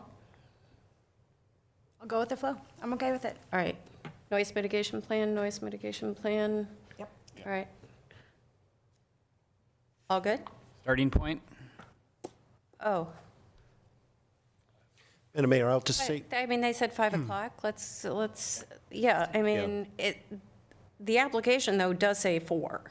The application to does say 5. It does? The application says 4, the narrative says 5, I think. Yeah. No, the application says 5. It's right here. 5 o'clock. Where did we see Yeah, 4 there's somewhere, o'clock? in the narrative in the application. Yeah, the beach closes at 4 something. The beach The closes beach at closes 4. at 4. Okay. All right, so 5 to 10:30. Music ending at 10:30. That's on, all right. I'm giving an hour and a half. I'm gonna trust that staff, like, works on the noise, figures out whatever decibel level works or worked last time and can be replicated. And maybe that's something they can reach out and say, okay. Exactly, Madam Do they Mayor. log that? if they're using the same production company and staff, they'll know those general parameters. That's why I think it's really important to Okay. reference that second night. Yep. Got it. We have to be careful. We don't want Councilmember McDonald getting scolded by security while she's walking her dog trying to get to the beach. So we've got to be careful of that, or anybody else for that matter. We're going to do the exit as well, or at least look at and provide egress through some other part of the Yes. noise mitigation. And then we've got the portable sound barriers, so the walls on the back of the stage or wherever that gets placed, but more than just a bus, you know? We'd have that Technical. identified in the Noise mitigation plan. plan. Yeah, okay. And then we have the communication plan that staff will be looking at. All right, I think we have all the conditions outlined. Would someone care to then make a motion to approve the special event permit for the Wayzata Art and Music Festival to be held by RBA with the conditions of approval that have been most recently articulated? We're clear on them. Okay. Somebody? So moved, Madam Mayor. Thank you. And a second? Second, Madam Mayor. Any further discussion? All those in favor say aye. Aye. Opposed? Motion passes. Thank you, thank you. All right, having moved things around previously, we are now going to consider the special event permit request for the amended chili open event by the Greater Wayzata Area Chamber of Commerce. City Manager. Thank you, Madam Mayor. Once again, Director Kelly is going to walk through this item with, he leads this process, as I mentioned before, with, I've been involved and a number of other city staff have been involved trying to accommodate special circumstances this year, including the police chief too. I didn't get a hard copy. Yeah, thank you, Jeff, Madam Mayor, City Council. Before you tonight, we have a modified chili open plan from what is usually presented to us each year for their event. Their event is typically held the first full weekend of February. This year it'll be February 9th and 10th. As we all know, the weather conditions have been different so far this winter. Not much for ice currently on the lake, and it's going to be challenging to be able to provide for an event on the ice this year based on what we've seen so far. The chamber, as you can see by the crowd that's gathered this evening, has a team that's been working extremely hard to try to put together a plan B. And their plan B is to have this event on land this year, their on land experience, as was noted in their narrative. What that means is that they would like to close Grove Lane, the beach area, marina, similar to the Beach Bash and Wham location that you've seen even earlier tonight, to create 27 to 36 holes for smaller courses. That may mean, depending on the weather as we move forward, creating snow. It may mean Public Works, rather than dumping it at our dump sites, dumping it down at the venue to be moved around to create these courses. Some of the concerns that have come up over the last week or so as we've been working hard on this, alcohol, typically the event is a BYOB event because of its location on the lake. Bringing it onto land puts it under a different jurisdiction, and we have to follow the state alcohol rules, and we don't see that that would function as a BYOB event. And one of the conditions that we would suggest is if they do want to proceed with alcohol, that it be done in a manner that meets the state laws. We also happen to be working on a marina dredging project this year that's going to be starting next week. We've asked that they help coordinate the access to the lagoons by our contractor. I'm working with our contractor to specifically nail down dates and whether or not they'll have any impact. And as we progress over the next couple weeks, we'll nail that down with better detail. But should our contractor need to be in there, we would like to see access for the contractor. Not knowing exactly how an on-land experience and event will be, we may have snow that we have to deal with as a Public Works Department.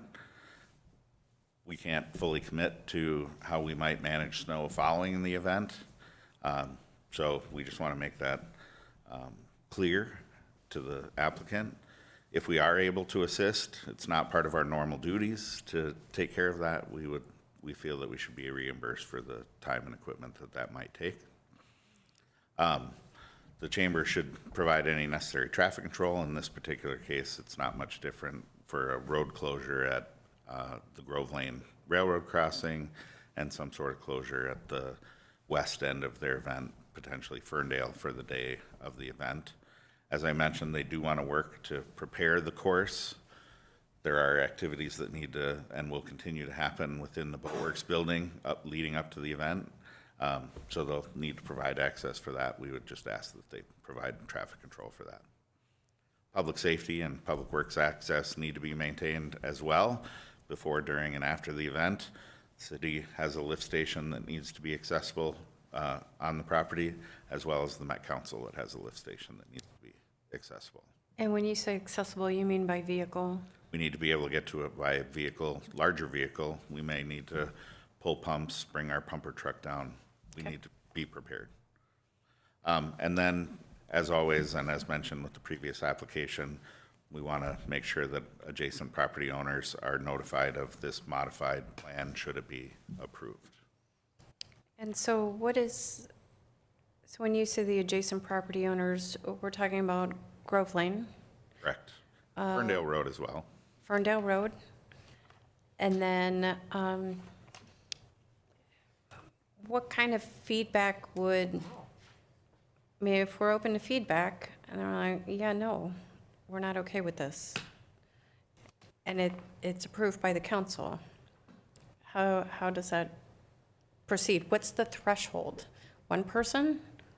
50%? 51%? Yeah, I mean, I I was cutting and pasting from a memo that Jeff prepared for feedback. I can answer that question. Yeah, go ahead. I'll chime in and say, we obviously want to notify the adjacent property owners of the changed event, should it be approved. I think we'll see activity being focused in different areas of the event, but for this event, there's significant activity in this area, and I don't know that it's going to be completely different from what we've seen in the past. In fact, not being a BYOB event, I think, as a participant for the last 30-some years, will significantly change and probably calm the event to some degree. I'll let Jeff comment about his feedback. Well, I was just going to say, Madam Mayor, that to me, it's more about what are the concerns and how we can mitigate those concerns, especially of like Ferndale, because that would be if it's closer to, on part of Shaver Park, I would want to know from the neighbors, is it noise? Is it fear of, people wandering on their property, and how can we make it extra secure? Maybe move it further away. Is it disruption of the turf or the trees? Like maybe no equipment can go on there, things like that. Well, but this really doesn't tell us what the plan is. It just shows a lot of delineation here of where people will be milling about. But as a council, we don't see, I don't know. I don't know where anything's planned. Where is everything going to take place? We've got a marina that's being dredged. That's out. We've got a park. We've got a parking lot. And we've got the depot and some grass. I can give you my best understanding, and I will ask that whether it's Becky or Brooke or someone from the chamber, I know that they've been working since we prepared this packet a couple days ago and actually implemented it in the packet this morning.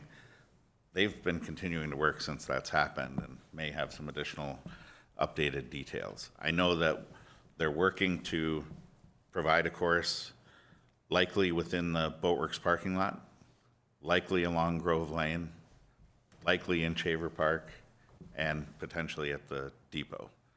Those are their locations of population, I think, for each of the courses. So when you As- say as we've said, likely, there's- you're responsible for our parks. Yes. So is there going to be a golf I have- course in Shaver Park? There may be. I haven't seen the final plan, but discussions have been that likely 9 of the holes will be located in Shaver Park. And yes, we have concerns, as we do with any of our events, as to what could happen to our park. We have an adjacent property owner there directly to the south. I would expect that we need to put up some sort of fencing to keep the event contained within the park. That's why I asked for traffic control and some of those other things that I kind of consider all-inclusive: boundary fences, road close signs, those types of things. So, but typically, don't we have this information? I mean, I understand these are unusual circumstances, but there are events around the state who, within the last week, 2 weeks, have just canceled events because of the unseasonably warm or, lack of snow. We typically have those details, though, Correct. do we not? And I'll say that our special event process, as Jeff has mentioned, we're in the process of modifying that, would typically look to have 60 days of review for this type of application. We understand that this is a long-standing event. I know they're going to stand up and say this is the 40th anniversary of that. It is quite a meaningful event for them and for our community. And there are certain partners that we work with that will try to do our best to accommodate potential changes. Are there more details that myself and Chief Schultz would like to see? Yes, and I expect that they'll provide those to us. And I'm at a point right now where I feel reasonably comfortable enough to say that we'll figure this out should you approve it, the location of this event. We're 3 provided that- weeks away. That's correct. We have no snow. We don't have a frozen lake. We don't know where the course is going to be. We don't know a lot. I mean, I think we know enough, Madam Mayor and Council. We know that this is the area that they propose to work in. okay. And if they were asking to provide for, we're going to put a course in the Lake and Berry parking lot and one in the Park and Ride parking lot, I'd be concerned, how do we manage such a wide area? The city, Public Works, Public Safety has managed this area for events in the past. The chamber has worked for events in the past here. I feel comfortable that should they be able to pull it off, I think we'd be able to assist with that, and I'd be comfortable with that. So before we go into the details, my big concern, I brought this up to the city manager today, is we bring in snow, artificial snow. Well, first, let me back up. The dredging project, I mean, we've delayed it over years, right? We've had numerous discussions about that. I do not want any aspect of the dredging project getting impacted or delayed to the point where it ends up having to get kicked out another year because we have such a small window to work within. So I agree, and that has been wholeheartedly passed along to the chamber. We have a project that's been on the books. We understand that this is a weird weather anomaly year, but it also, just by coincidence, happens to be the year that we plan to do our dredging. That possibility of coincidence won't happen for another 35 or 40 years, should it happen. So we want to get this project done. So the equipment, the staging equipment for the lake walk, you know, safety first, but I don't want any additional expense on the city to have to move it, restage it, whatever how that works. Yeah, and if I can give you a little bit of an update on that as well, the last couple panels of the precast concrete are supposed to be set this weekend.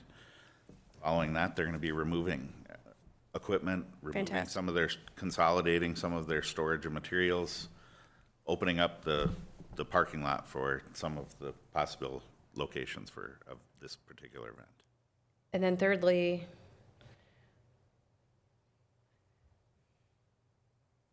I have concerns about the equipment coming into Shaver Park. It hasn't been that cold. We have had weather anomalies. We're trucking in snow. I'm assuming that snow has to be dumped with dump trucks and then moved around with skid loaders or bobcats or some kind of heavy equipment. We have very large matured trees. We're going to be running over the roots. We've got the loggers cabin, and we have residents that are right there. I've laid out my concerns, and it is not articulated. Had I not asked, would we be knowing, would we be talking about, well, here's the map of activities. We have 9 holes over here, 5 holes over there, beer tent there. Do we have that information? I don't have that information yet, and I expect to have that information When? soon. Yeah, I know they're working as hard as they can to come up with some of those answers. I think the reason that they wanted to be on tonight's agenda was to find out whether or not the city had any taste for an alternate plan. And in order, through our process before, modified plans require city council approval. So their past application being on the ice is a no right now. It's just not a possibility. I know they're working hard to try to come up with some solutions. We don't have all the answers yet. We'll have all the answers soon. They're trying to make a decision here in the next couple days as to kind of go, no-go. And so Madam Mayor, I would say that because of the unique circumstances, if the council doesn't feel comfortable with, I mean, the information is what it is. They just don't have the final details yet. That if the council, if it's the Shaver Park item, we don't think we could address that in a condition that we could work with them on, then I would say that an appropriate recommendation would be to deny the request. But if there are either the conditions that were mentioned or an additional one about Shaver Park, that you would feel comfortable with us working with them, then I think we can ultimately move forward. But ultimately, you don't have all the information, so we understand that it's not an ideal situation, and Well, if maybe this it's not is- the right time. If this is, I'm assuming in 40 years, similar circumstances have had to arise, similar to this. And what's happened in the past? In the past, and I'll let the chamber get up and say their piece too. I think they deserve the opportunity to have a little bit of a conversation and maybe fill in some blanks. But from my personal experience, I know for sure that it's been canceled at least 2 or 3 times. Yeah, twice. Okay. And those were cancellations that had to happen at the very last minute, literally the week of the event, based on ice conditions that they had expected to kind of meet the thresholds of their event and didn't. This one, they know that they're not going to meet the thresholds, and they're trying to figure it out or figure out some sort of scheme ahead of time. And that's why in my presentation, I've tried to prepare the majority of the things that we have concern about as conditions of this application. And if you're comfortable with those as well as any others, I think they would like the opportunity to try to meet them. I mean, this to me is an incomplete application for our consideration. If there's additional information that the applicant can provide, that will help me as an individual. Can't speak for anybody else up here. But, I mean, that's a big ask, right? I mean, we're changing everything at the 11th hour. We're using up city space, city parks. We're not going to know of any potential damage, but till spring, summer, maybe. I don't know how this works.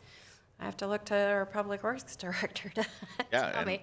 I don't know, but again, these things that are meant to bring in folks from the outside, the residents should not bear the burden for it at the end of the day. So that's where I stand. Other questions from council?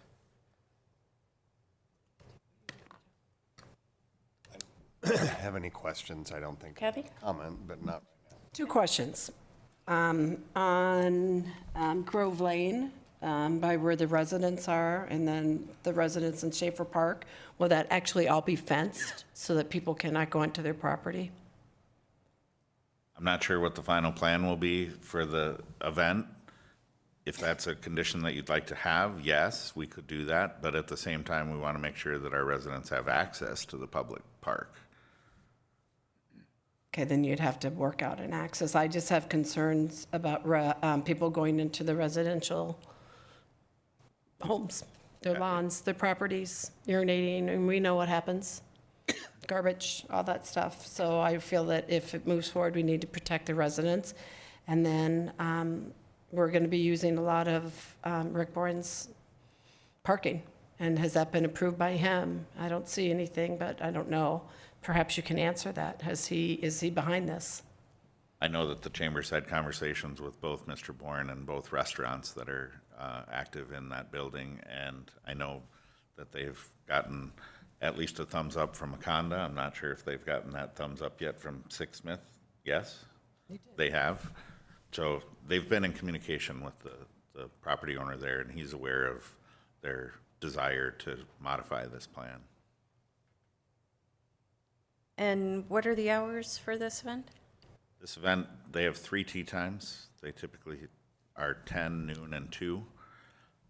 Because of the nature of their request and kind of unknowns of what the weather conditions will be over the next couple weeks, they're looking to close this area down beginning Monday, February 5th, which would be 5 days in front of the event, to be able to set it up, whether that be with their snowmaking equipment or shaping equipment, those types of things.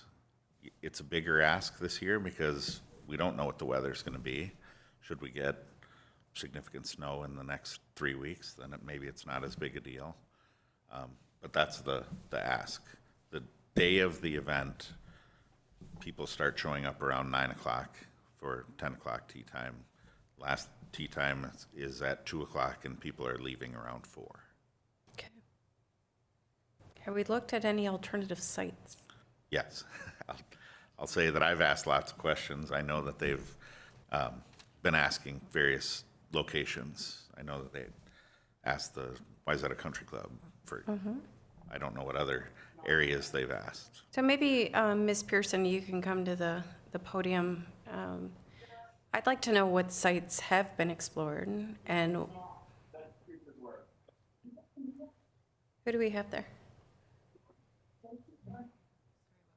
That's okay. What sites have been explored? Obviously, their answers were no. Otherwise, we would, or maybe your answer was no because they wanted money. I don't know.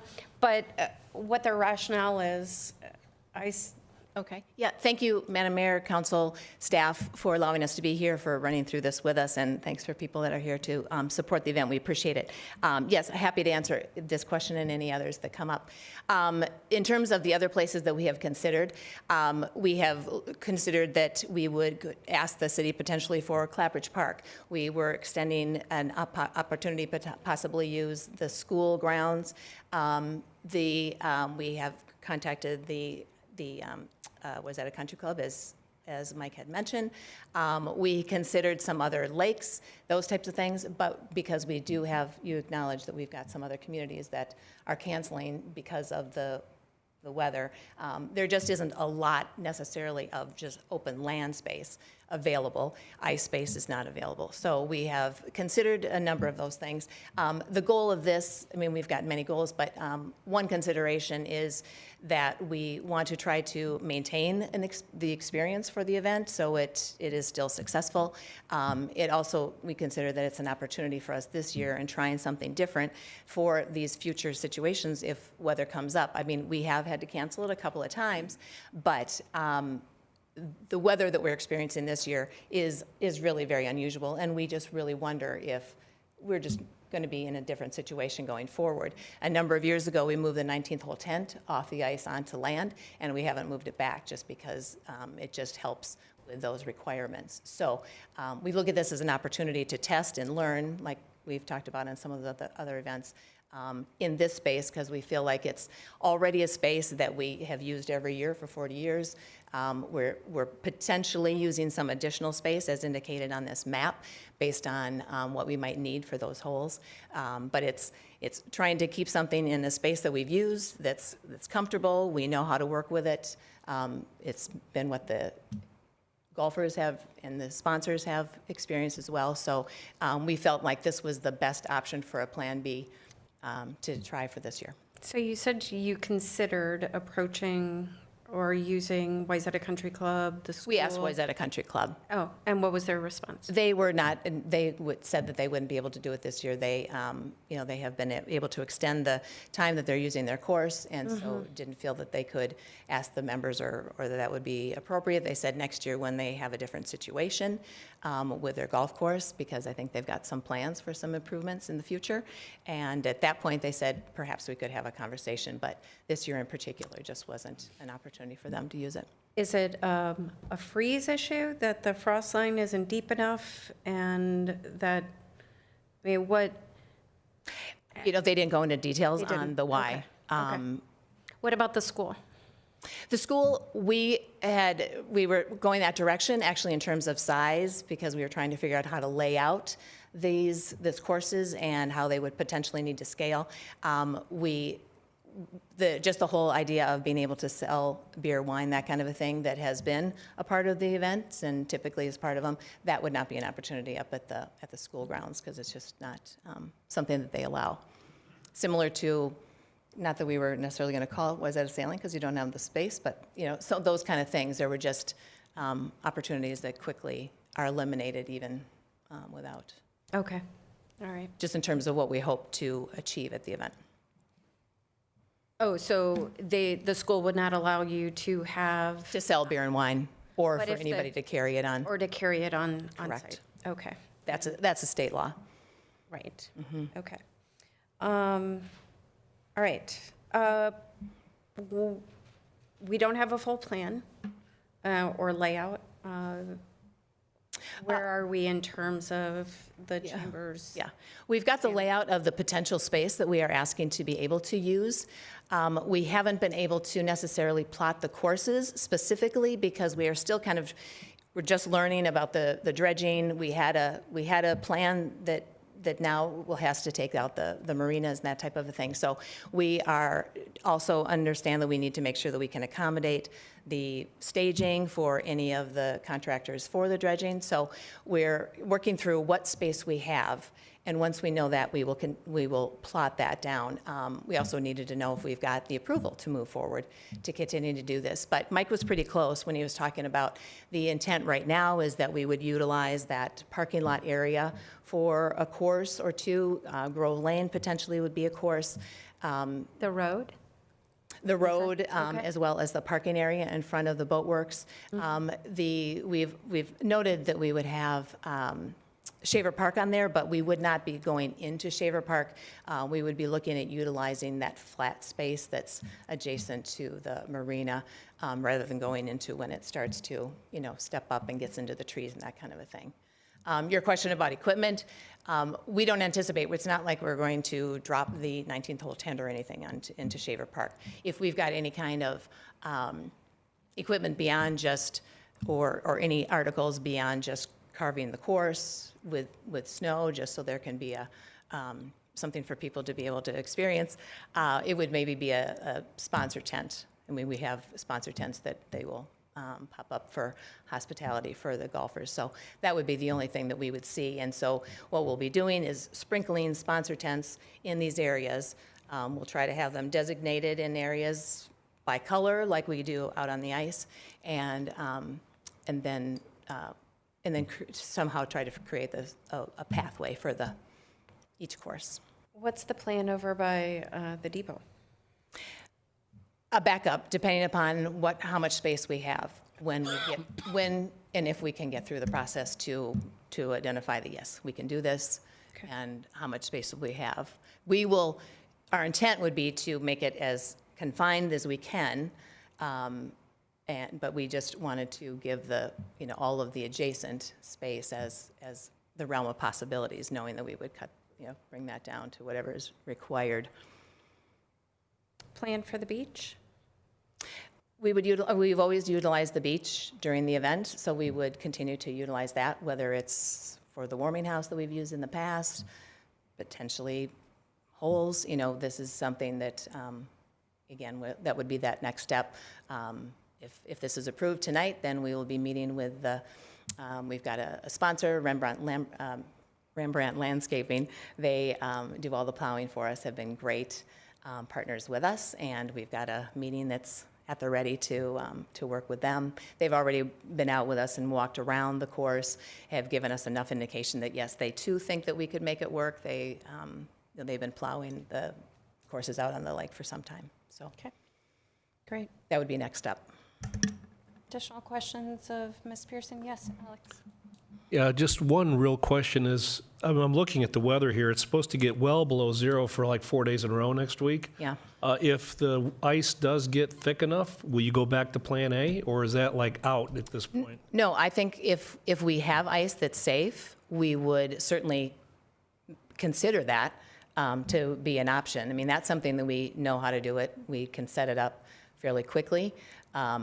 We just can't count on that until we get there. But certainly, if there is ice out there and public starts to use it, I mean, right now it just hasn't even been utilized for public. But if that happens and ice starts to develop out there, certainly we will see people that will be using and going out on the ice. The question is when would there be enough, and would there be enough for us to actually shift courses Right now, back out on the we're ice? looking to approve a Plan B. Correct. But if a Plan A, the conditions are such that it could go back into effect, are we also approving a Plan A tonight? I mean, what happens there? Well, the Plan A is what we have typically done I understand on an that, but ongoing what are we basis, and approving usually tonight? those events have been grandfathered in with no changes. My point is, we're approving Plan B tonight. If Plan A's conditions change where Plan A goes, do you have to come back to us? No. Madam Mayor, just in Councilmember Plekish, if they can go back to Plan A and there's no major changes, then that would be fine. It would be streamlined approval like it has been in the past, but this is just for Plan B. And what I would say is I don't know that we would split the courses to accommodate both. I mean, I think it's an all or nothing in terms of the course that we will be putting together, but When does the sheriff's office come out and test the ice and make the determination whether you can move forward on the lake or not? they've already approved our permit. On thin ice? Yeah, yeah.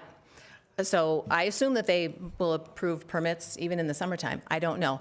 They, Okay, we need to talk about that for a second. we know from just information on safety that is put out by, the DNR and everything on what the safe amount of ice is. I'm assuming that once they've got ice to measure, they will start measuring it. I mean, 2 days ago, it was water. Okay, so they've approved the permit, but I guess that was my question of when do you get the testing, the thumbs up from the sheriff's office that the ice is safe enough to have 200 people, 300 people, vehicles and plowing and?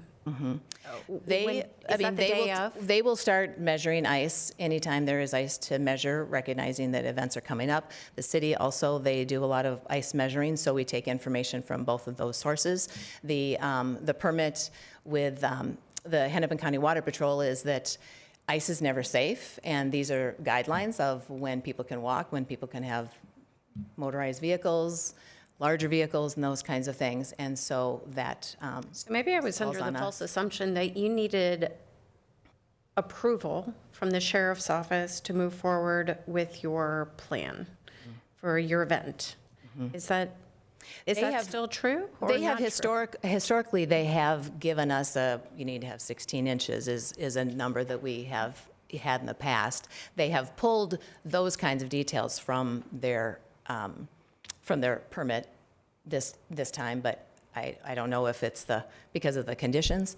I haven't asked. Again, when they approved it, it was water and it was a moot point, and we will certainly be having conversations with them should we see ice. And I'm sorry, my brain is just spinning over the ludicrous nature of approving a permit for an event that's supposed to take care of, be on ice when we have nothing but open water. No, I understand, and it's I'm not not my saying process. that's you. No, I get it. no. I was scratching my head too. What I assume is that it's a process, and they probably get permits for an event, a winter event in the summertime, and we'll approve them at that point, and then they just But I guess, need to.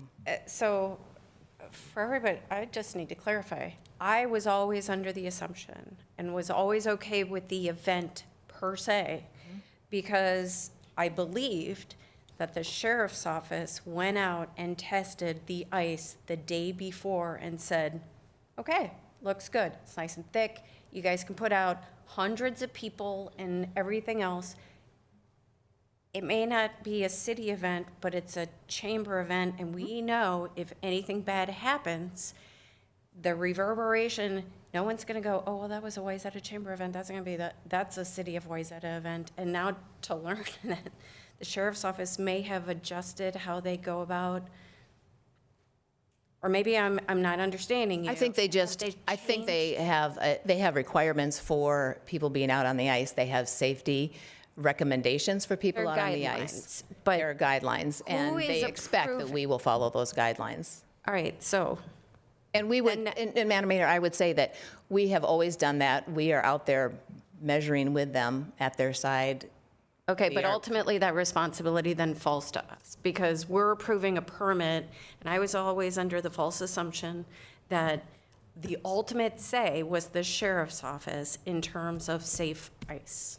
And what I'm hearing tonight is really scary to me because it sounds like they've already approved something that isn't even feasible, yet we're then approving something to move forward. Yeah. So what's the deal?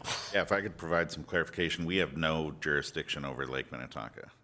So an event on the lake The city of Wayzata does not have jurisdiction to approve the occurrences on the lake. What we're approving as part of the special event permit, even in its original form, is the location of the tent, the location of the activities that happen on city property. That's what we're approving. They happen to correlate with the activities that typically happen on the ice, which they obtain a permit from them, I will say with certainty that there is direct communication and activity that's performed by the sheriff's patrol to measure the ice. We do it as well, and we do it as an assistance to them so that they can understand, okay, you know what? In fact, normally, we'd probably already be out measuring ice. For sure. And you know what? We have 6 inches this week. Next week, we have 8 inches, or we have 10 inches, and we pass that information along to the chamber so that they can have those more direct conversations with the water patrol. Hey, I heard we have 14. Can you guys come out and take a look? Next week, we might not have 16, which is ideal, or 18, to make sure that we can have all the vehicles. But I know that the water patrol participates and makes decisions and helps guide the chamber on their decisions that have occurred those 2 times when the ice was not safe to have the event on the And lake. how many inches, Absolutely. based on your experience, Director Kelly, is a safe thickness given the activities that are being proposed? Yeah, I'm not going to say I'm an expert, and I try to follow all the guidelines that are provided by the various agencies. I know that because I've been part of it for so long, I think the least amount of ice that was provided was 16 one year, and that was a very different, very consolidated, smaller event, but still on the ice. Didn't allow for motor vehicles to drive out equipment. They dragged some stuff out with some UTVs and set them up, but equipment then That was left. 16 inches. 16 inches. And where are we currently today? Somewhere between 0 and 1, maybe. Yeah. All right, so let's just say there is going to be no Plan A. This I is mean, why we're here. That's why they're here. It's a safe assumption. Right? Absolutely. So, sorry, Councilmember Plekish, Plan A is off the table. I mean, who in there right now? So we're at Plan B. All right, thank you. Yeah, That's thank helpful you. information. Council, thoughts on the proposal as you see it today? Delineation, use of Shaver Park, Depot Park, won't have access to the marina. I can start. Yeah, please. I am usually a show must go on guy, and where there's a will, there's a way. But I don't have a vision for it. I'd love to see more detail. I don't think, and I was glad to hear you say, Becky, that Shaver Park was off limits as far as driving on there. And I don't think it's going to be that feasible over in Depot Park either, moving snow into that area. If we get a couple feet or a foot, we might be okay. But I would hate to have, your volunteer landscaper have to come back in the spring and patch all kinds of dents and divots and the potential risk to the trees. But, I mean, I guess I want to support you. I want you guys I'd like you guys to do this, but I don't really have a vision for it based on what's here. And maybe in a week when you guys can do more of a diagram or something like that. I've never been to the Chili Open. I have tickets for this year because I really feel like I've missed something. And I was very excited It's a about it. great year, let me tell you. Yeah. We have friends coming in from South Carolina for it, It's like, they're going to have a golf thing on the ice. So, anyway, I guess I want to support you. And Thank you. if you've got approval from RBA, Maconda, Sixsmith, everybody over there using the parking lot, I don't want to be the guy that says, you can't try to pull this off, but I honestly don't have a vision for it right now. I don't want to interrupt if you're continuing down the line, but I will say just a note that, I mean, tonight we needed approval if we were going to continue to move forward on a Plan B. We still have work to do, and we recognize that. As I mentioned earlier, we've got a meeting with the landscaping that will be doing the plowing for us. We still, even if you were to approve it in the next day or two, we still may make a decision that we just don't think we can do it. And that, so rest assured, we will take all the steps that we need to. I understand there's a recommendation from staff with considerations. We would certainly intend to cover all those conditions or considerations. And we will be doing additional work to make sure that we can do it, and just, just wanted you to rest assured that the chamber and the city have been working together for 40 for this, but 50 total, and that wouldn't be any different. That maybe RBA wasn't on board from. Oh, so, and I don't know if the two of them have connected. We initially had a note to Rick, and he responded. He said, it's fine with me, but you need to get approval from Maconda and from Six Smith. So Aaron came back right away and said it was fine. Angel and we have had some conversation, and we'll continue. He was intended to be here tonight, but he hopes it would continue, but wasn't able to. Good luck is my thought. Yeah, Take it day by day and Yeah. see if you can pull it off. yeah. So how does valet parking and access for people who are trying to get to Six Smith, because Maconda's closed until dinner. How about Six Smith? How is that going to work? That's what the plan that we need to work on with Angel, and he is willing to work on it with us. We have explained to him that if we are building the courses, we will do everything that we can to build from west to east, or in whatever way we can do it to try to minimize the impact to them. I anticipate that we would look at some of the practices that have worked well for Beach Bash and that type of thing and learn from those. There would be an opportunity, because we've included Depot Park, that we could utilize Depot Park as a point of valet or turnaround, those kinds of things. So that we will need to fine tune that with Angel if we are able to move forward. Wonderful. Okay, thank you. Councilmember Iverson? Oh, boy, guys, what a pickle, huh? I feel the same way. There's just not enough information. When's our next council meeting? Yeah, that's what I was thinking, 2 weeks from now. The 23rd. 23rd, and then that is about 2.5 weeks prior to the event. 2 weeks prior to staging, February 5th, right? Somewhere in there? Just shy of 2 weeks. Yeah, perhaps you'll have a chance to have more information then and set your course up and just fill in the blanks. We will certainly have more information in 2 weeks. We are not in the position to push a decision for another 2 weeks, out of respect for city staff, for our staff, our volunteers, sponsors, golfers that are flying in. We have committed that we would provide an update tomorrow, recognizing that if we needed to, a few more days to try to do some real fine tuning, we would do that. But if we don't get approval tonight to move ahead, we will cancel. I'm going to just throw something out, and it's not probably going to be well received, but it won't be the first time. That's okay. We all have those moments. Lake Street. We thought about Considered closing Lake Street. We did consider that. You did consider it. We did consider that. Again, just impact to the community, not necessarily changing the feel of it. Mike's having a seizure. If we could, the ability to, Mike, I can send you on a vacation that weekend.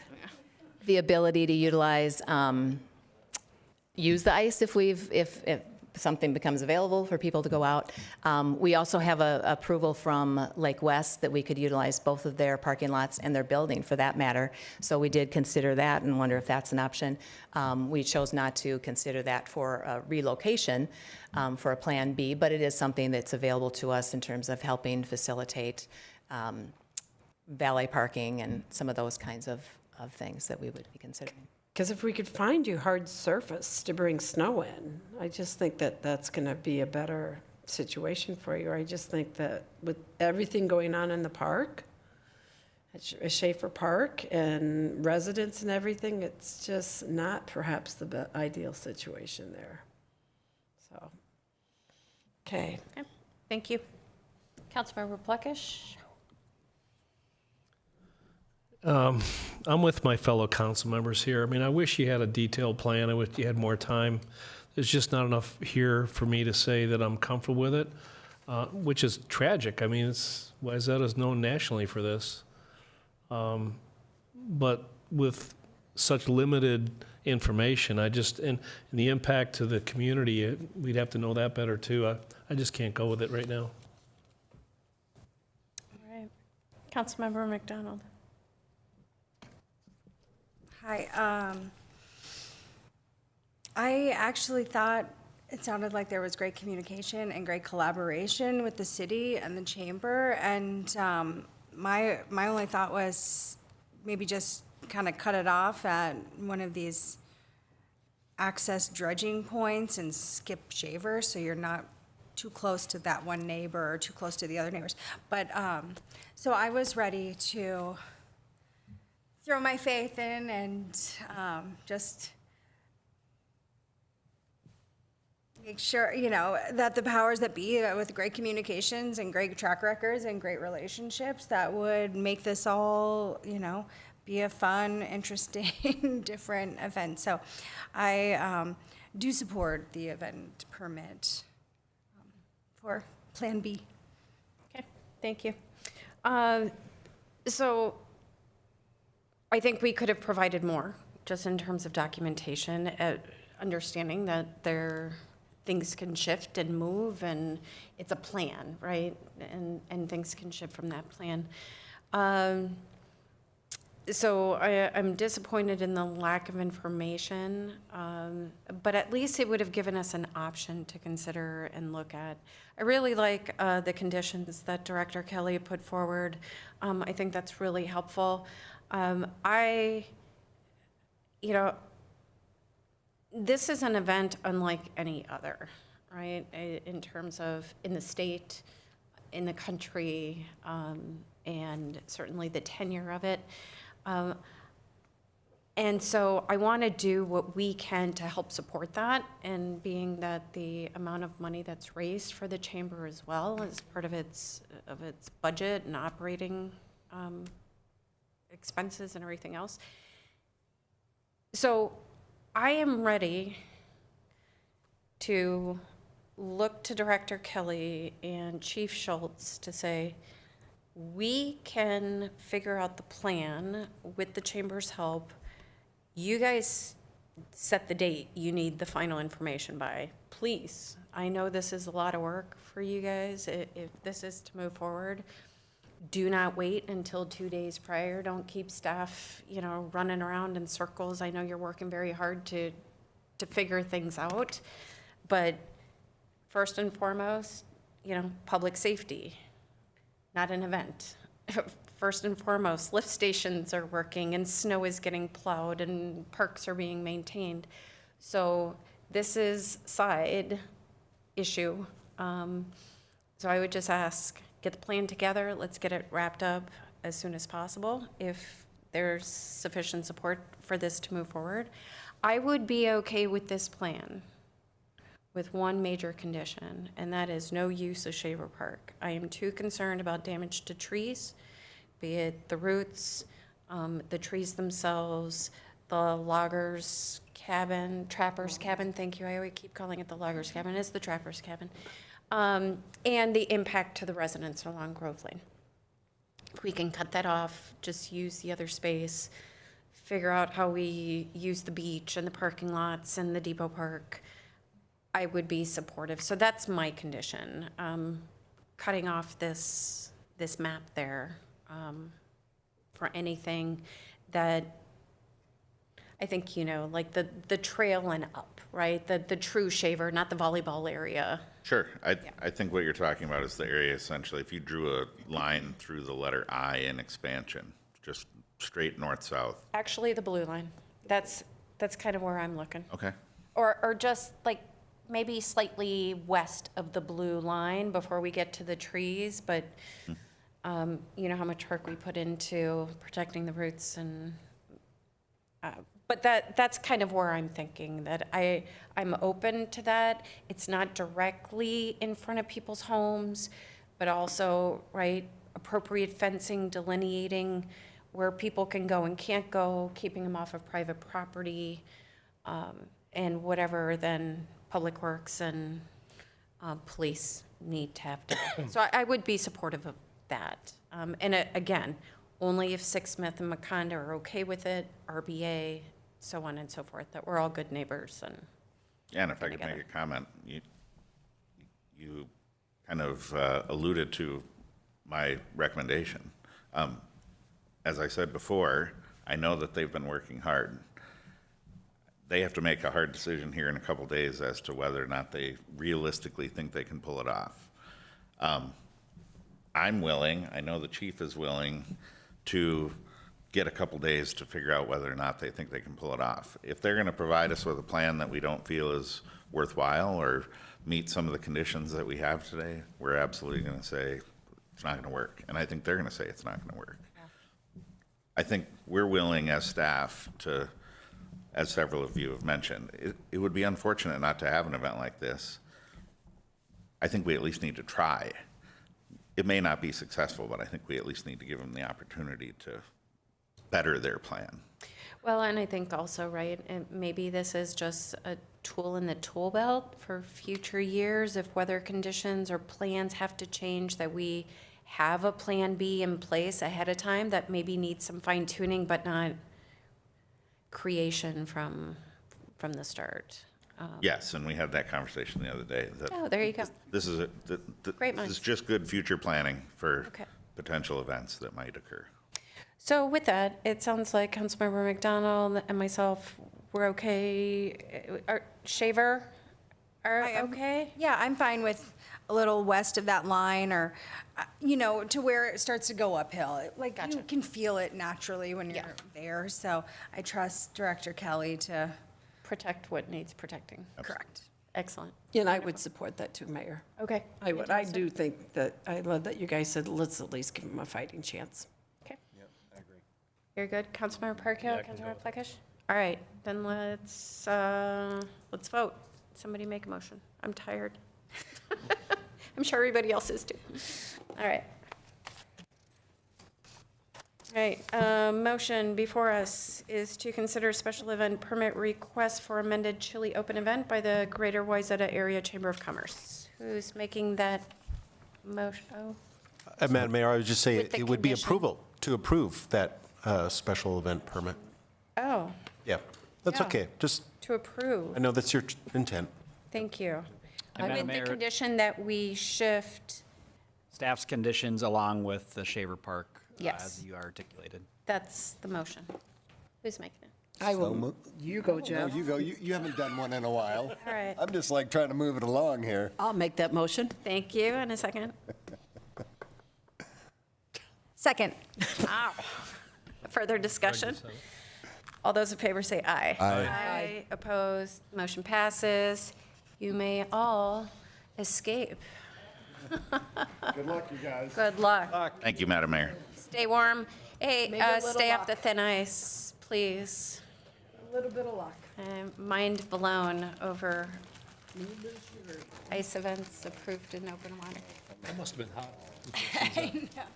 And it always kind of blows my mind that there can be an event with 1,000 people. I'm like, oh, native Minnesotans. I know it is, but it just, it's one of my favorite things to tell people who aren't from here originally. All right. Well, let's see here. We have our next item. Where are we here? Our next item under new business is to, well, actually,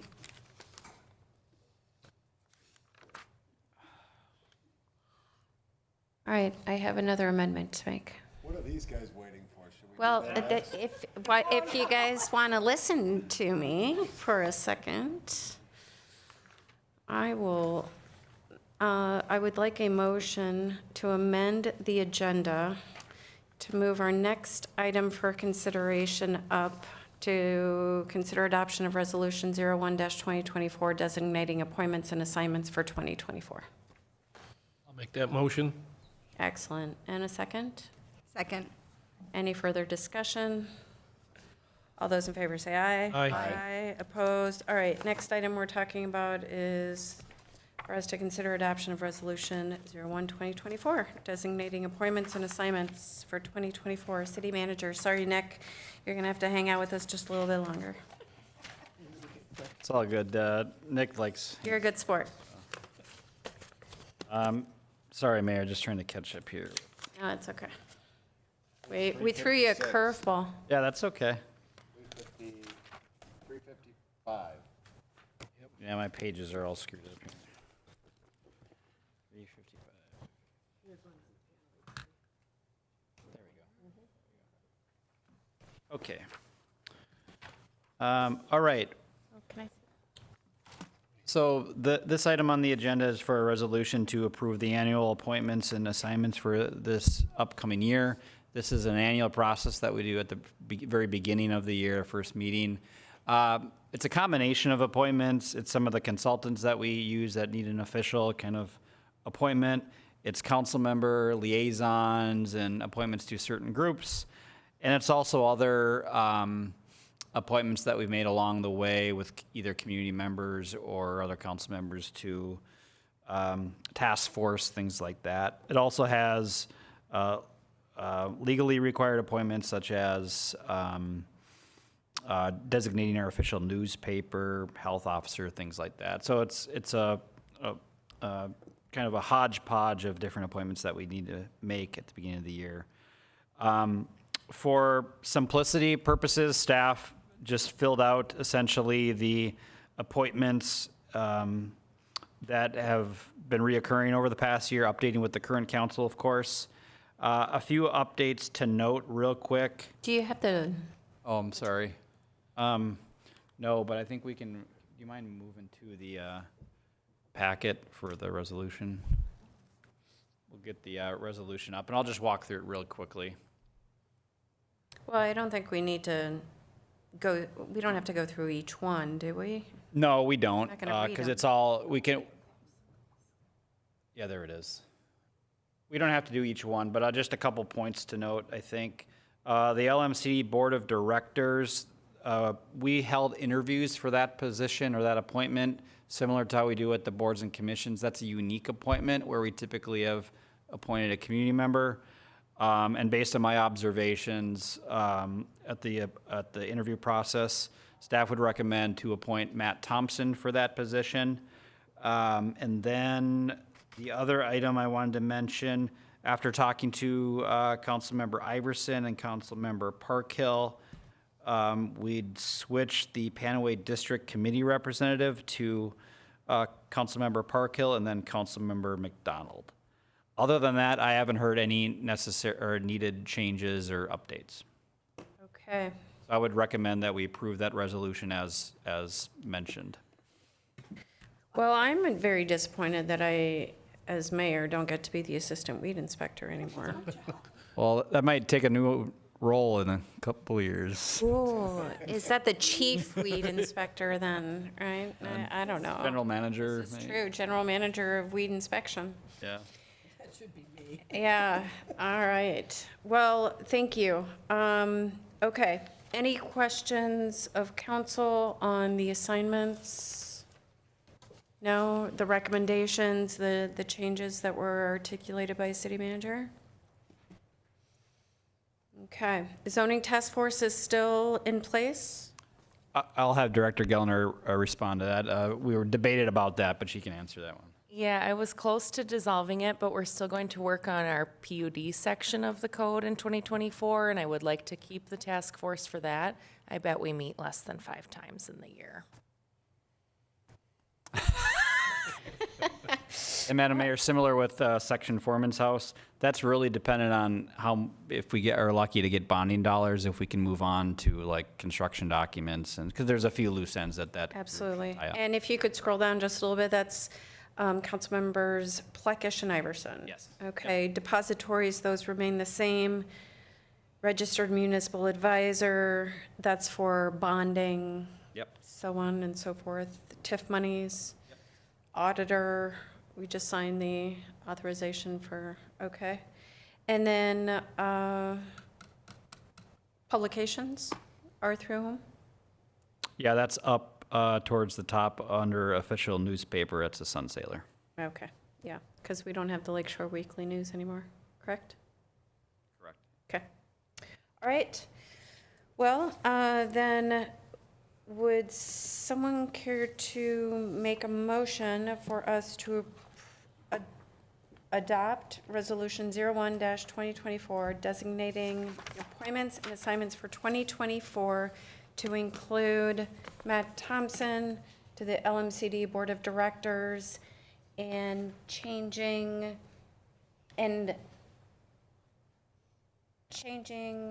Councilmember Iverson to Councilmember Parkhill on the Panaway District Committee? Correct, yep. That was a proposed motion. If someone would like. Make that motion. Thank you. And a Second. It's been first and seconded. Any further discussion? Before we vote, I would just like to thank all the council members for agreeing to be on these committees, and to Mr. Thompson, for your patience this evening, but also for stepping up as a member of our community to serve on the LMCD. So thank you very much. All right, all those in favor say aye. Aye. Opposed? Motion passes. And we will move on then. All right. All right, Nick. We should amend the agenda just one more time. Yeah, you sure? Sure. Do you want an acceptance speech here? Or we got- Oh, well, would you like to say a few words before we move on, or?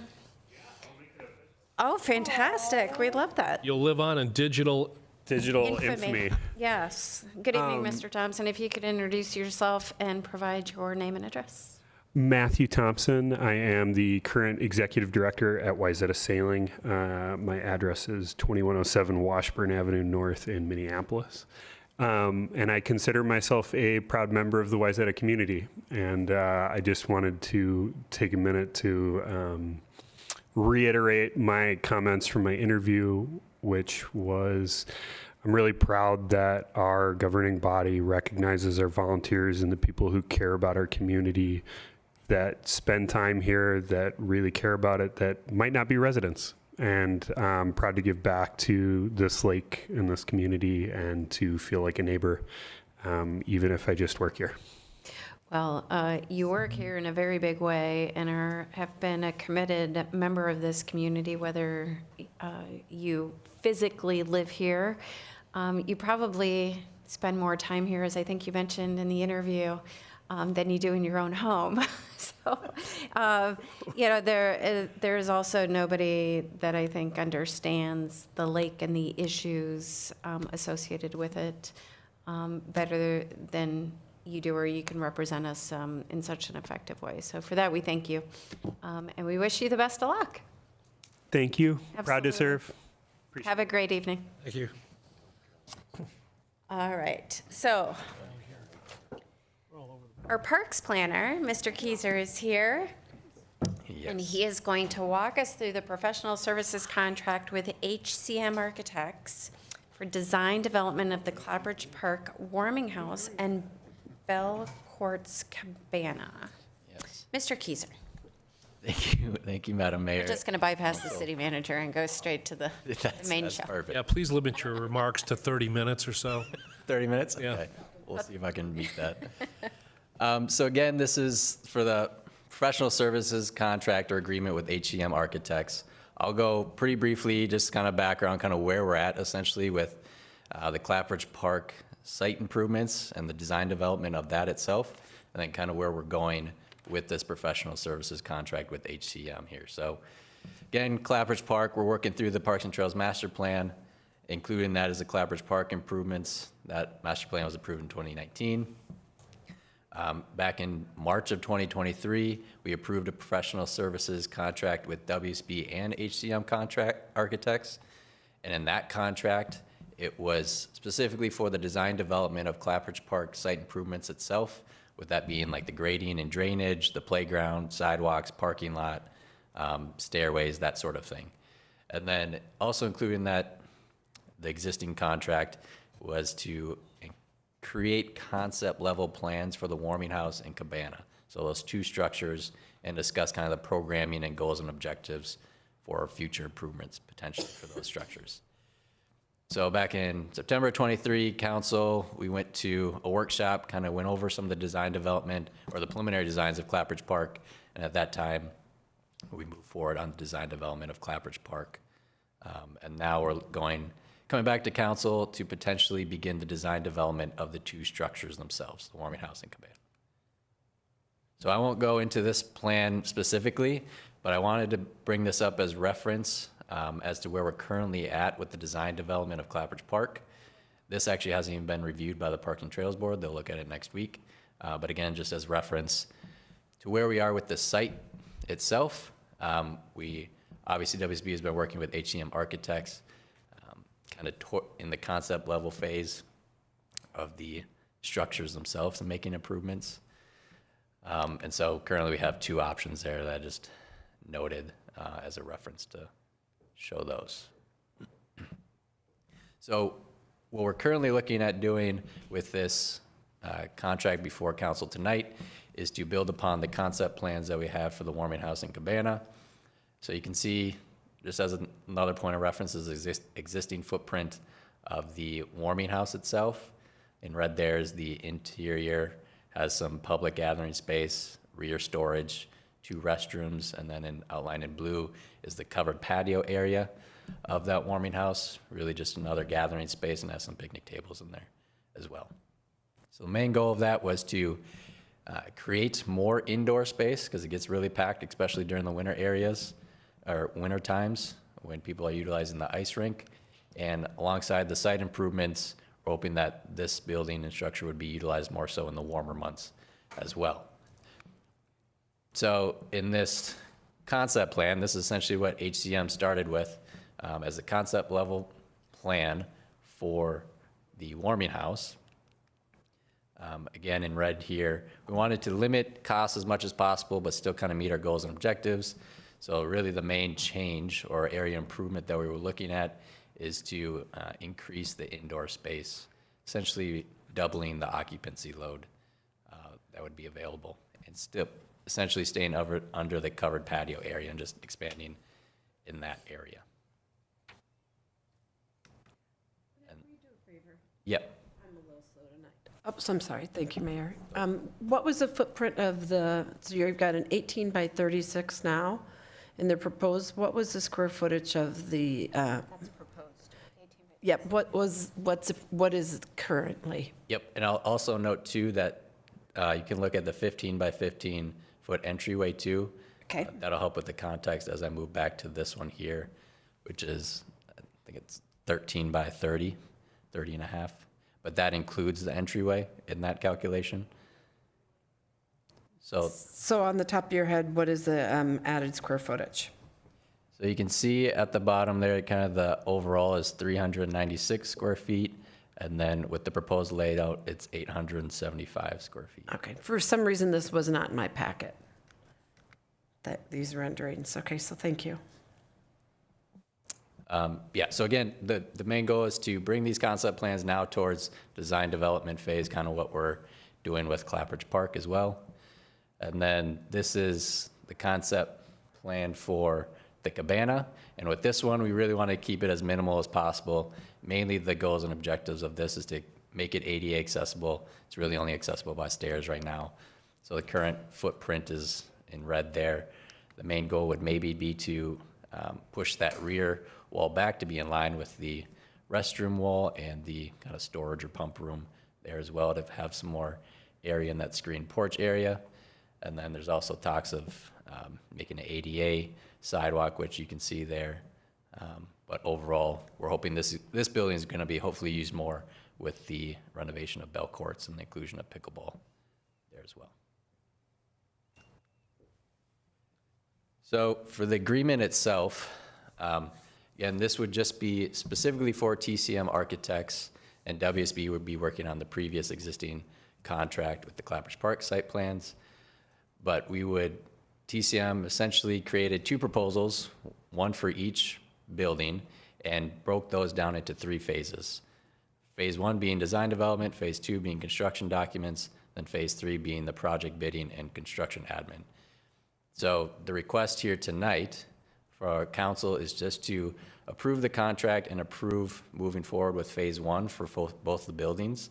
And then at the end of the design development, we'll come back to council to review the design plans with council and to ask at that time potentially to move forward with construction documents if those are finalized. And then again, after phase 2, we'd come back to council and ask to go to phase 3 if the Parks and Trails Board and staff continue on to move forward towards those phases. So the request tonight is just for a little over $28,000 to complete phase 1 for both of those buildings. And currently in the CIP, the allocation is $75,000, which would cover all the phases of those 2 buildings. But again, we would just be asking for phase 1 at this time. So you feel that 75,000 is enough to cover phases 1, 2, and 3 for both the Warming House and the Belcourts Cabana? Correct. Yep. The proposals that TCM gave us outlined the cost for each of those phases, and all those phases add up to just around $75,000. Okay, thank you. One quick question that comes to mind is,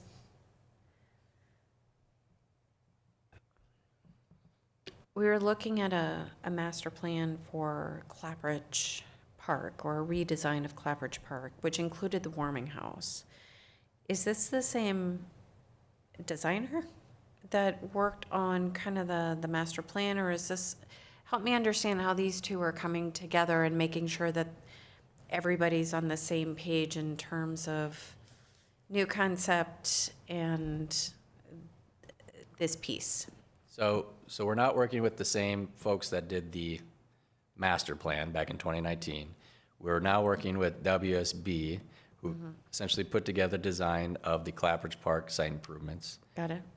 And WSB actually recommended HCM or TCM when we originally brought the proposal for them. So currently they've been working alongside each other in making concept level plans for the structures and the site improvements that WSB is putting together. And they would continue to do that moving forward with this type of contract. Excellent. Okay. Thank you. So there's coordination, obviously, and this is part of. Yep. Lovely. Any questions? Just a clarification question for Planner Keiser. Are we weighing in on any of these concepts? You know, there's a couple different options for Clappers, and then there's a few questions I had about the cabana that I thought had been tweaked from Parks and Trails until what it looks like right now. Yep. Is that an appropriate time to weigh in on that, or is that really not important? It's a good question, Councilmember McDonald. And so for the design development phase and the plans that I showed there for Clappridge, those will come back to council once they're reviewed by the Parks and Trails Board, get a finalized plan, and bring that forward to council for review and comment at that time.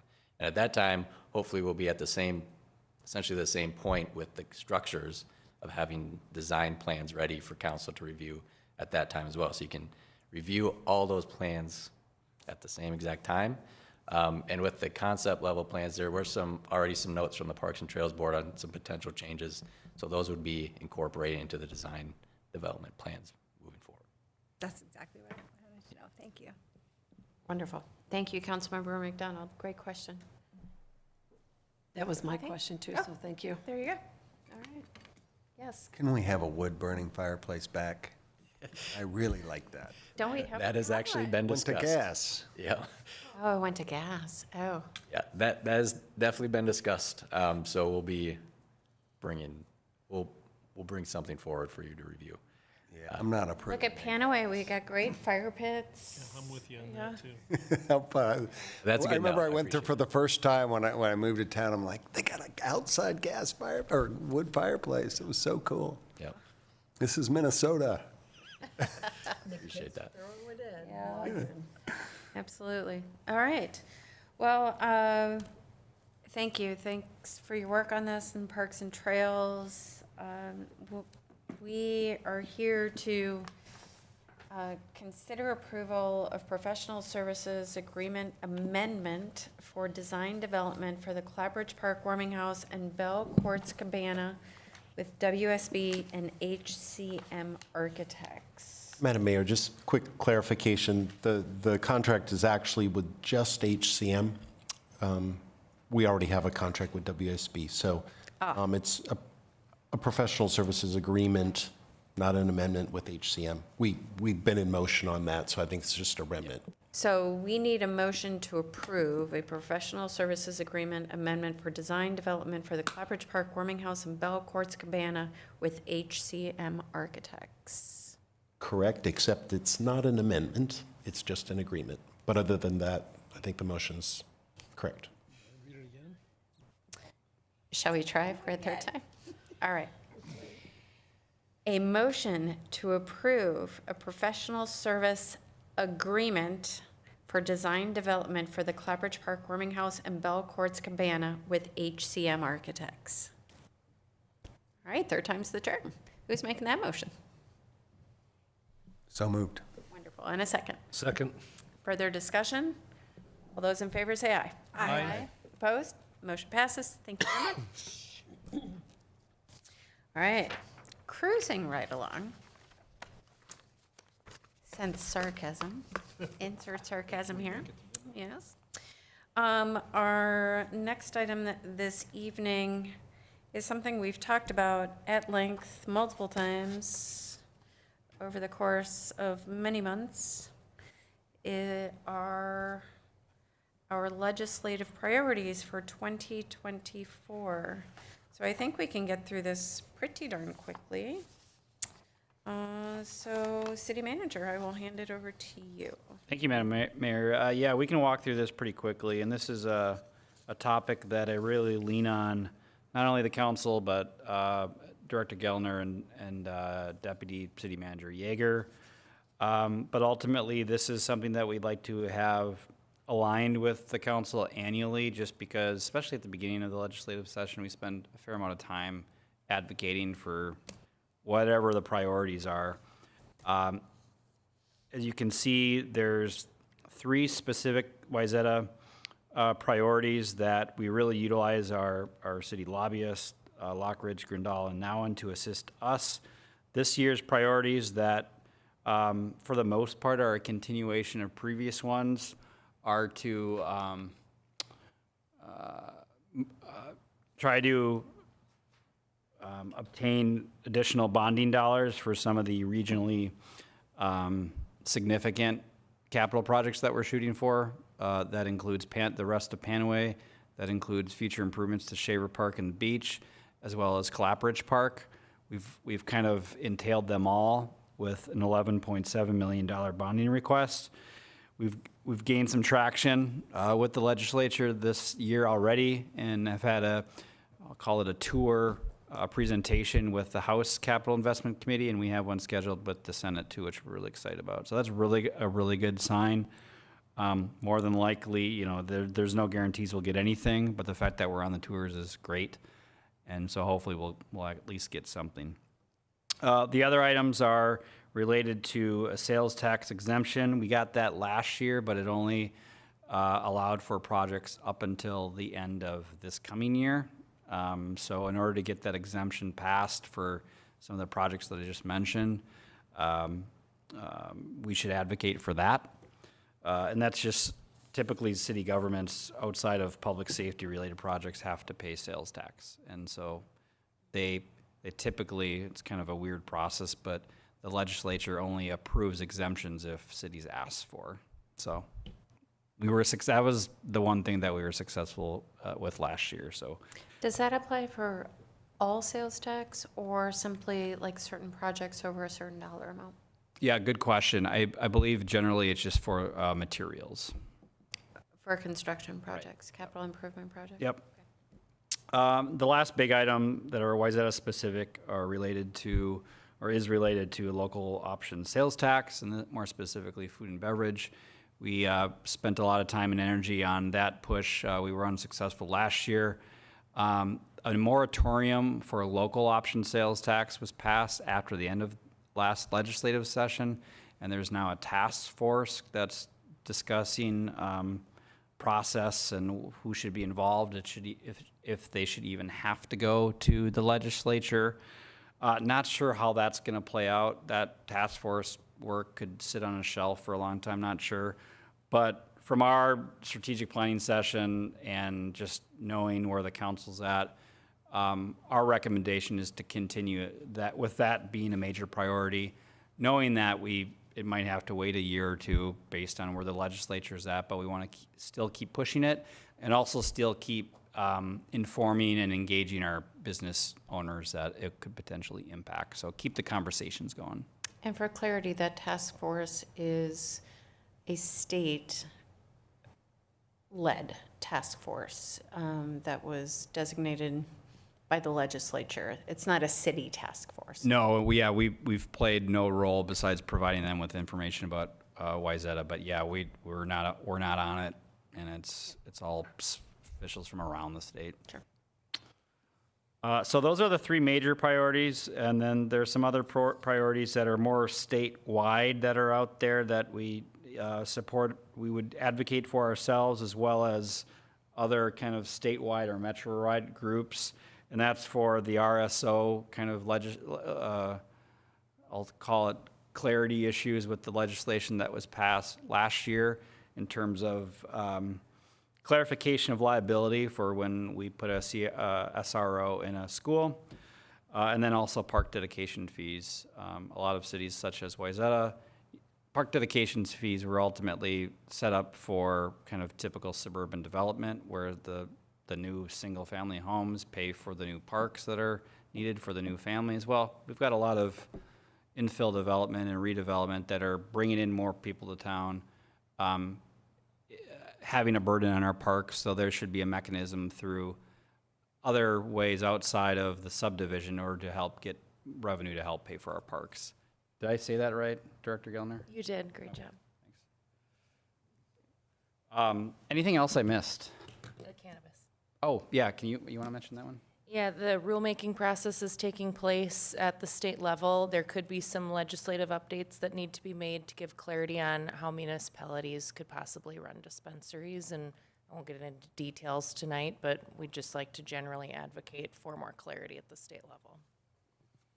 Yeah, we're not asking for anything specific to Wayzata. We're advocating for additional information and clarity so we can decide how to best serve Wayzata, given the information that we have.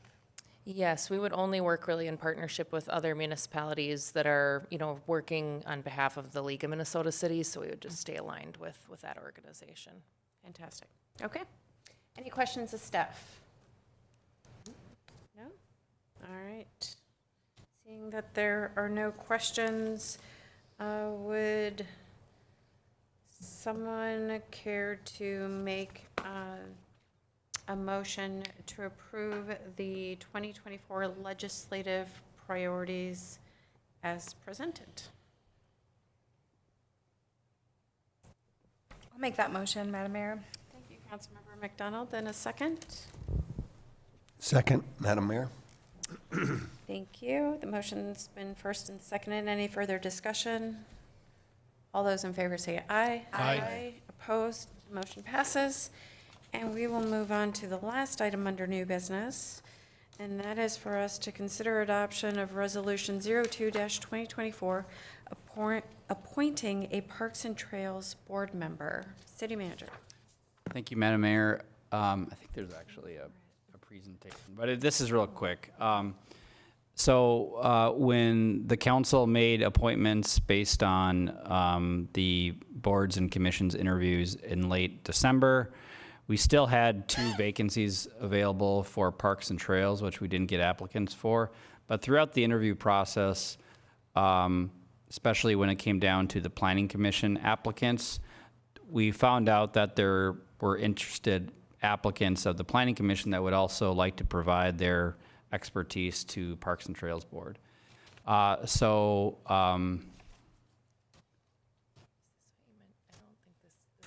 this is old, I'm sorry. This is the application for JP Euro.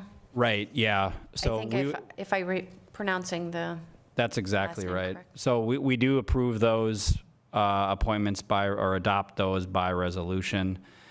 So tonight, we'd recommend the appointment of JPRO as a member of the Parks and Trails Board.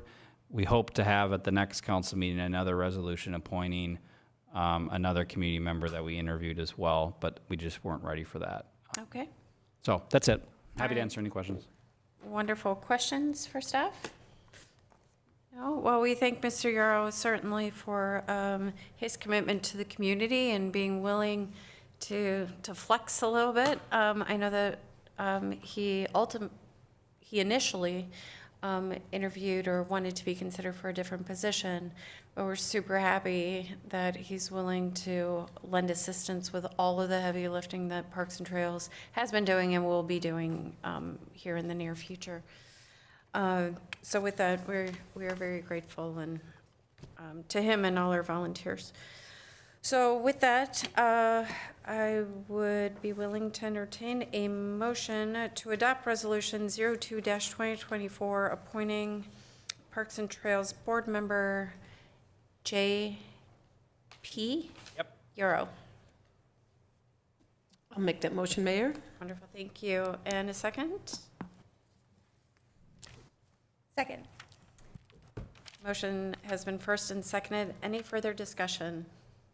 All those in favor say aye. Aye. Opposed, the motion passes. And that concludes new business. And that will take us to the city manager's report. I just want to say, Mayor and Council, Happy New Year. I look forward to working with you, and I know my staff does as well.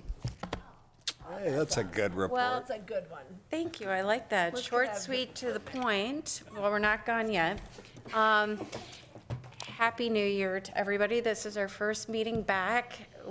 Wow. And it was a doozy. But it was a good one. We had a lot of really good, meaty topics. It's just kind of the stuff we deal with here, but great discussion, great questions. Really appreciates all the staff's time. We're on a bit of a different schedule this month than our normal schedule. We're not on the first and third Tuesday. So our next meeting will be on the 23rd of January. I will not be here for that. So everybody will be in Councilmember Plakish's capable hands. Yeah, keep them in line. Why start now? Yeah, this is true. Yeah, I'm looking forward to a very exciting, busy 2024. So thanks, everybody, for everything. But it's been almost 5 hours of this meeting and 2 hours prior to that. So, yeah, a full day, to be certain, kind of like the old days, right? City Attorney? Me too, me too. I think we may be the only two that have lived those. So let's try not to do this again. All right. How about a motion to adjourn? So move, Madam Mayor. Thank you. In a second? Second? Further discussion? All those in favor say aye. Aye. Opposed? The motion passes. We are adjourned.